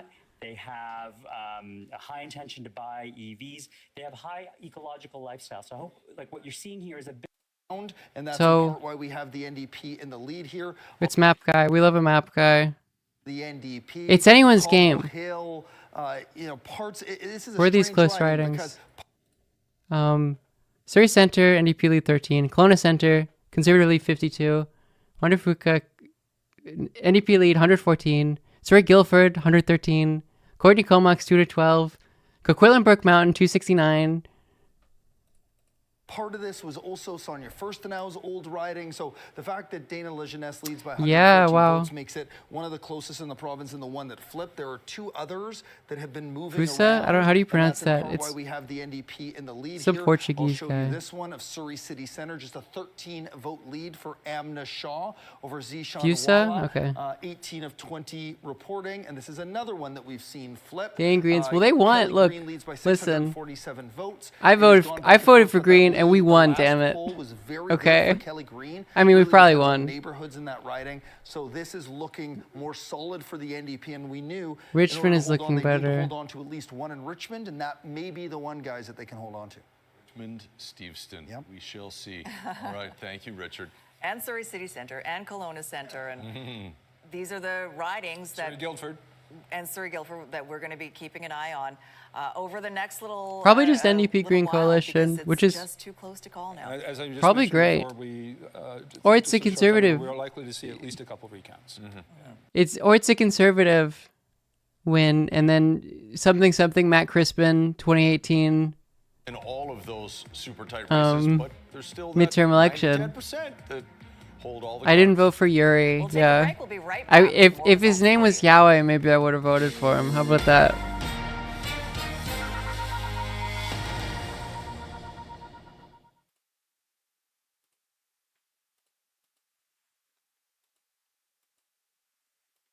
Love yourself and everyone around you, chat. That's the message of. Work hard, and I've been quite, I would say they're quite popular among my. Who was re-elected there, which is wonderful. She's been a very strong MLA and strong minister. But yeah, well, I said from our opening at 6 p.m. it was going to be a nail biter, and it is turning out to be exactly that. Yeah. And I'm glad I have a healthy heart. I'm very glad I have a healthy heart. I'm glad you do too, because you don't want to go to an emergency room around here.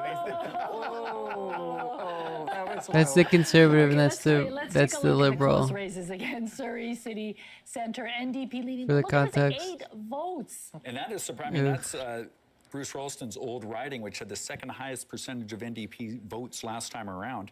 This has been flipped now from earlier in the evening. Yeah, we've My got clone is back to- Christina Lowen of the Conservatives only leading by 117. But look at what would happen if Michael The Humer, the independent, was not Independent. there. Okay, yeah, Like so- you talked about that earlier, that would be decisive. Although, you know, So there is right-wing vote split, although it doesn't seem to be mattering because the Kelowna Centre is an NDP. Bastion Bennetville, right? It is, absolutely. So NDPers are going to look at that and say, look, we're in the race. But Gary Beck's still trailing in Surrey Guildford, we just saw there. 220 votes, not a far cry from Yeah. 2017 numbers, I guess. But Brendan Day's been hanging on to the lead.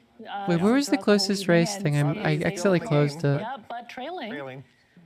Let me This scroll back. is also a traditional battleground. Coquitlam, Yes. Close race at the bottom. But Yes, Jody thank is you. Jody leading. Wickens won Thank you, it in a Kana. by-election.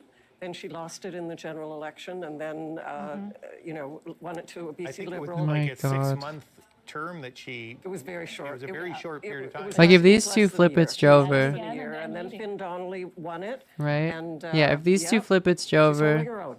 Okay, let's How many- go back out now to how many Surrey are here? Cloverdale, where CTV St. You know what's also really interesting? My understanding is that higher voter turnout would have benefited the Conservatives. It's raining so fucking much right now in BC. It's there's video of salmon, like there's a flood and salmon are swimming down the streets. And that affected turnout a lot, obviously, because people don't want to go outside if you're literally flooded. Like there are areas like in Burnaby, for instance, it was like flooded. So that could have been the irony of insane climate change, catastrophic event, negative, like ensuring that the conservative climate change deniers don't get into power is very funny. Because yeah, I mean, if it was a bright sunny day today, I think the Conservatives would be leading. Right, like right now, I would be dooming, definitively. I would definitively be dooming with that voter turnout, more than likely. They control. It's the rain machine, brother. They turn it on.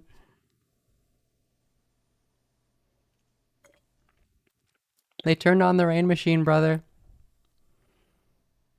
It's a nail biter. It's a nail biter. I've been helping Eleanor. She's also a personal friend of mine, and Conservative headquarters. A lot of people here on pins and needles. And like you mentioned, there are a lot of ridings in Surrey up for grabs. Oh. 10. And many Oh. analysts have said that the path to Big victory stream in this title? election What's wrong is with the by stream really title? seizing Oh, you're on right. some of Sorry. those voter opportunities My fault. in Surrey. And I'm joined here by Because this one went down. Mayor Linda Look at Hefner, this dude. came out of retirement to run in Surrey Serpentine River. Hi, Linda. Thank you so much for joining me. You're welcome. Why did you come out of retirement to run for the BC I am- Conservative? Because I think that we need change in this province. Oh, that's awesome. And I'm so excited to see where we are and we're heading. Hope. Just fascist. Oh, man. Ugh. Hopefully to a victory tonight. And you're leading in this poll for Surrey Serpentine River. And I'm wondering, you know, what made the difference? What do you think made the difference in that riding? This is a new riding that was carved after a review of the electoral boundaries. If you like the stream as well, you should give me money. I deserve it for having to deal with this, for having to live in this province. I deserve the money. Oh yeah, please give me money to raise money for my legal funds, for when it's illegal for me to pee in the women's bathroom. The BC Conservatives using the Conservative Party name on the ballot, causing confusion amongst voters who might have mixed up the... No, I don't give a Dan shit. Davies, there was also hope for him that maybe he could pull off a victory. Thank you, M. in Shade. Peace River Hello. North, Thank but you. that is not to be the case. He was defeated. Yeah. Jordan Keeley taking And Mike that Bernier riding. in Peace River South, who we may see next, he told me on the phone a couple days Hey, ago. Jen, he thought thank you for the 60 prime. to 70% vote turnout for Davies would occur. It didn't, obviously, but here's Mike Bernier.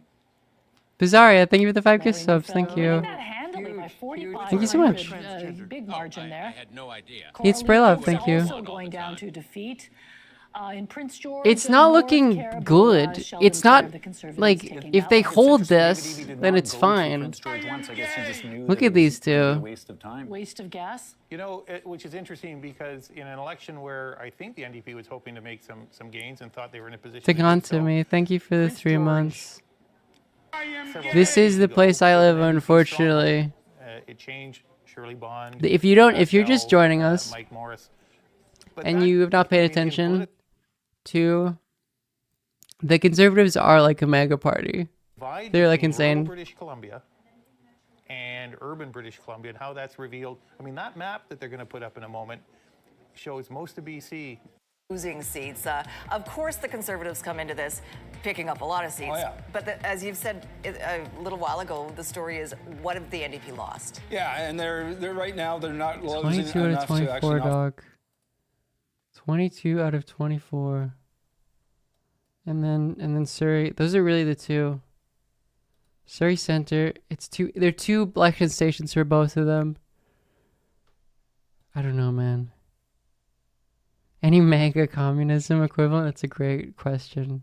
There's now 4 seats that have very slim margins. The NDP, again, just the narrowest of leads in a couple ridings, and the Conservatives with the narrowest of leads in a couple ridings. So it remains a very tight race. It's A lot of blue ridiculous, south of the man. Fraser, over on the map. Let's What check can in you with, do Richard except for laugh? his take on this. Yeah, we'll get to those losses in a minute. I want to show some places where Orange has held on, though, and this is going to be one of the big conversation pieces. If Sunita Deer can hold on to the seat, a pickup in Vancouver, Langara, there will be a lot of So questions awesome. about why did we keep Brian So Bouget? fucking And I funny. mentioned this earlier. So James fucking Stein is a star funny. candidate. If it's this guy's fault who follows me on Twitter for that they lost. He has strength in the Jewish community. Many people from the Jewish community live in Vancouver, Langara. Brian Bouget had made some controversial comments in his past, and this seems to have come back potentially to haunt them again. Very close, 315 So fucking votes, funny. 14 to 16. Because we would be Another like, it would be place cooked. Where we are focused in, where the NDP is hoping to hold on to, is in part of John Horgan's old riding, the Souk part of it. The other part of that riding was a green riding, part of Cowichan Valley. But Dana Lejeunesse leads by just 44 votes. And I'll show you what's happened. If you're listening on CKW, I'll describe this for you. The Conservatives had a significant lead, and Lejeunesse just jumped into the lead with a little bit Look more at than 90% of the polls reporting there. So those holds are really important for the NDP, and so would be this one. But again, you've mentioned it again and again tonight, how close Surrey City Centre is. Amna Shah's lead's a little bit bigger now, 34 votes. It is the closest I have almost ever seen one of these lines. I've done a number of these election shows. I've never seen a line quite like this. In essence, tied for the entirety of the night. As every poll comes in, it starts indicating that. And then you talked about the Conservative gains. You guys eloquently mentioned many of those into the Fraser Valley. It goes further than that, though, right? It goes into Right. Surrey. Yeah, and Fraser works Valley, their way into Surrey. some of these ridings. Some pretty And I wanna extreme focus in gains. on somewhere incumbents could fall here. Ginny Sims losing by 355 votes to Brian Tepper in Surrey Panorama. We'll focus on this riding. Surrey North, Roshna Singh, an incumbent, was the Minister of Education, losing by 1,200 votes with 16 of 18 polls reporting there.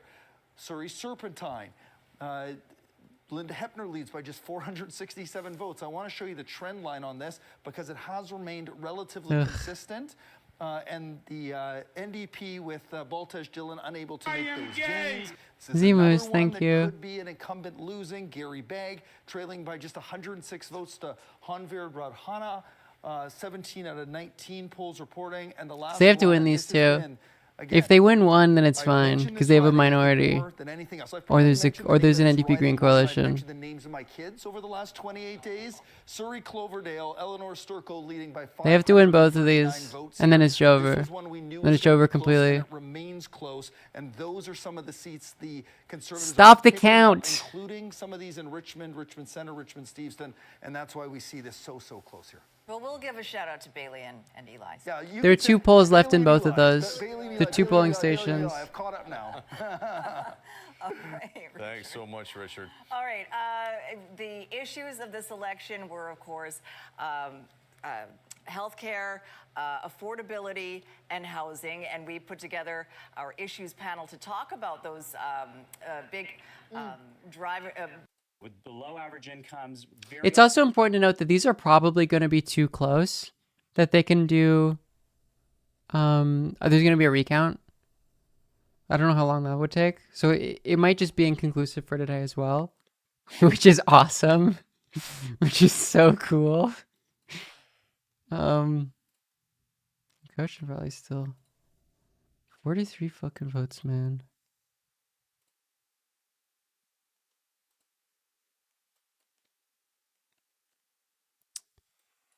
Oof. I mean, there's still a lot of these that are like too close to confidently call.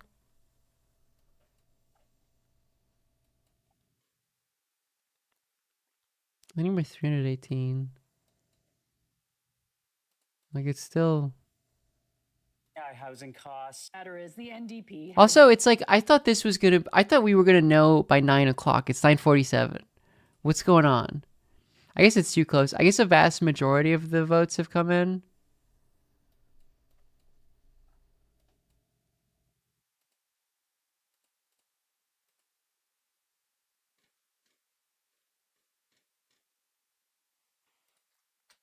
Whichever way this goes, a number of those people who are deny that COVID, that there should have been COVID mandate. Time. And Brad, I wanted to ask your perspective a little bit because we heard NDP lead to the Conservatives. So yeah, we got results early, but it really does feel, Gloria, like it's coming down to the wire. No, it's so true. And it was interesting to hear Adrian Dix It's talking so true, about what's unfolding tonight in British Columbia, reflecting broader trends, broader global political trends. Stephen Quinn, over to you and your panel. Thank you very much. And once again, Mosa Hoda's got his eyes on Surrey, trying to figure out what the heck is going on there and when we might get some answers. Mo. Well, we're going to get answers when all the votes are counted. That's what's going to happen here. Oh, tonight. you know. There's 2 seats in Surrey. Am I Canadian? I don't know. Surrey Guildford. Surrey Guildford, we're trailing only by 116 votes. They made a whole Northern Line province. The one in Courtenay and the one in Maple Ridge. And funny enough, the one in Kelowna. Vancouver Langar's the one is so funny. In, but we're well within he conceded on Twitter. I think I saw him. Being able to capture them. We need to capture 1, maybe 2 of those to get across the majority to majority tally. Still no updates. Again, I think it's just going to come right down to the final vote being counted. It's that close. And Rachel, what are you thinking about how close it is right now? I mean, you've got to be impressed with what the Conservatives have managed to do tonight, obviously. Oh yeah, I mean, despite everything, despite themselves. Decision to let this unfold, to watch. I think he did say when he was here that, in his view, BC would benefit from a. What is the total? So NDP won by like a point. But he stopped short of it. Sorry, you don't see. They won by a percent. And he's usually very quick to get back to me. I said, is Mr. Poilievre going to endorse the Conservatives? He didn't. It was funny. Radio silence. Well, the brand apparently is very strong, and we're seeing that here tonight. David Eby may yet cling to power. We don't know that. It's entirely possible. He may have 1 or 2 seats that allow him to do that. But tonight makes it clear that there is a significant portion of the population in British Columbia that are unhappy with the direction that this province is heading in. And Mr. Eby, if he does cling to power, is going to have to take that into account if he continues to govern. And full disclosure for the viewers who are just tuning in, Mike de Jong, veteran BC Liberal/United Cabinet Minister, is hoping to run federally for the Conservatives in which riding? Abbotsford South Langley. Okay, but you don't have Quilliper Mountain is still nomination close. sealed yet. I do not. You don't have Pierre Poilievre endorsing you yet? affects so much, and it affects healthcare. I don't. also looking pretty good. So again, shades of 2017. I think we'll see the Greens are still sticking around and possibly forming the balance of power in any future. It's entirely scenario. Who knows? possible. We see that Mo guy is really insightful. He is, isn't he?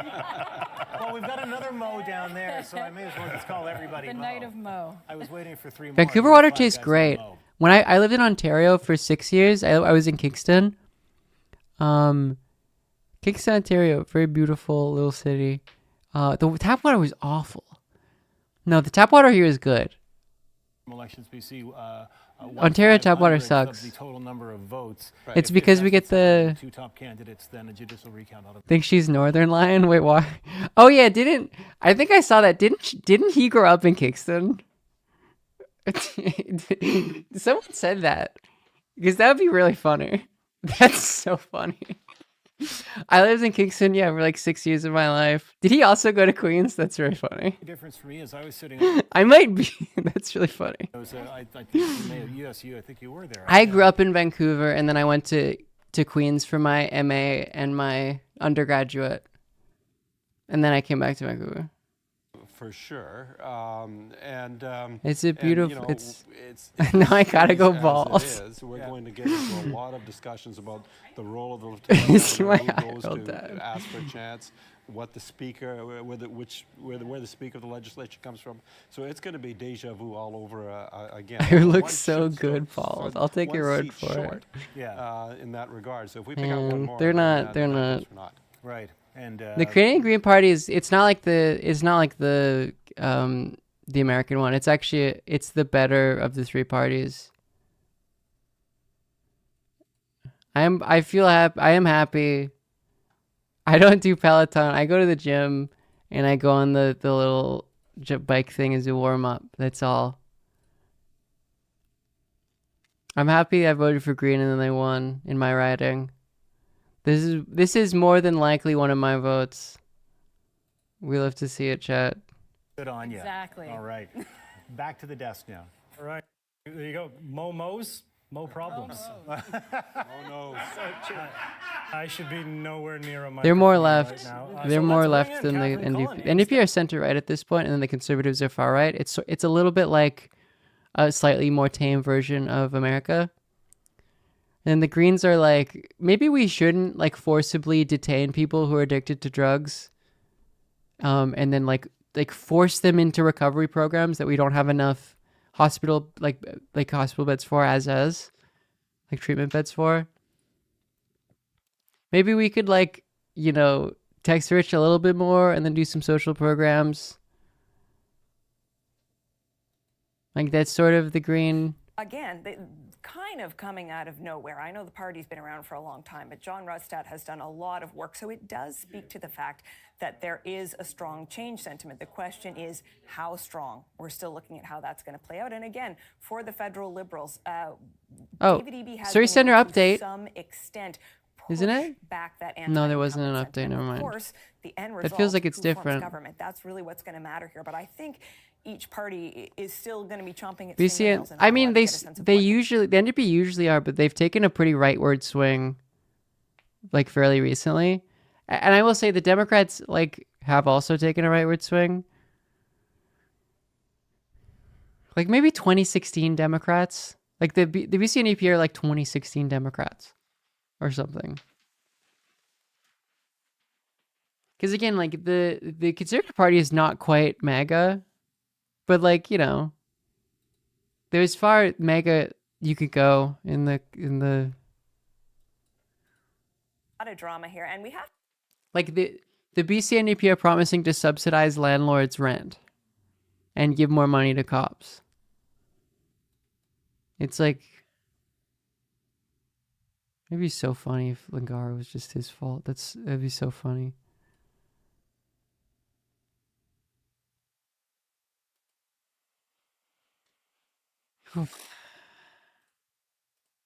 I don't know, man. When are these coming in? Back to Dan and Michelle for more results. Yeah, When are and she these put it damn there. results coming in, Catherine man? Cullen put it so well. The human drama of this, a lot of candidates in these very tight ridings are just on the edge of their seats, probably also losing some nails right now. Let's go to Kelowna Centre, where it is incredibly tight. The Liberal Party stopped existing because they fucked up because they're idiots. And then they had a terrible rebrand because they didn't want to be associated with the federal Liberals because they're kind of a bit more right-wing. And then to BC United, which is a fake name.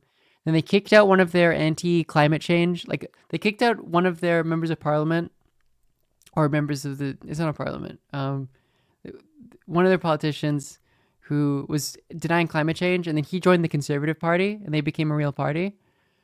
Zina Hamir, she's got An MLA, sorry, thank you, that's the word. And then the BC, the former Liberals, they fucked up. They started being a lot less popular because people didn't recognize their name, because people don't pay attention to provincial politics. So they hear like, oh, the BC United Party, I don't know what that is, I won't vote for that. I will vote for the Conservatives. I'm voting for the Conservatives federally. got almost 7,000.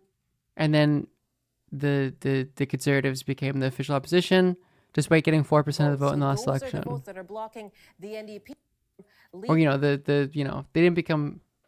they became the right wing thing, and so and then eventually the BC United dissolved the leader dissolved the party. The guy who was in charge of the name change and then the kicking out of the guy who went to the Conservative, he was like, I'm going to dissolve the party. Not even a merger, just going to dissolve the party so that we don't split the right-wing vote. That did not happen for him. 24 of 26 polls reporting. Still tight. Waiting to see what happens when those two polls report. And Richmond Steveston, Kelly Green leading by 636 votes over Michelle Molyneux. This is flipped back and forth. A major win for the NDP in 2020. But Jackie Lee, non-affiliated, 2,217 votes. We're still waiting for two more polls to report. Anyone else nervous? Everybody's nervous. Dan, Michelle, thank you very much. Okay, yeah. At least we got some snacks. Thank you, Shotzi. Hey, you guys got snacks? Where are these fucking polls, man? Let's tie her back, shall we? Yeah. But it's very interesting, especially in those tight races. Again, I know, League Struggle, I know you're not Canadian. It's because you can't write in stuff. Maybe you can't. Maybe did you ask for a special ballot? Maybe they let you. There's no write-ins. You can't automatically write stuff in. It's a very American thing. Because write-in votes are just complaining, basically. Like, there's no spot for writing in stuff. Or elected in 46 ridings, Conservatives in 45, the Green Party in 2 ridings, just to show you how tight this race is. Let's take you back now to NDP headquarters, where our Katie DeRosa is standing by. Hi, Katie. That's right. I'm here The with joke flopped. He's a former BC Liberal strategist, worked on Kevin Falcon's leadership campaign, also worked in workers and labor. Well, I feel like we're doing the hallway banter like we used to at the legislature. I think folks watching some of the really This close guy's like annoying in the same way Polyev Surrey is. races, and as the Mike and Judy and everyone on the desk has talked about, like, there's a lot of things that happen in Surrey politics. No offense to this. Maybe this guy's fine. I don't know. It was kind of rude. It was kind of rude of me to say. And the challenges that any government has to keep up with the Just some guy that's on required TV. there. That's kind of what the TV is for, I guess. You know what I mean? It's just to be mad at people on it. Like, fuck really this guy. And I would question. Who does he as a think he partisan, is? of He thinks course, he's 2013 with that would question whether haircut. John Rustad has the answers to those things with a lot of. It's like this is one of the more left-wing representatives of the on the channel. I guess it's CTV, so probably not. Questionable. He actually follows Lebega on plans as to Twitter whether his and thinks platform that can she's keep very up with cool. that infrastructure, but for folks in Surrey, as we've seen in election after election, there's a lot of unpredictability there. So I apologize to this guy. And the final He count is follows not me in on some Twitter. of I those think you're ridings, tall. I but, think that's good. I Nice. would say at the end of the night, some He's disappointing watching a spot later. and perhaps some surprises coming. Long gone are the days of coalition building. And there you have Karima Lamb talking about just how close things are, the likelihood of potential recounts in some ridings. And this shows us just a divided province. Many people angry about housing and healthcare. Jeremy Valeria, this is a real I wasn't hitting on him. I just felt bad. And then I was like, what a pot, I said his hair he had the awful hair, say some nice things. So maybe make him not feel, and he's being tall is good. Why does the bigger animal simply not eat the small ones?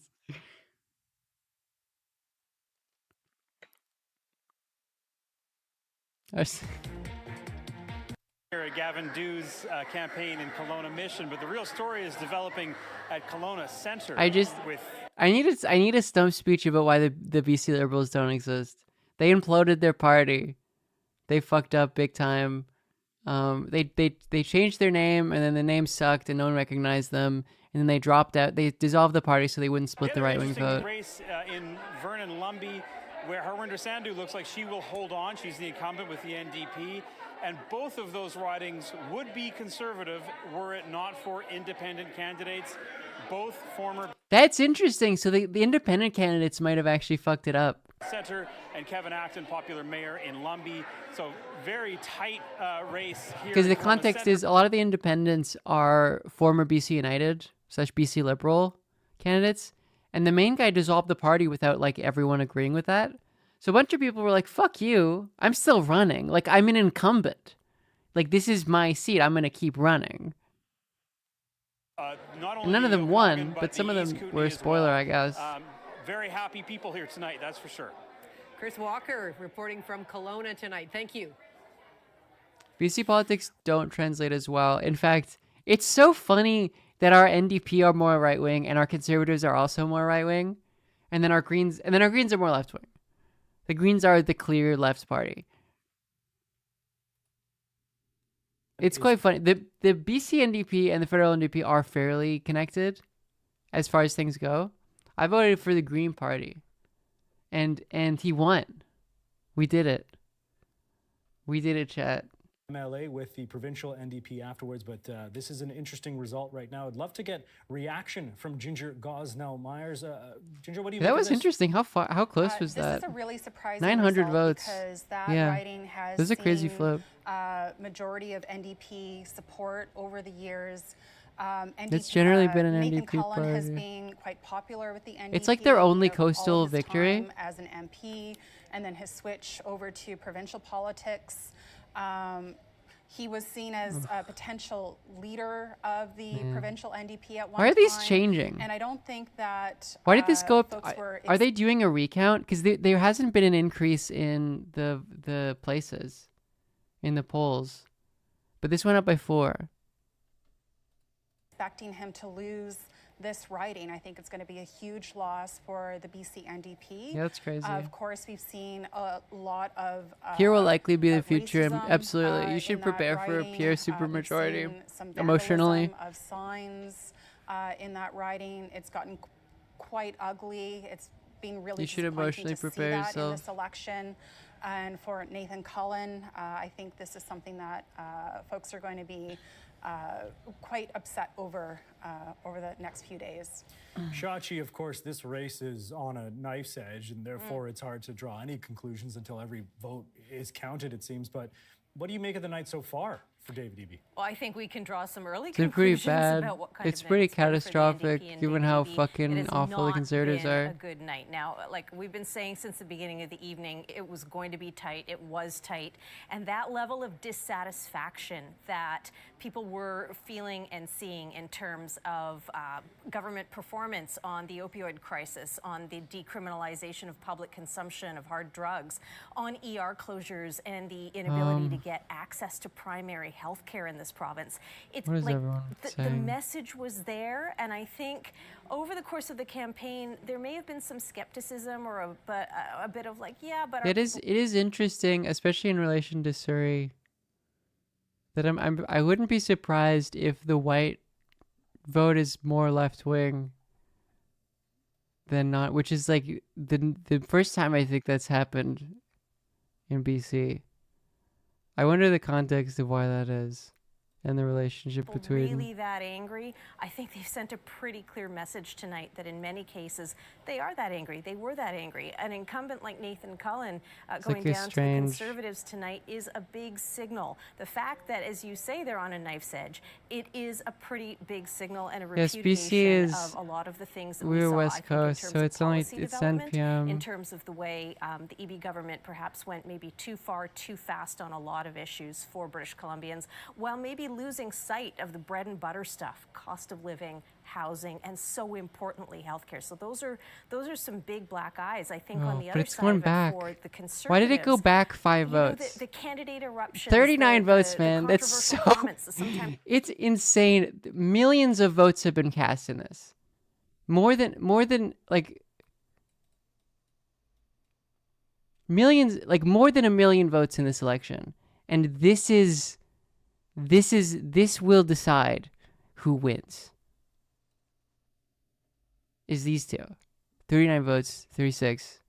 About 2 million? Yeah, about 2 million votes. Like, isn't that insane? This is the one that is the closest. And then this is the map. Or the second one is the map. The first one is the closest radius. Yeah, Conservatives would have won if the weather wasn't what it was. I'm 100% on that.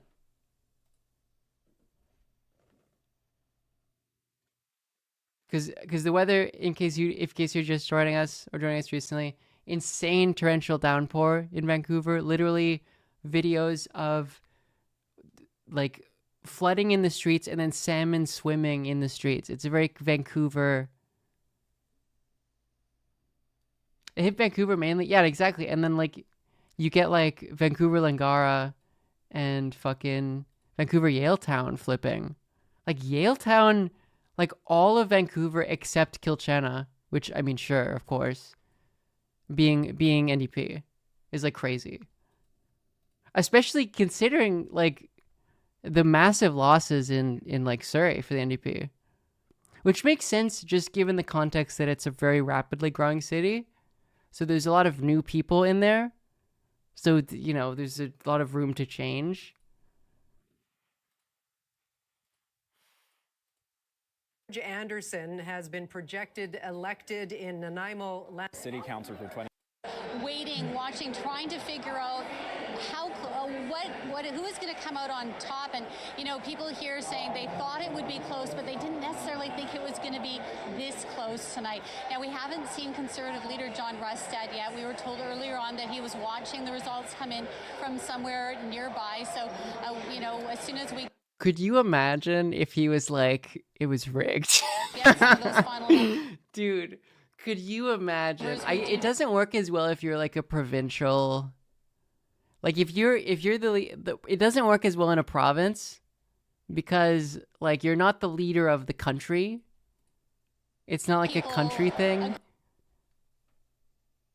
Like you're not it's not the top office. So there's no like, it's harder to do that anti-democratic thing. But could you imagine if he was like, they boosted it up? Your staff would kick you. The BC I don't think the BC Conservative staff would do that. Discussed. It may well be that David Eby can cling to power. That is not. Doesn't work because a lot of people, way more people know a person working in an election. That's actually a good point. I think that there's more trust in the institution because it is a nonpartisan institution. My understanding in America is that it's like the Republicans and the Democrats run the elections. Like they decide who works in the election, you know, which makes it a lot easier. Like it's a nonpartisan institution that is separate. Center-right government. Like it's an important component of it, that it's just like a local civic thing. Like I remember growing up, my school, like, was where like you could go vote. It had the voting stations, and then like some people at the school worked helping people vote. Arizona was weird. That is to be a number of recounts. Did it work differently? But this sends a message. That is true. to the That is a good NDP. point. But Well, like, it I still certainly think says- they could do it. I mean, I don't know what it wouldn't do anything. You think he's thinking about it? There are conservative MPs. Shrek 2, thank you for the 2-1. There are conservative MPs who said that Trump won in 2020. I'm sure that Rustad thinks Trump won. I don't want to foreclose on the possibility that 3 weeks from now, Premier John Rustad is being sworn into. That is still a possibility. Mm-hmm. Very much alive at this point, given how close some of those ridings are. One riding apart. But if it doesn't happen, and David Eby is reconfirmed as the premier, this means much more than that, in my view. It is a I forgot to run ads the again. I'm so NDP silly. and to Premier Eby. But it ran for me. I'm sorry. A sizable I guess it percentage doesn't of the matter. population in British It Columbia does it is by unhappy itself. with where this province is headed right now. And if he wants to preserve Oh, it's because it turned on my bedtime thing. Future, he has to take that into account. And we knew that about 48% of the population weren't happy with the direction of things. 'Cause but I we usually go to also bed knew at like that 10:30. The NDP were certainly trying to raise doubts. I go to about bed the like quality 10:30 or of their 11. opponents It's being able it's to really commit great. government, and those, Trying to But we're brand up, them as chat. risky to It's extremists, 10:11. But clearly, the popular vote, about 43.5% of the population. We're still doesn't see it chugging that way. along, I mean, chat. The NDP right You now. can subscribe for no ads. Yes. We do 3 minutes of pre-roll ads an hour so that you don't get of like a commercial break an hour so you don't get the pre-rolls. I have not been timing it properly because I had my phone on Do Not Disturb. I guess if we're still going, I mean, we might be still going in. It's 47, 48 minutes. We just need to remember that votes in British Columbia are always very, very tight. They are generally in the 40s, you know, and in this case, we had a united right. It's true. It's a very not polarized. Like Canada is a lot less polarized than America in terms of votes.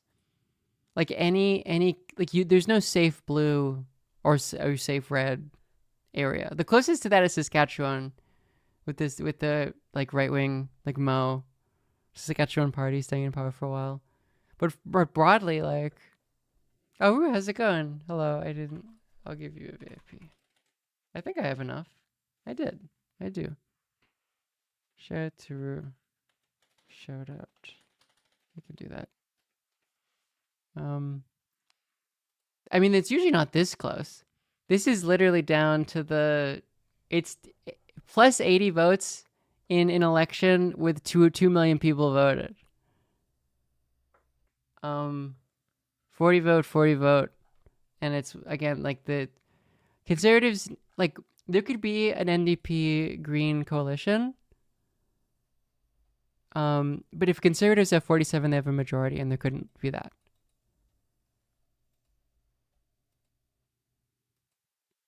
Tar sands are Alberta, yeah. Which used to be an NDP. We fortunately have that lived experience. NDP could win in the next provincial. We repeated it exactly the same way, but you know, I think people know this. They've been following BC politics. They're always close. In 2013 and 09 and 05, we lost by 4%, which is a 2-point swing. They were all close elections. We won in 96 I wonder, and 90. like, this keeps swinging back and forth for some reason. Like how many here? I wonder if they're recounting them before they move on. It's here. It's this one named after a Portuguese guy. And then Surrey City Centre, which is a crazy because it was a really solid NDP lead last time. Or is it Cindy's?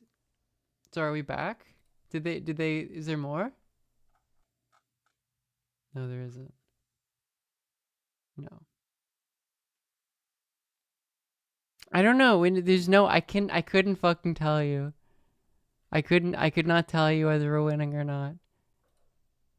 Engage with people's concerns.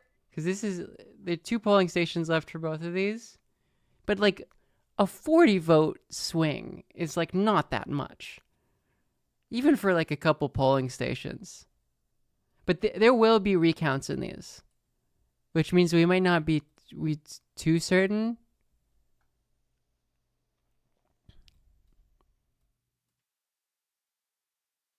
The parties are having their surrogates micromanage the vote. No, the parties don't participate in vote counting. It's nonpartisan. Because it's a functional democracy. But we'll see. just yet, so they want to recount until. Oh, like scrutineers. I don't think they can. I don't think they're allowed to. See this, and it went down now. It's 34 now. It was 40. They didn't add. I'm mauling chat.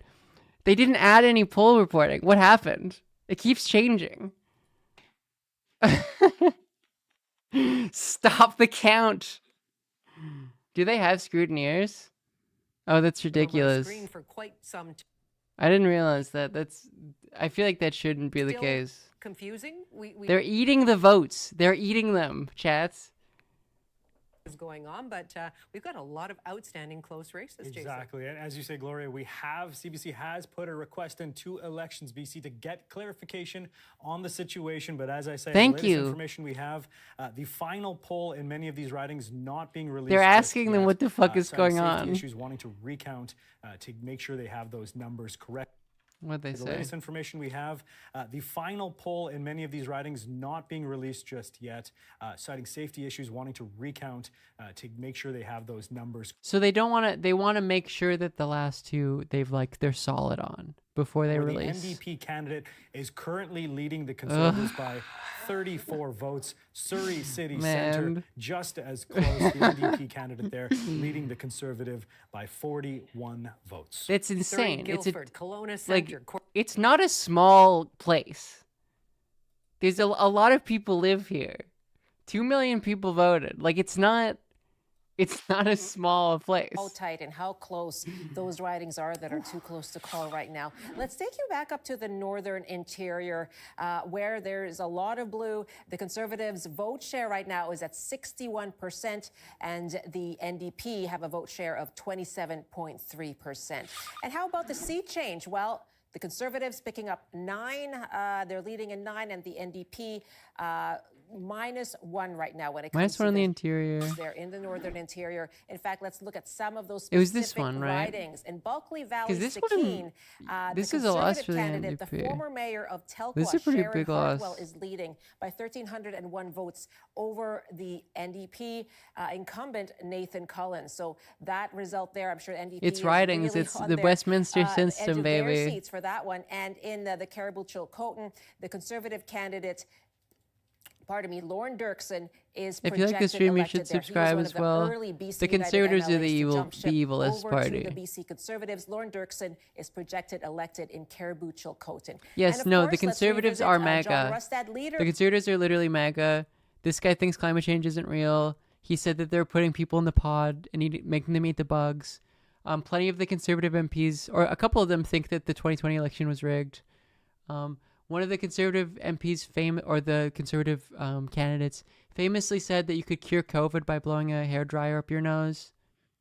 Like it's The a mega incumbent Dan party. Davies, 25 of 27 polls reporting. Over in Peace River South, Larry Neufeld, the That Conservative. is the real this is real. It's not a meme. This is real. It's really this is a real thing. Look at the vote. Look at the vote amount for these parties. 800. Like it's a real. They're real. It's a real. It's down to 20. It's down to 29. We're 3,300 vote lead and victory over Clay Pountney for the NDP. Are we cooked? In Skeena, projected elected Claire Ratty with an 886 Yes, Brent Chapman, who vote thinks that victory Sandy over Hook was the fake, NDP's Sarah is now And we do have some news, and it is good news for the Greens in British Columbia.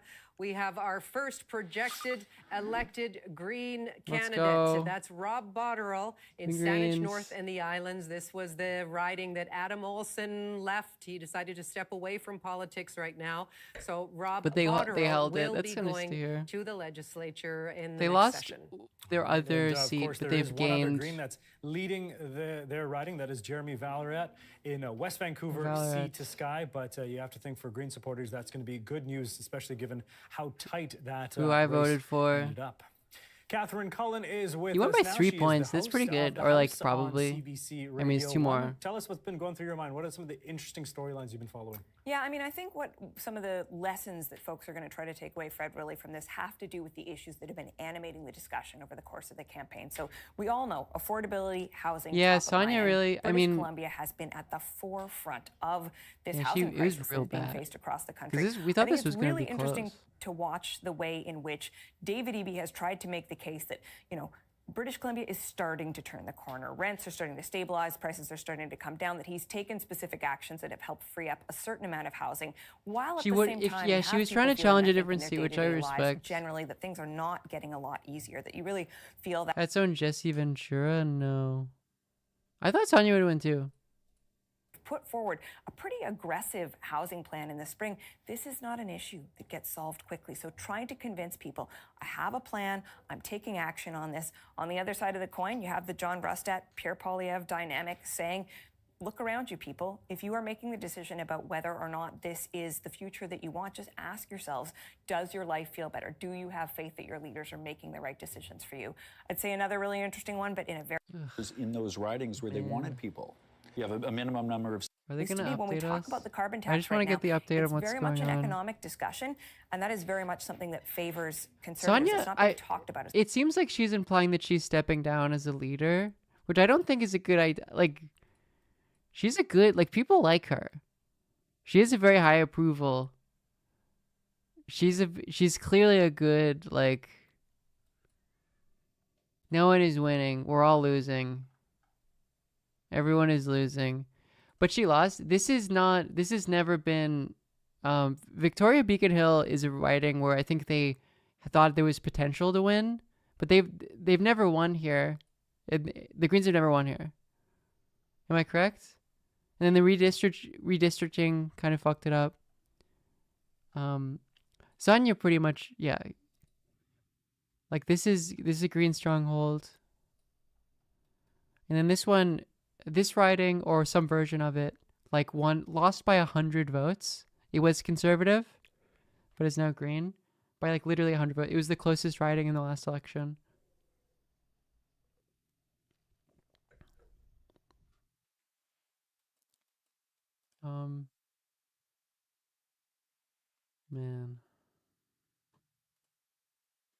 Man.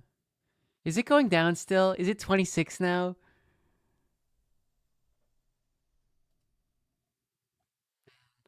Because it has to be 47 here.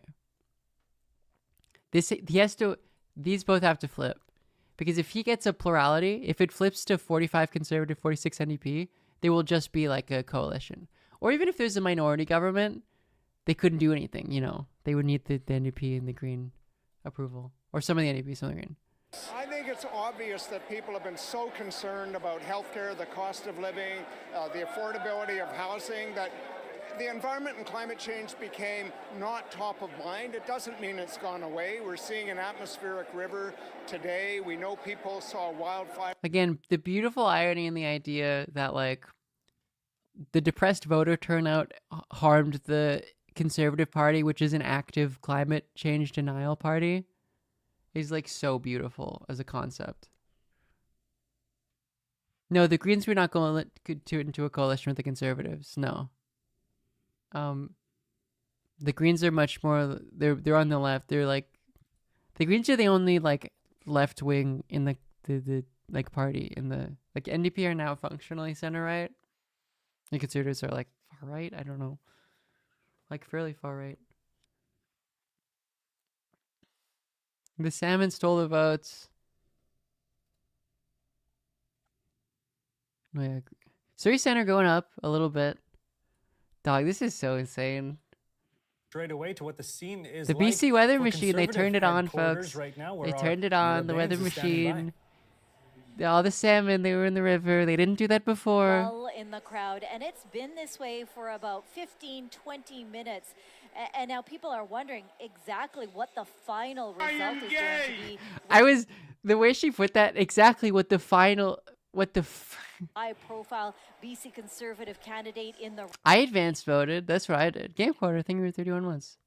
And so this What is a the very fuck is interesting going time in on? the evening where you watch people and you think, well, do they think that they're going to win this thing? And so I was over by the bar, and like I said earlier, there's no champagne on ice, but there are $14 glasses of wine that are available, and I'm not seeing a lot of people drinking that wine. And so that means people are not comfortable yet with what they've seen in terms of results. And so I thought it would we go the walked other through way, crowd, honestly. a lot of younger supporters. You're freaking out. 18 But to it's the opposite, I 35 guess. demographic, which is normally not what I've seen on previous election night watch parties for municipal elections or federal elections. So this was very, very interesting and very, very telling of what people are. People I are mostly wanting. drank They're this wanting entire bottle. change and what issues resonated here. For an update of where I am, I opened this Cost of tonight. living, housing issues, public safety. These are things that John Rustad really, really hammered home, that there needs to be change in some of these areas. And that's what really resonated with people. But here we are, and all is a little quiet right now. Okay, the $14 this is an interesting question. Are the BC cons so MAGA they might contest the results? Maybe. If they thought that if they thought that Trump was the election, like stole the election, got the election stolen from him, I don't think they're not that crazy. I don't believe you. I don't think you believe that. I think you want to believe that. There was a confirmed member of parliament who denied that the Christchurch and Sandy Hook massacres, not that they happened, he said that they were false flags. And he's in the, they didn't kick him out, and not only that, he won his seat. Like, they're cooked. Rustad said that climate change is not a problem because we're carbon-based life forms. Like, so why do we care about carbon emissions? Like, we're cooked, man.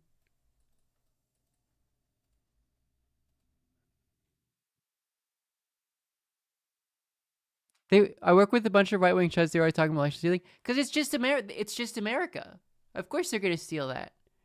In an election that's this close, it went down again. It went down a single vote.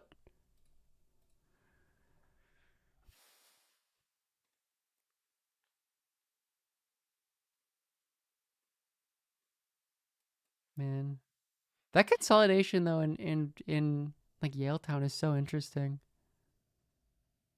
Won by 998 votes. Wow, that's crazy. America's hat, baby. Gorilla Gar looks like it's over. 44 votes, man. 25 votes. Congrats to the Yaletown cop. Nathan Cullen is trailing, and actually now Sharon Hartwell, the Conservative candidate there, is projected elected. So Nathan Cullen I wanted more Greens to win too, of the but it's legislature. And at Nanaimo Gabriola Island, the NDP candidate there, Sheila Malcolmson, the poverty reduction minister at the time when the government was dissolved, is now projected elected at Nanaimo Gabriola Island. And at Saanich South, Lana Popham, who We're not was drinking. We are not drinking Zero Tears. We are not doing that. Still cabinet ministers at the moment. So until there is a new government, they are still in cabinet. There you go. All right, Dan and Michelle, thank you very much for that. We want to take you now to Victoria. That is where our Gregor Craigie is. He is at Green headquarters in downtown Victoria. Gregor, I have to ask you, I can't help but think it must be a bittersweet night for Green Party supporters.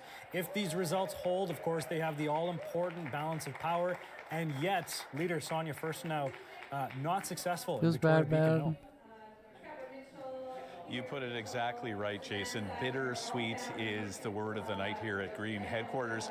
You may remember a few hours ago, this was kind of the place to be. The mood was high. Everybody was excited. And in fact, you know, they should still be excited because they've held their 2 seats. And as you said, it's the balance of power, or as Adam Olsen, the retiring Saanich North and the Islands MLA, called it, the balance of responsibility. But bittersweet because Sonia Furstenau, the party leader, did not win the seat in Victoria Beacon Hill. And I don't think they count the ballots by hand. I remember it being electronic.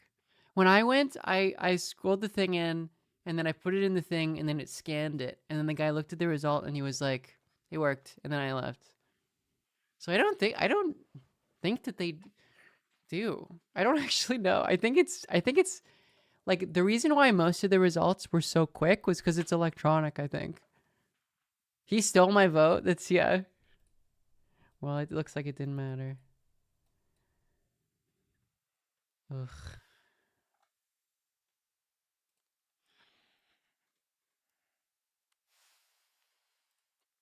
We're in tears, hugging each other. I mean, a lot of people in tears because Sonia Furstenau will not be returning to the legislature. Gregor, one more question for you, because I think one of the other interesting dynamics here for the Greens is that if these results hold, they've jumped the Salish Sea. Of course, if they can elect the candidate for West Vancouver Sea to Sky, of course, how significant would that be for the party? Yeah, that's a significant point, Jason. And of course, they were close last time in West Vancouver, Sea to Sky area, but now to actually do it. And we just had Jeremy, the successful candidate, there on the video link talking to supporters here. So that's definitely exciting for Greens. I think it just would have been so much more. The battle box is going is low-key lit AF this year. 3 seats. But absolutely, and I have heard that. It's kind of a piercing. There's such a prescient Joe Biden thing, the battle box. He really he was popping off there. That wasn't a misspeak. He meant he was doing Sun Tzu Art of War shit. 44 votes, man.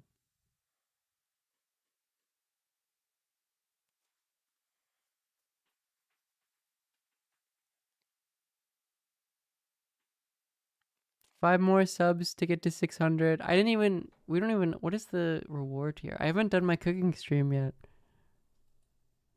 Things where, you know, we're still waiting for the votes to come in. And certainly much more subdued than earlier conversations with Gregor there, where there was a definite excitement and anticipation in the room.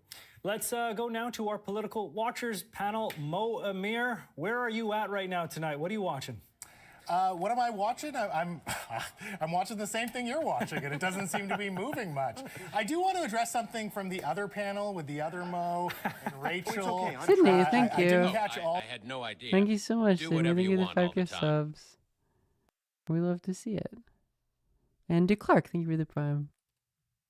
Thanks, Sydney. I am gay.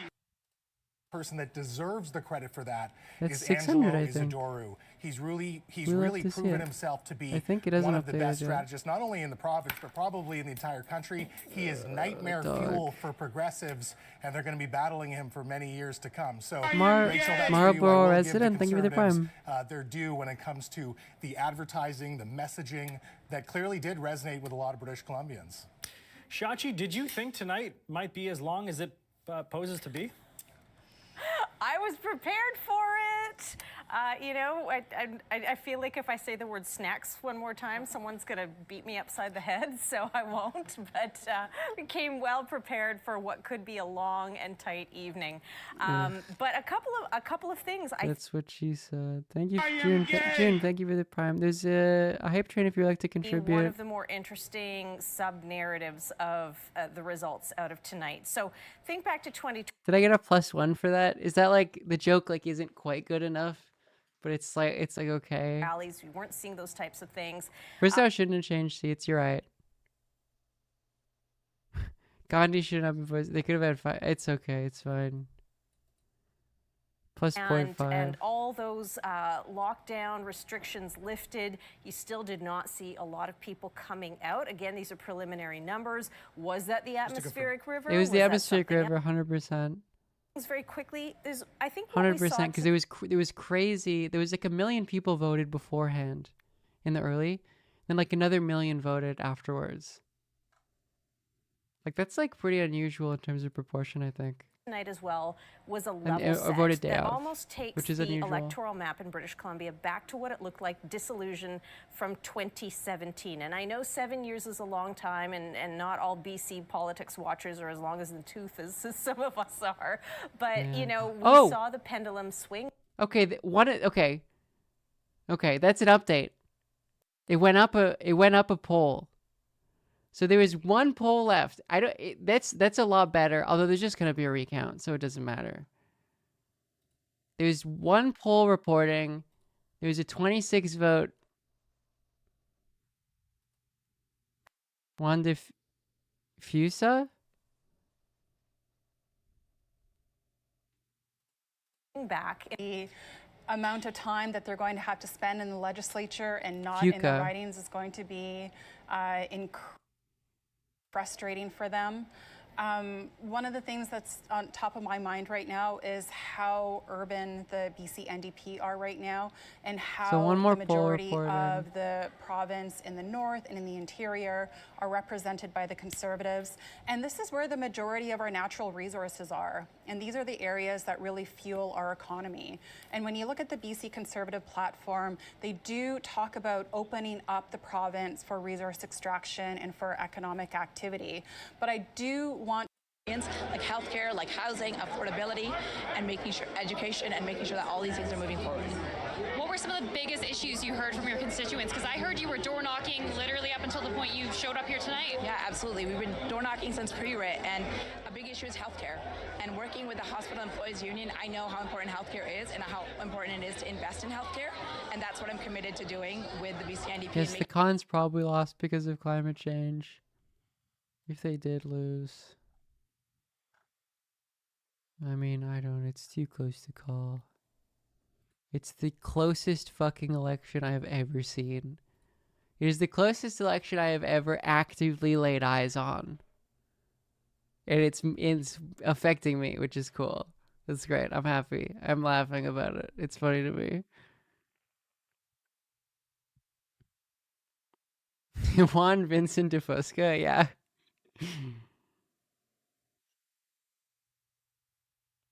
No, suburb is not rural. There's like a proper rural BC population, obviously. Like there's, like Vancouver is this part of the province. Like it's a big province.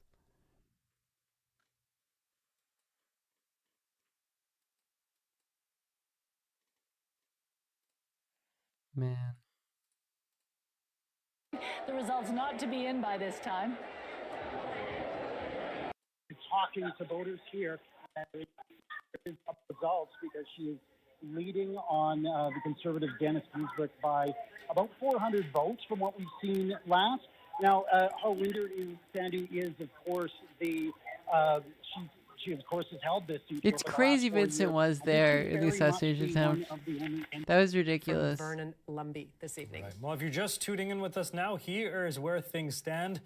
It's a close race, Thank you for folks. the everyone. NDP leading or elected in 46 riding, the Conservatives in 45, and the Greens in 2 ridings. Let's take a closer look at some of those crucial ridings right now. Dan and Michelle are back with us.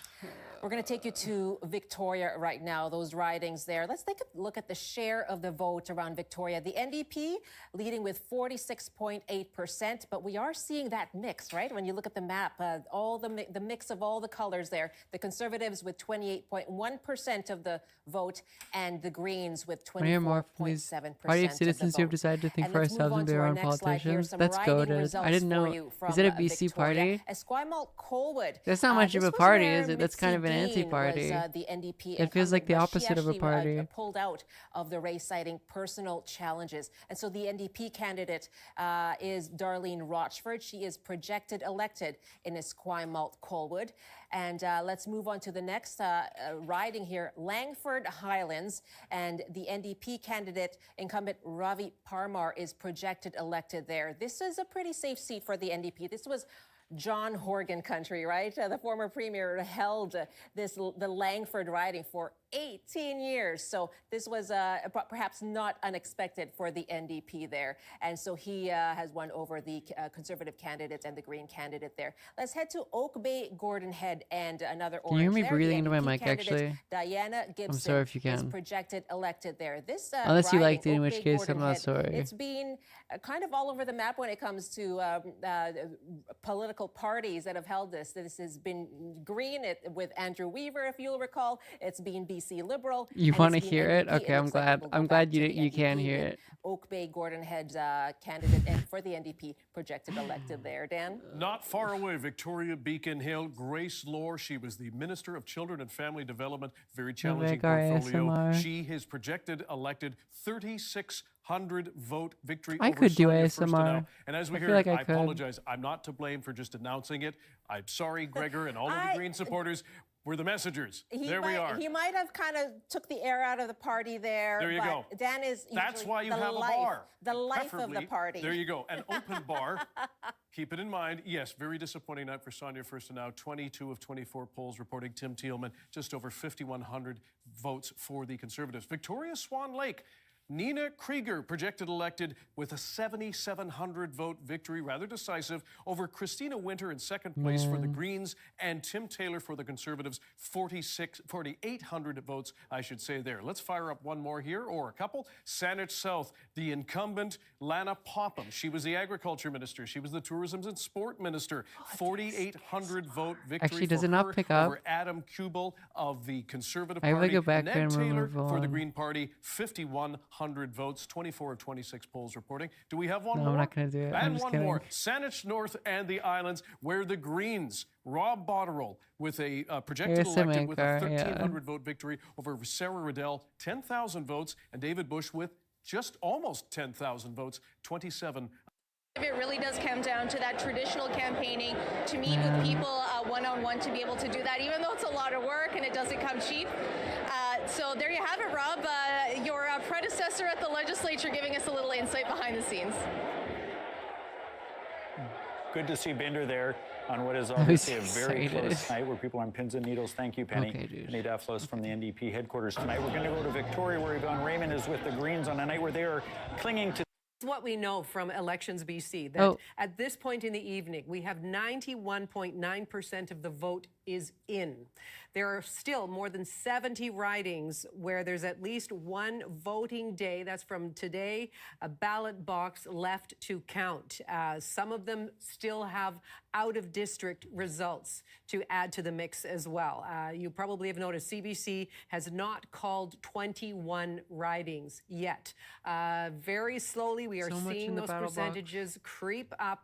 They are getting through them very, very slowly, and that's why it's taking so long, and that's why we're not seeing any movement there. And as we pointed out, there are still many outstanding close ridings. And I think that is the key, Gloria. I'm not just saying this to get you to stay with us here on CBC, but the votes are being counted. It is not coming in as quickly as we saw earlier today, but it went from 91.8 to 91.9% over just a couple of minutes. So we know the votes are coming, and of course, with the race this close, we could be seeing tipping points in the minutes to come. We will wait and see on that front. For now, though, let's throw it back to Stephen Quinn in our Political Insiders panel. Jason, thank you so much. And I can imagine what everybody is going through, where the parties have met and candidates have met, and they're all looking at a has not changed in a very long time. And Mo, of course, all of this harkens back to 2017. But what is going through the minds of those people who are just on the cusp of being elected right now? I mean, what must they be thinking? Well, it's human nature Do the Acadians vote Lib or Conservative? I think they're mainly Lib in New Brunswick. Like the Francophone part is more in the north. It's the Anglophone is more conservative. sort all of this out, and then they quickly got to the point of saying, "Yeah, look, and we're going to have to sit down and talk to the Greens." And I said, There were, I'm at the BC Watch Party, BC United Watch Party. I think the same as Falcon. Wasn't there actually a BC United Watch Party? Like they didn't cancel the event. Did anyone have updates? I remember someone called the hotel that it was scheduled at, and they were like, "It's still on. Like it's the event is still happening." just waiting for incremental numbers to come in. And, you know, they're in it with their candidates. And so I'm thinking about them. Did and anyone how have like a hard it tweet is about to that? temper your Because I haven't been expectations looking at my and just timeline. keep telling yourself, obviously, okay, we because may I've not been win this, but I've been streaming. like Mo said, I mean, it's human nature to be stressed about this. It's not just the candidates that are stressed. I guarantee that. And what about for you, Pete? I mean, I've been there a few times. And yes, you have. Dan mentioned the open bar, and you know the reality is, as a candidate, you can't hit the open bar because you have to be on no matter how it ends, and so it's extra stressful. You're sitting there, everybody around you is really stressed out. We're all clicking refresh on the voter tabulation. And meanwhile, you're thinking about, could we have done it differently? Could we have I should have done that last poll, and we should have got that last little push with the get out the vote. It was hosted by Gordon Campbell. Was it? Bit differently, maybe That's we so funny. That piece of shit. It's quite a nerve-wracking, sweaty palm. Falcon kind of did not experience. attend. What a piece of I envy, hate any of our colleagues. Norm Macdonald. It might strike the views as harsh, etc., etc.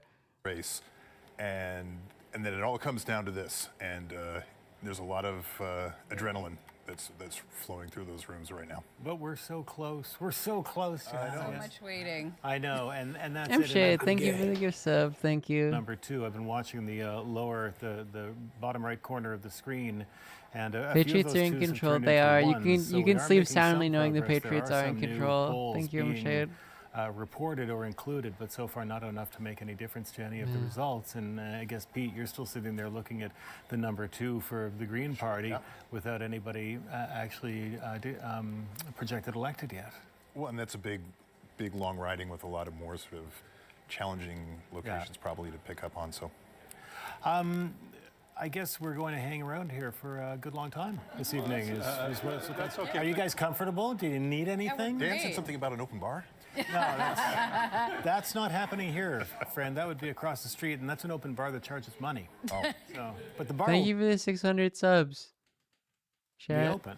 It just costs money. We cooking stream tomorrow. Back to the. I don't know what I'm gonna make.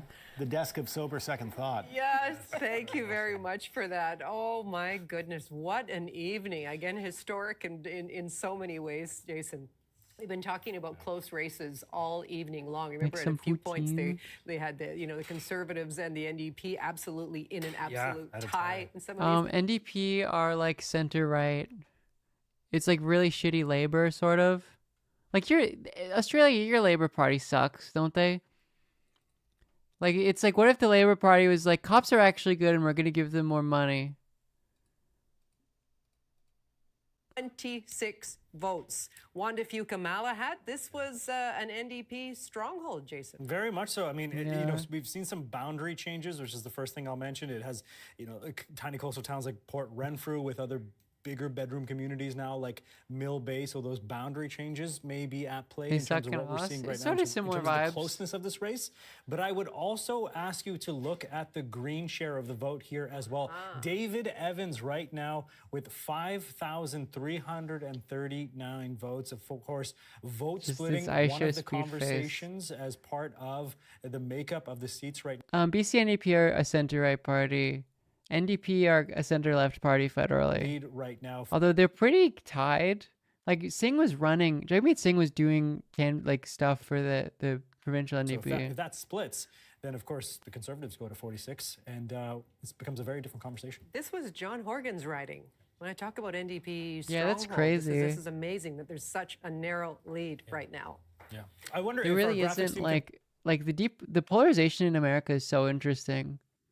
Like, a lot of shit is up for play in Canadian elections.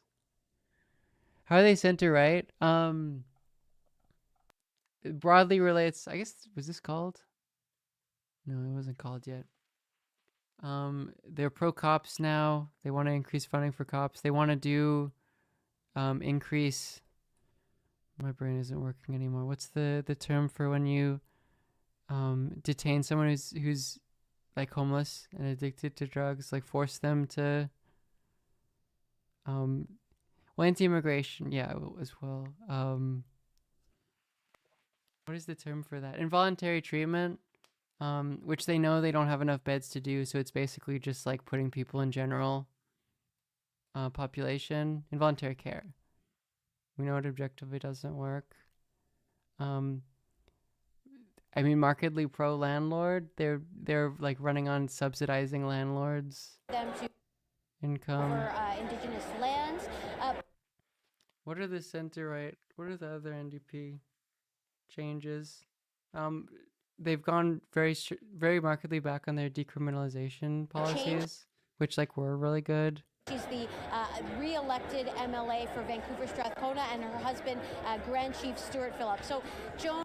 This serious, thank you for the raid. Transgender. Oh, I had no idea. It was fun hanging out. You want all the time. I hope you had a good stream. Should I do this serious again? It was fun. Shout outs. I'm actually laughing. It's funny that I emotionally prepared myself for the Conservative win, but somehow this is like even more mind melting. Is it coming down to like 100 votes? Oh. And it was in the places that I was not expecting. It was like such a change, especially like the polling was really bad. That's another thing. In terms of like the general numbers, polling got it pretty well. But in terms of like where, the polling was like very off. Especially with like Langley, like Surrey and Langley sweeping so much for Conservatives.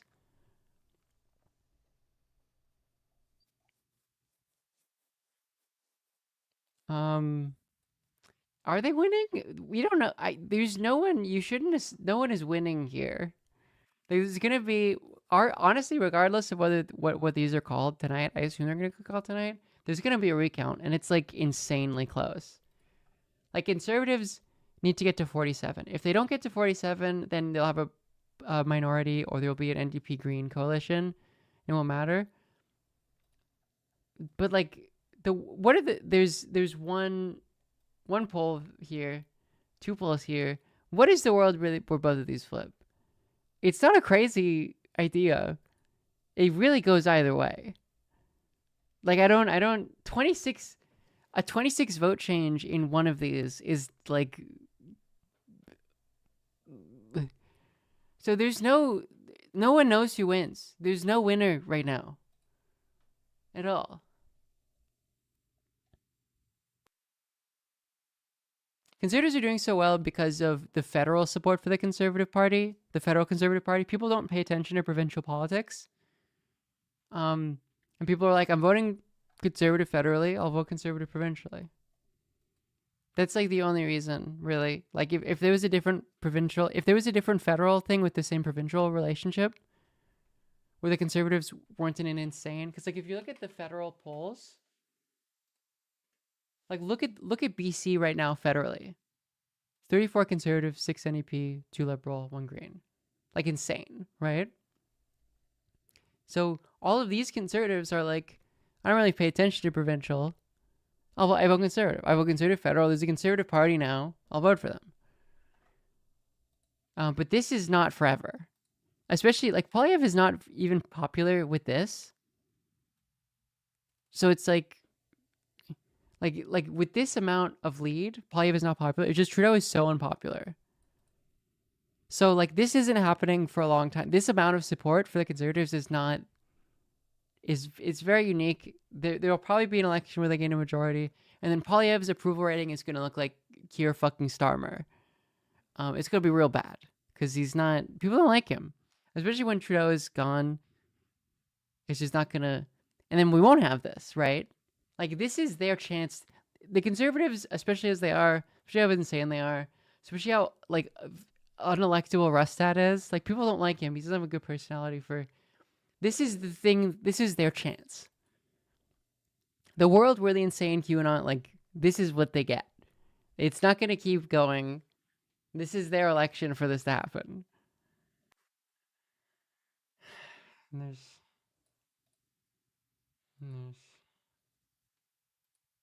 River South, which I think is our next slide.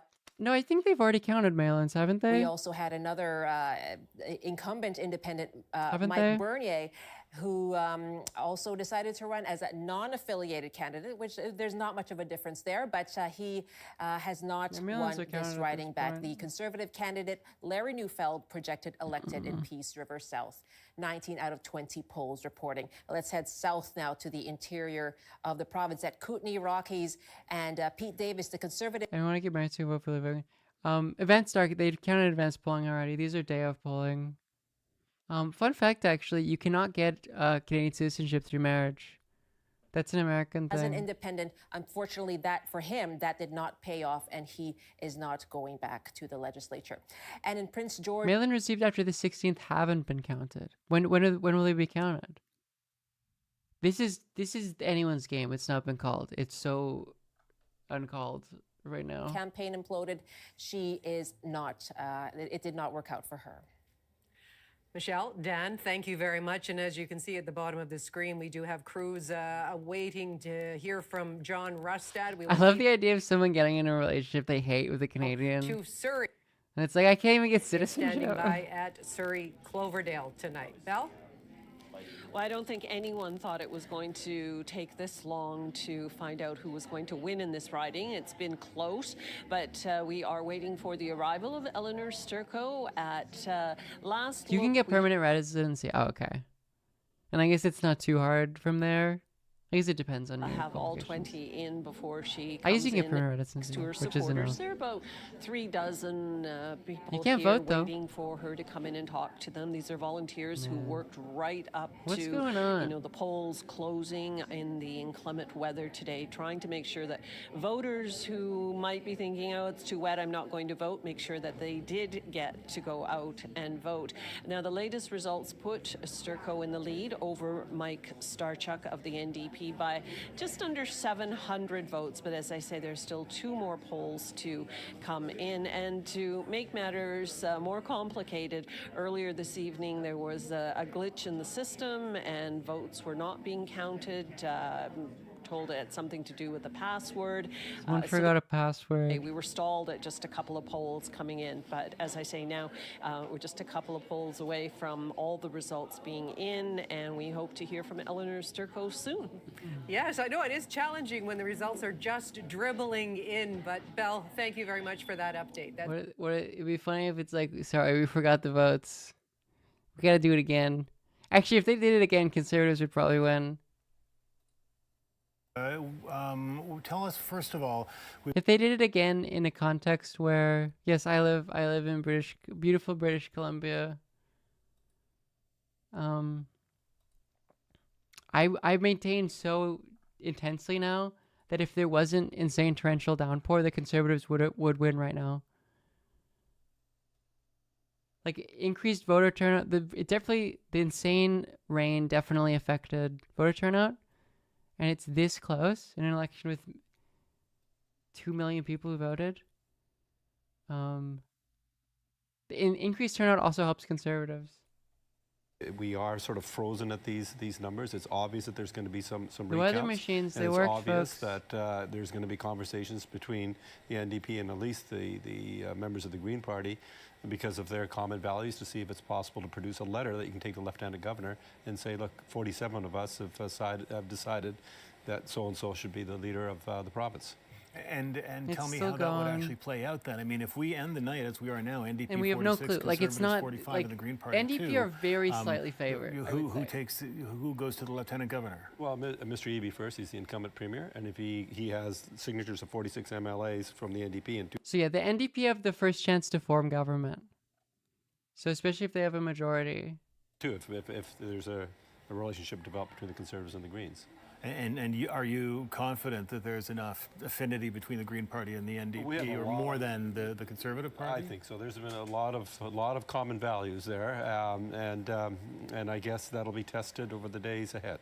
I guess does The BC accent is distinct among older people, but like I grew up in Vancouver. Like this is how I talk. I say like sorry. So it's a little. Sorry. I wasn't looking. I was It's looking getting at you. late. We've seen it happen between these two parties. They know each other well. We've seen it happen in Ottawa. But otherwise, it's very neutral. There is a thick, like, older BC accent. What his message is, we're seeing the Like, there's a classic song I should play now because nothing's happening. Out for a rip. Have you guys seen this? I love this when I was. No, it was before this when I was like 11 or something.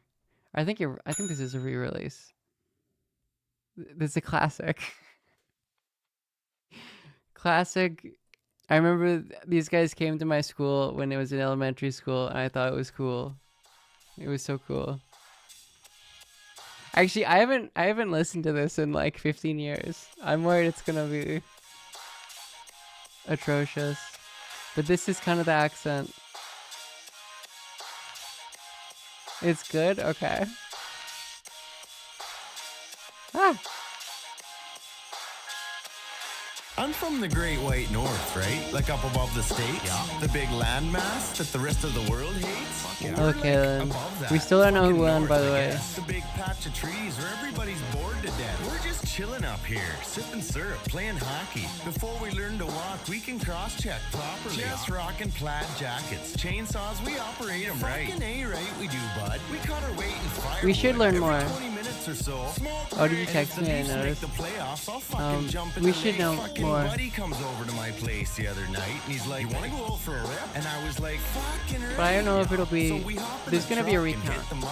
So like, it's. "Oh, fuck yeah, bud." These should come in. The final for those.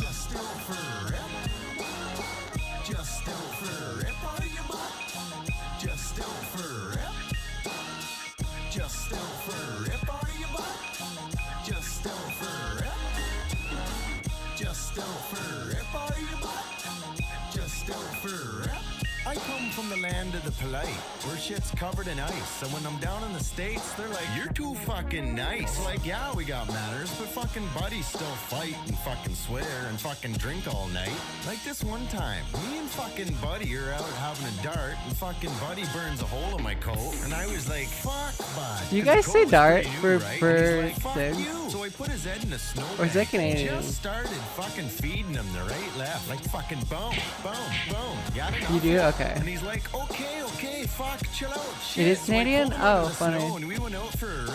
Yeah, just out for a rip. Back in a dart. Yeah, just out for a rip. Fucking right. Beautiful, beautiful culture. Fuck yeah, just out for a rip. Fucking right. Just out for a rip. Fuck yeah, just out for a rip. Fucking right. Just out for a rip. Fuck yeah, just out for a rip. Fucking right. Just back in a dart, are we? Fucking right. It's great. It's a beautiful culture we have up here. Oh, Rustad speech. Okay. Is he gonna do Stop the Steal stuff? A former So we don't know. We have no fucking clue. Maybe the results will come in for these, but they're too close to call, so they'll probably do a recount. Again, literally, like, if Conservatives win these two, which NDP are winning by 26 votes and 40 votes, and they win a majority, and it's over. This is an election with 2 million people who voted. This is the closest election I've ever seen in my life. Number of candidates elected or leading in the province.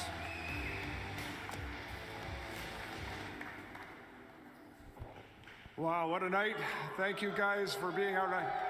How does it feel now to have Conservative Party rockin' British Columbia? Is he gonna claim victory? I wonder. There's no question this has been a historic night. This has been a night where we have seen the political landscape in British Columbia change forever. And that's all because of you, because of the work that you guys have done and your support. So I just want to start by saying thank you to everybody who's been part of this Conservative Party in British Columbia. He didn't vote. For context, we know someone in Surrey City Centre who did not vote.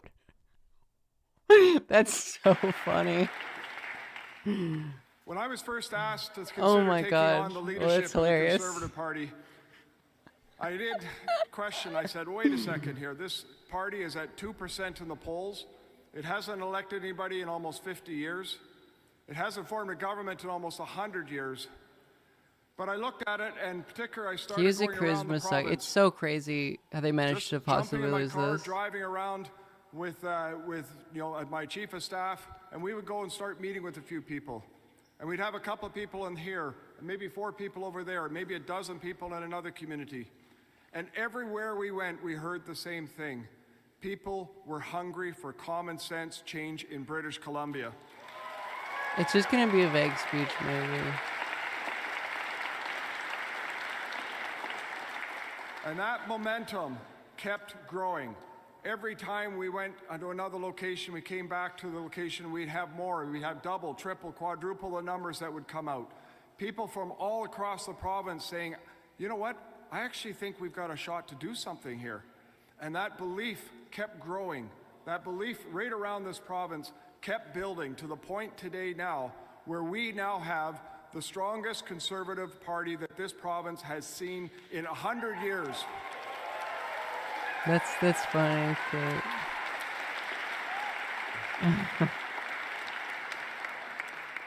And the beauty of this is a grassroots movement. This is just well, I don't know people if it's funny, that but the salt of the earth, the hard they might working, lose by everyday one. people It's in this impossible to province say. that have stepped up to the plate and said, yes, It's impossible we to can do say. things different. We can envision a province that can bring hope and prosperity for people across the province. That is what we've been trying to do as the party. That's what we have brought forward. And that, quite frankly, is why we're seeing us still neck and neck with the NDP. And we have not given up this fight yet. We are going to keep pushing hard.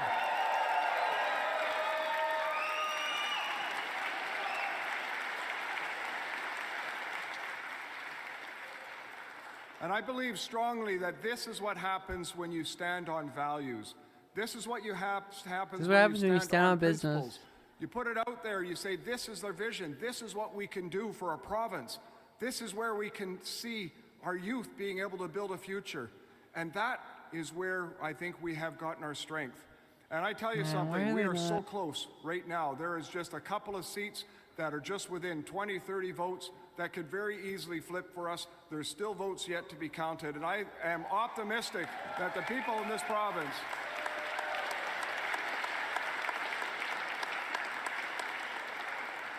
I'm optimistic that the people in this province are hungry for that change.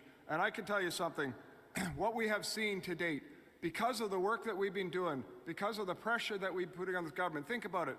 They flipped on the carbon tax. They flipped on decriminalization. They flipped on involuntary care. They flipped on a whole bunch of things because they could see the the damage carbon that was tax being is done. But another I one where bet they're you saying it this, right. and I'll say this right now, that if we have the unfortunate situation of David Eby being in a minority government, he will not do a single thing that he has promised.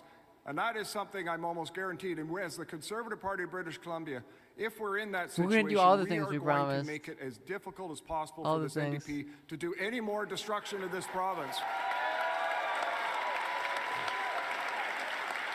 Did someone turn his mic for you? We so are true. going to continue this fight. We are going to continue this fight over the next days, over the next weeks, over the next months. If we have that honor of forming government, I can tell you something, we still are not going to give up. We're going to fight every single day to try to make sure that we do everything we can to improve the lives of people in this province. People are counting on us. People are counting on the hope, on the opportunity, on the vision of what can be a British Columbia, a prosperous British Columbia, not one, quite frankly, that is in a welfare state that it is today. That is what we are going to continue to fight on. No as the more Conservative welfare Party of British state. Columbia. Certainly now Vote for and over the me. No, years to we're come. going to gut the And I can welfare tell you something, state. Gales, if we're in that situation, It's of always the a low NDP energy thing for forming a him. minority government, we will look at every single opportunity from day one to bring them down at the very first opportunity and get back to the polls. I hate when talk this way.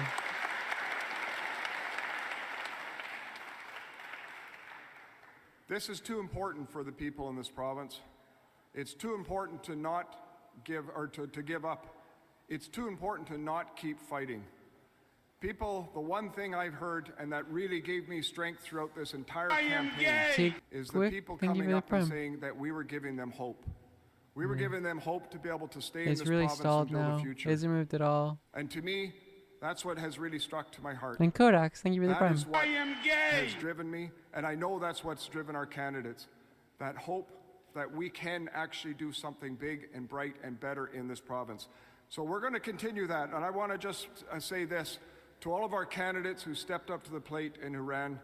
Thank you.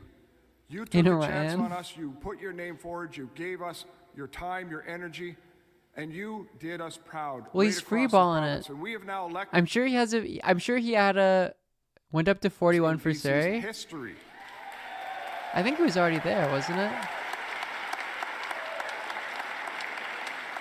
Maybe it changed a bit. But I tell you something, the candidates didn't do it alone. It was the volunteers that helped to make it work.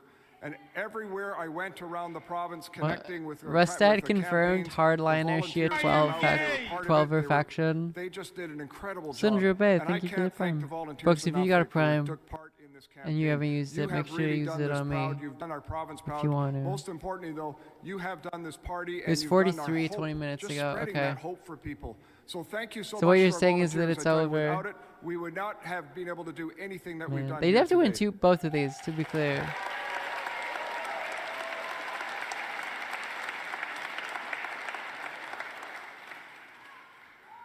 You know, from day one, when I was kicked out of my former party, for daring to stand up for my riding and the values that I believe should be. He said climate change was real. In this province.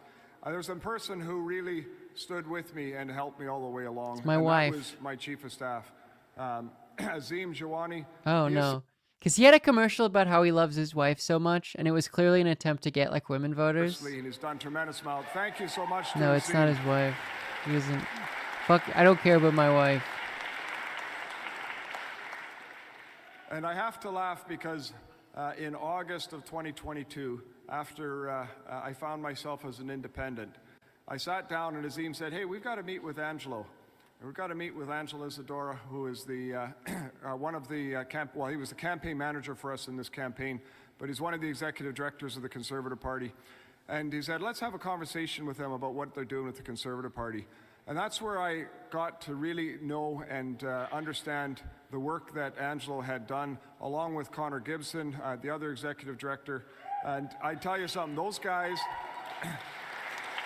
Folks, if you like to subscribe, it's much appreciated. Give me money from my legal defense fund, so for when both of these flip and it's illegal for me to pee in the women's washroom. All the volunteers at the time, because we had no money, we had nothing at the time, and so they just did an incredible job building up something that could actually be used in this province. So, you know, taking a party from absolutely nothing with no money and putting us in this situation today has been a remarkable job, and it's the people that were behind it, that working at the party, that just, you know, a huge thank you to them. They have done such a remarkable job to bring life into the Conservative Party of British Columbia. Let's go.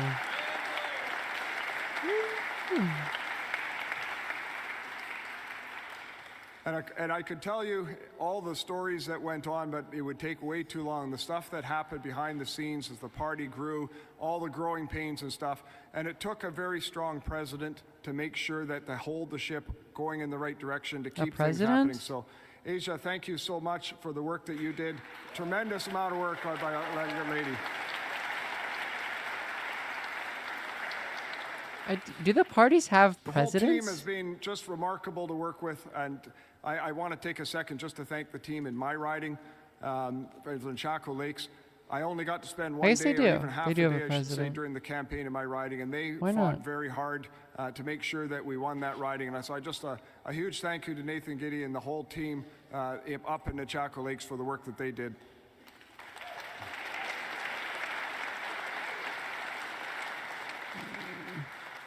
And last, I want to call my wife up here. Kim, there we go. There's my wife.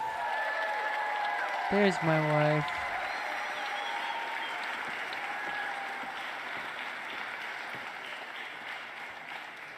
Kim has been an incredible rock for me, supporting me the whole way through. And a matter of fact, I wouldn't be doing this here if Kim hadn't actually talked me into this. She really did an incredible thing. We run them recently, didn't we? Every hour or so, it should run a 3-minute ad. I pushed usually do them at the hard. top of She the said, hour, "You but know I've what? been If you're not going to stand up, I've been emotionally distressed, so I've been failing to. it's time we need to I've do been this. We need failing as to get family on to it do the properly. sacrifice to do this work. And I'm very proud of Kim and the work that she's done and the support. It's been absolutely incredible. So Kim, I love you, sweetie. Thank you so much for everything. Oh, it's beautiful.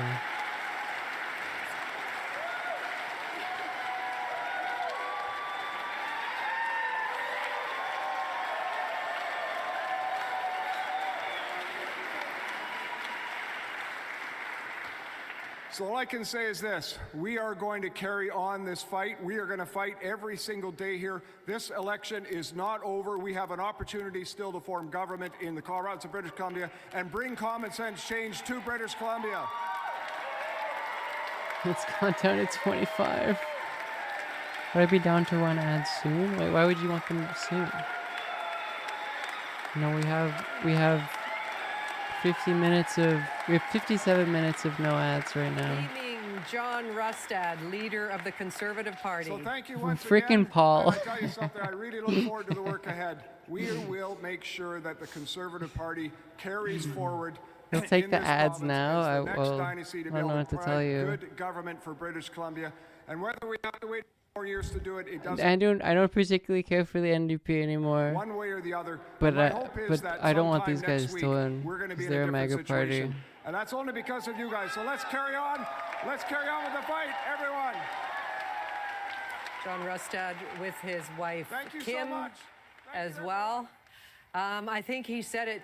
Jason said it best when he said it's not over yet. Let's take an It's ad not break. over What yet. is this Results bit? are still trickling You're in. just We are very- hearing from Elections BC. They've Elections BC update. communicated with people in charge of the final tabulators. They're confident that those tabulators are doing their due diligence to make sure everything is good.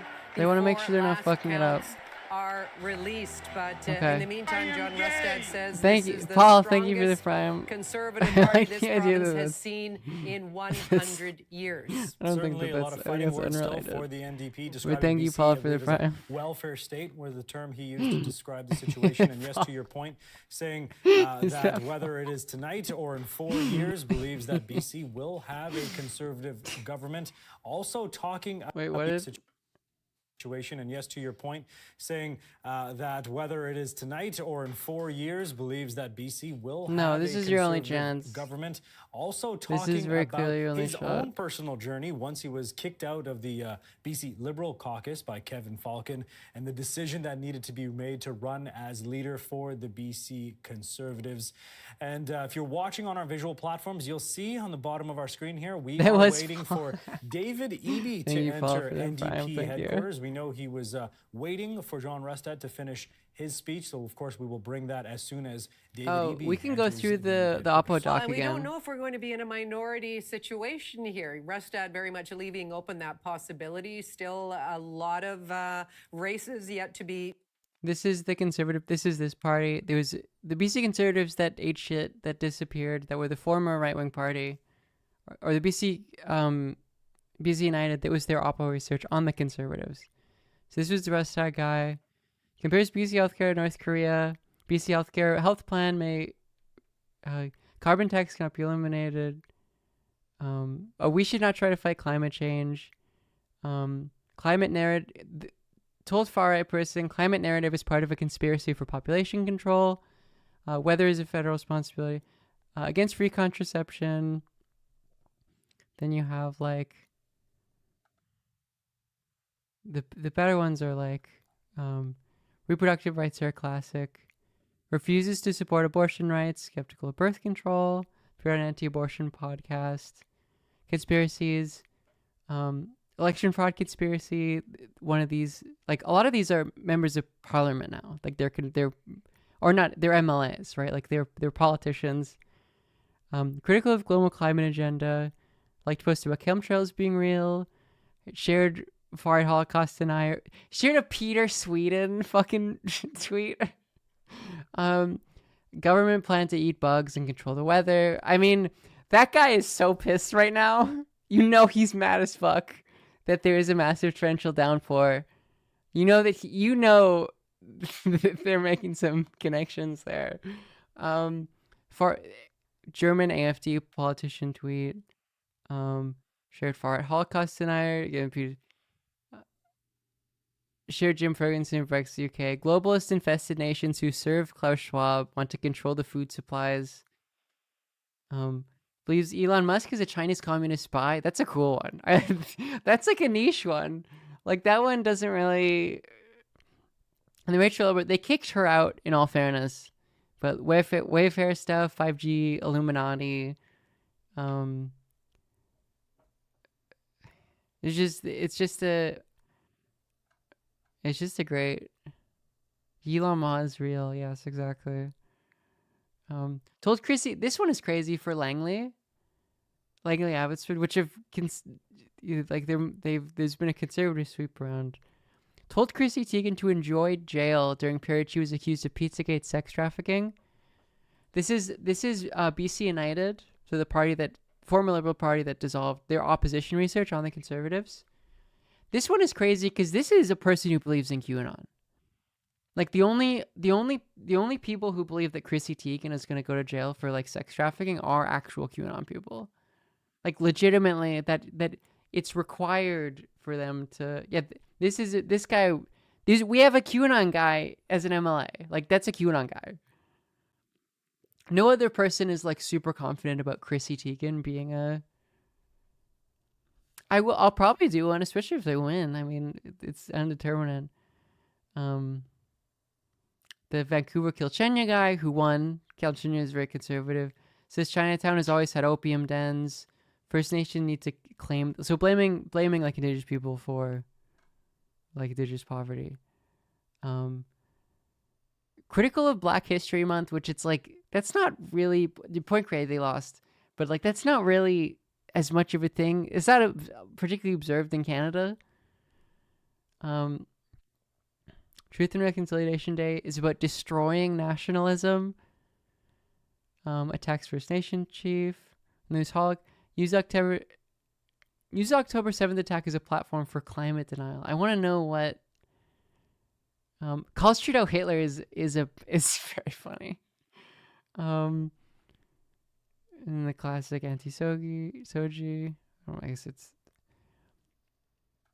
Yeah. It's a, I mean, there's a whole, like, these are all the, like, these are the footnotes to a 200-page document. Like, it's cooked. That they've put out. Like, they're cooked, and chat. I know that he will try and move them forward and that they're right. Oh, fuck. He's such a Nation there. I mean, it certainly isn't beaming like we just saw. John a lukewarm Rustad. glass of milk. Of course, this has got to be a disappointing evening at this point.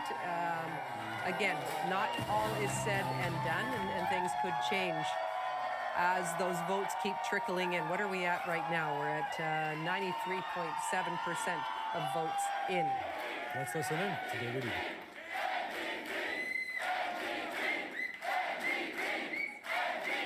We're talking about Hebrew milk. No, let's not do that. Please no. Thank you, friends. Please no, chat. It's so good to see you.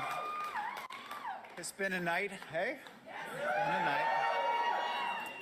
It's so good to be with you here on the territory of the Musqueam, Squamish, and Tsleil-Waututh people. This has been a very, very hard-fought campaign, and we knew that every vote would matter. And that, what are the Legal struggle, thank you. I take a lot of comfort from that. There was also another message in this narrowest of margins. Oh, Prizzo, how's it going? Yes, we got to do better. And that was our commitment to British What's Columbia. good? We got to do better, and we will do better. Election again, currently 60 vote difference in an election of 20 million. In an election where 2 million people voted. Jason, thank you for the prime. And safe communities. We're going to do that work. Let me It's tell insane. you, And one of the parties are I like know MAGA, that you like deserve, QAnon guys. that So British it's cool. Columbians deserve, that our whole province It's cool. deserves I'm a laughing premier that's about gonna it. bring us It's funny to together, me. not drive us apart. Why are the results not coming in? 2 more polls. And Lots of really fun I stuff. promise to be that premier, to bring British There's no is no. We're not even close to calling it because for anyone. despite all of our differences in this There'll amazing probably be a place we recount call for home, especially these we two. have so many shared values. We love this amazing place, British Columbia. I need to thank. I just Give this looking man out in some room, Vyvanse. I see people who put so much effort in. You worked so hard. You are just you are the smallest selection of the team that ran this campaign.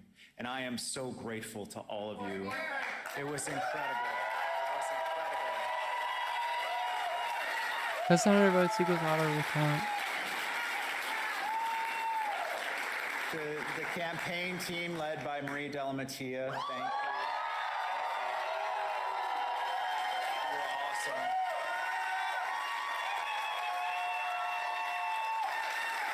To every candidate that put their name forward for election, almost every candidate. I'm going to leave one off my thank you list. But to almost every candidate that put their name forward for election, thank you for putting your name forward from all the parties. Get his ass. And when you put your name forward for election, you're putting forward a vision for the province, and you're putting yourself out there. And it's a time when you and your families and others may be targeted on social media. And I want to say thank you for putting your name forward to make our province a better place, even if you ran with no.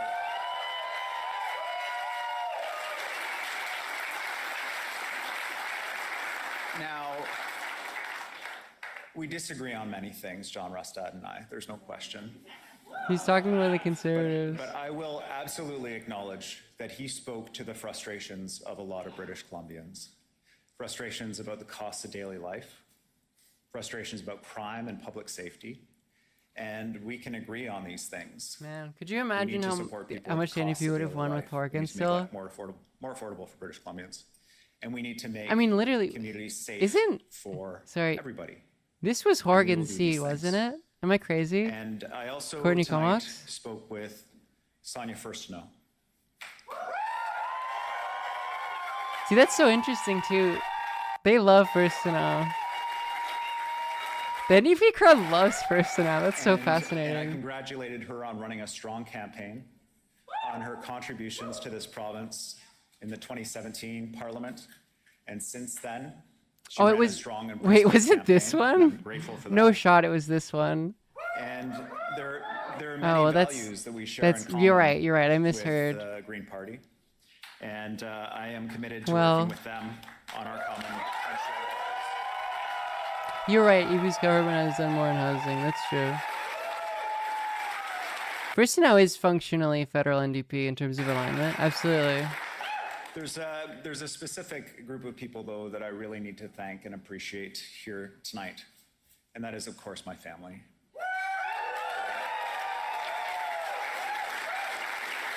How awful the NDP performance was. Nothing's impossible, absolutely. Like how many seats they've lost. You think My beautiful and amazing. you think the NDP just had an insanely confident, like, good night or something? I'll tell you. I mean, it is just going to recounts. Kaylee. Every single day she makes this possible. It is a shared project we are doing together. And Kaylee, It's I love you electronic though. Like how important is a recount with electronic? To our amazing kids. They were so excited. They were so dressed up. They were in their best clothes. Ezra was like, Dad, why did we get dressed David up? Epe. That's actually a really good nickname for him. I'm so sad that we've heard it this late into the election cycle.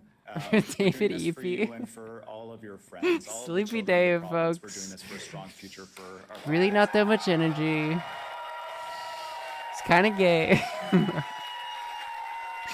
Very sleepy, I've heard. I know that a lot of British Columbians, they work away from their kids and they have to be away from home. And I feel that too. You know, every time I'm away from you, I miss you so much. And I know It's you're another giving one something went up so down. that other kids People are can saying have more this. too. Many are And I'm saying. so appreciative of the sacrifice that you're making unknowingly. And I love you so much.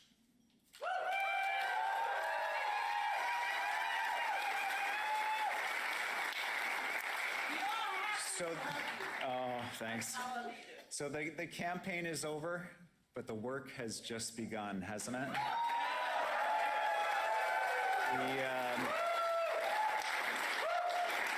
I recommit myself. I know we all recommit ourselves to working for British Columbians every single day. That will be our sole focus, is getting things done for British Columbians who are struggling out there, making sure they have... Making sure that this is a province where you don't just get by, where you get ahead, where you can find a good home for yourself and your family, where you can get a job that pays you a wage, that helps you support the people that you love in strong and safe communities with a... The odds of this election being completely up in the air at the end of the night are so low. Like, it's genuinely so crazy. Like, who gets a majority, who gets a minority is completely up in the air.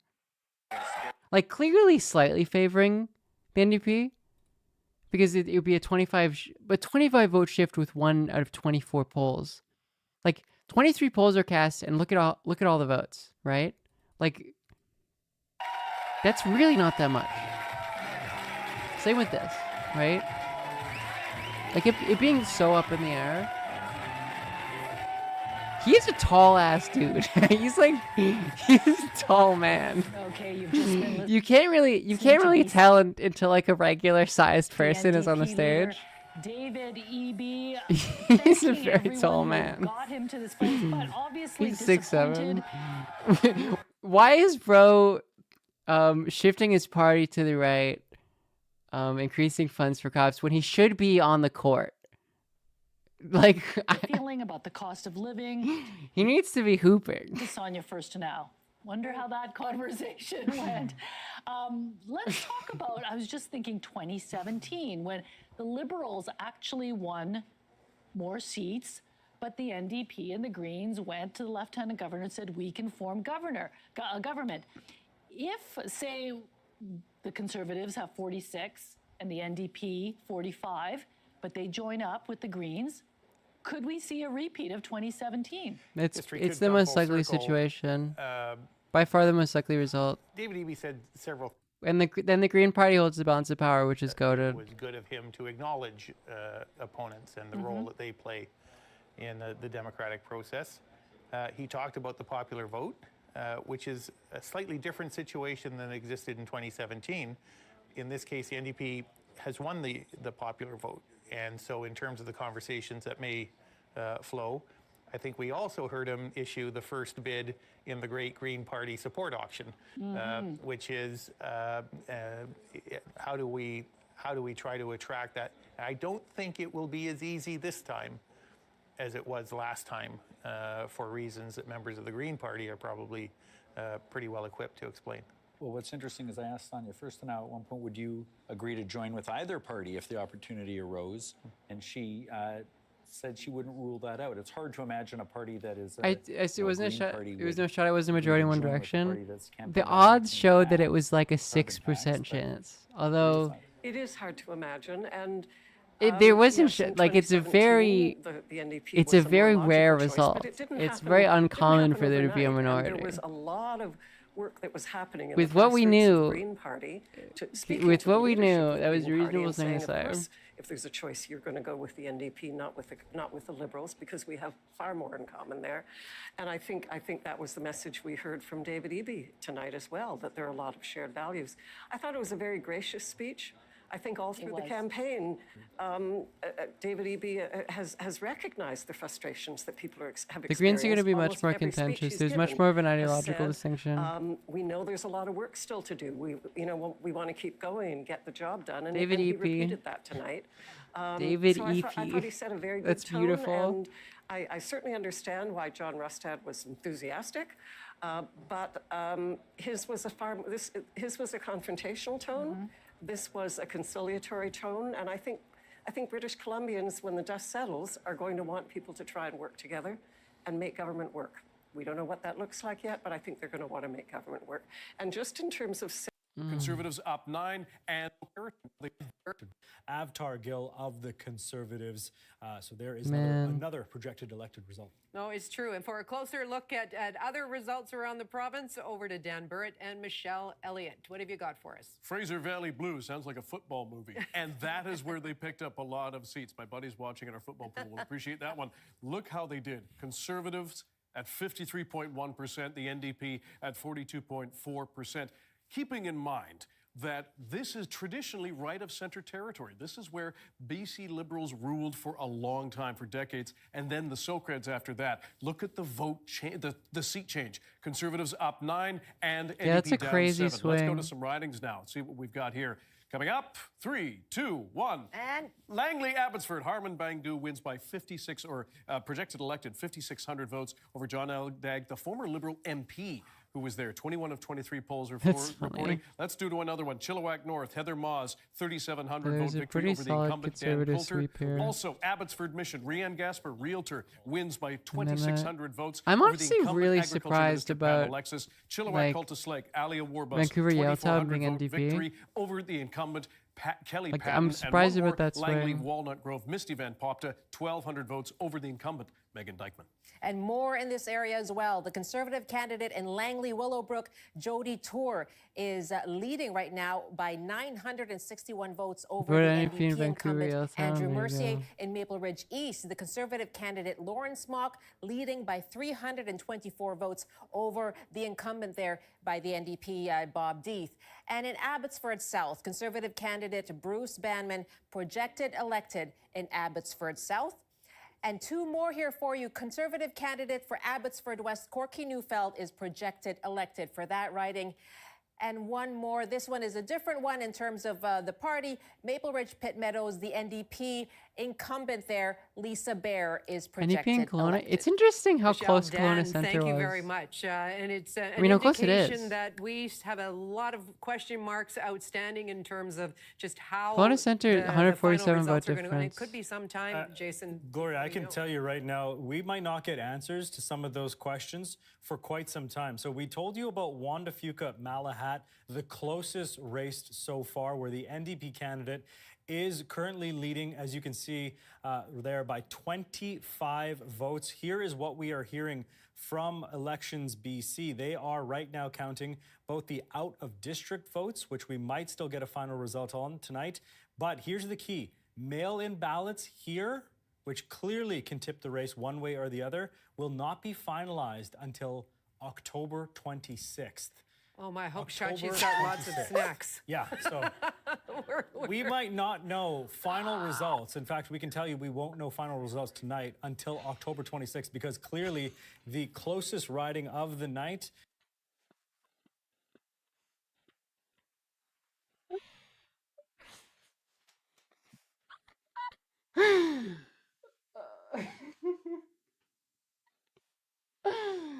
those mail-in ballots could make all the difference, and we won't know until October 26th. No, it's so true. So let's get more reaction. Mira Baines is live at Conservative.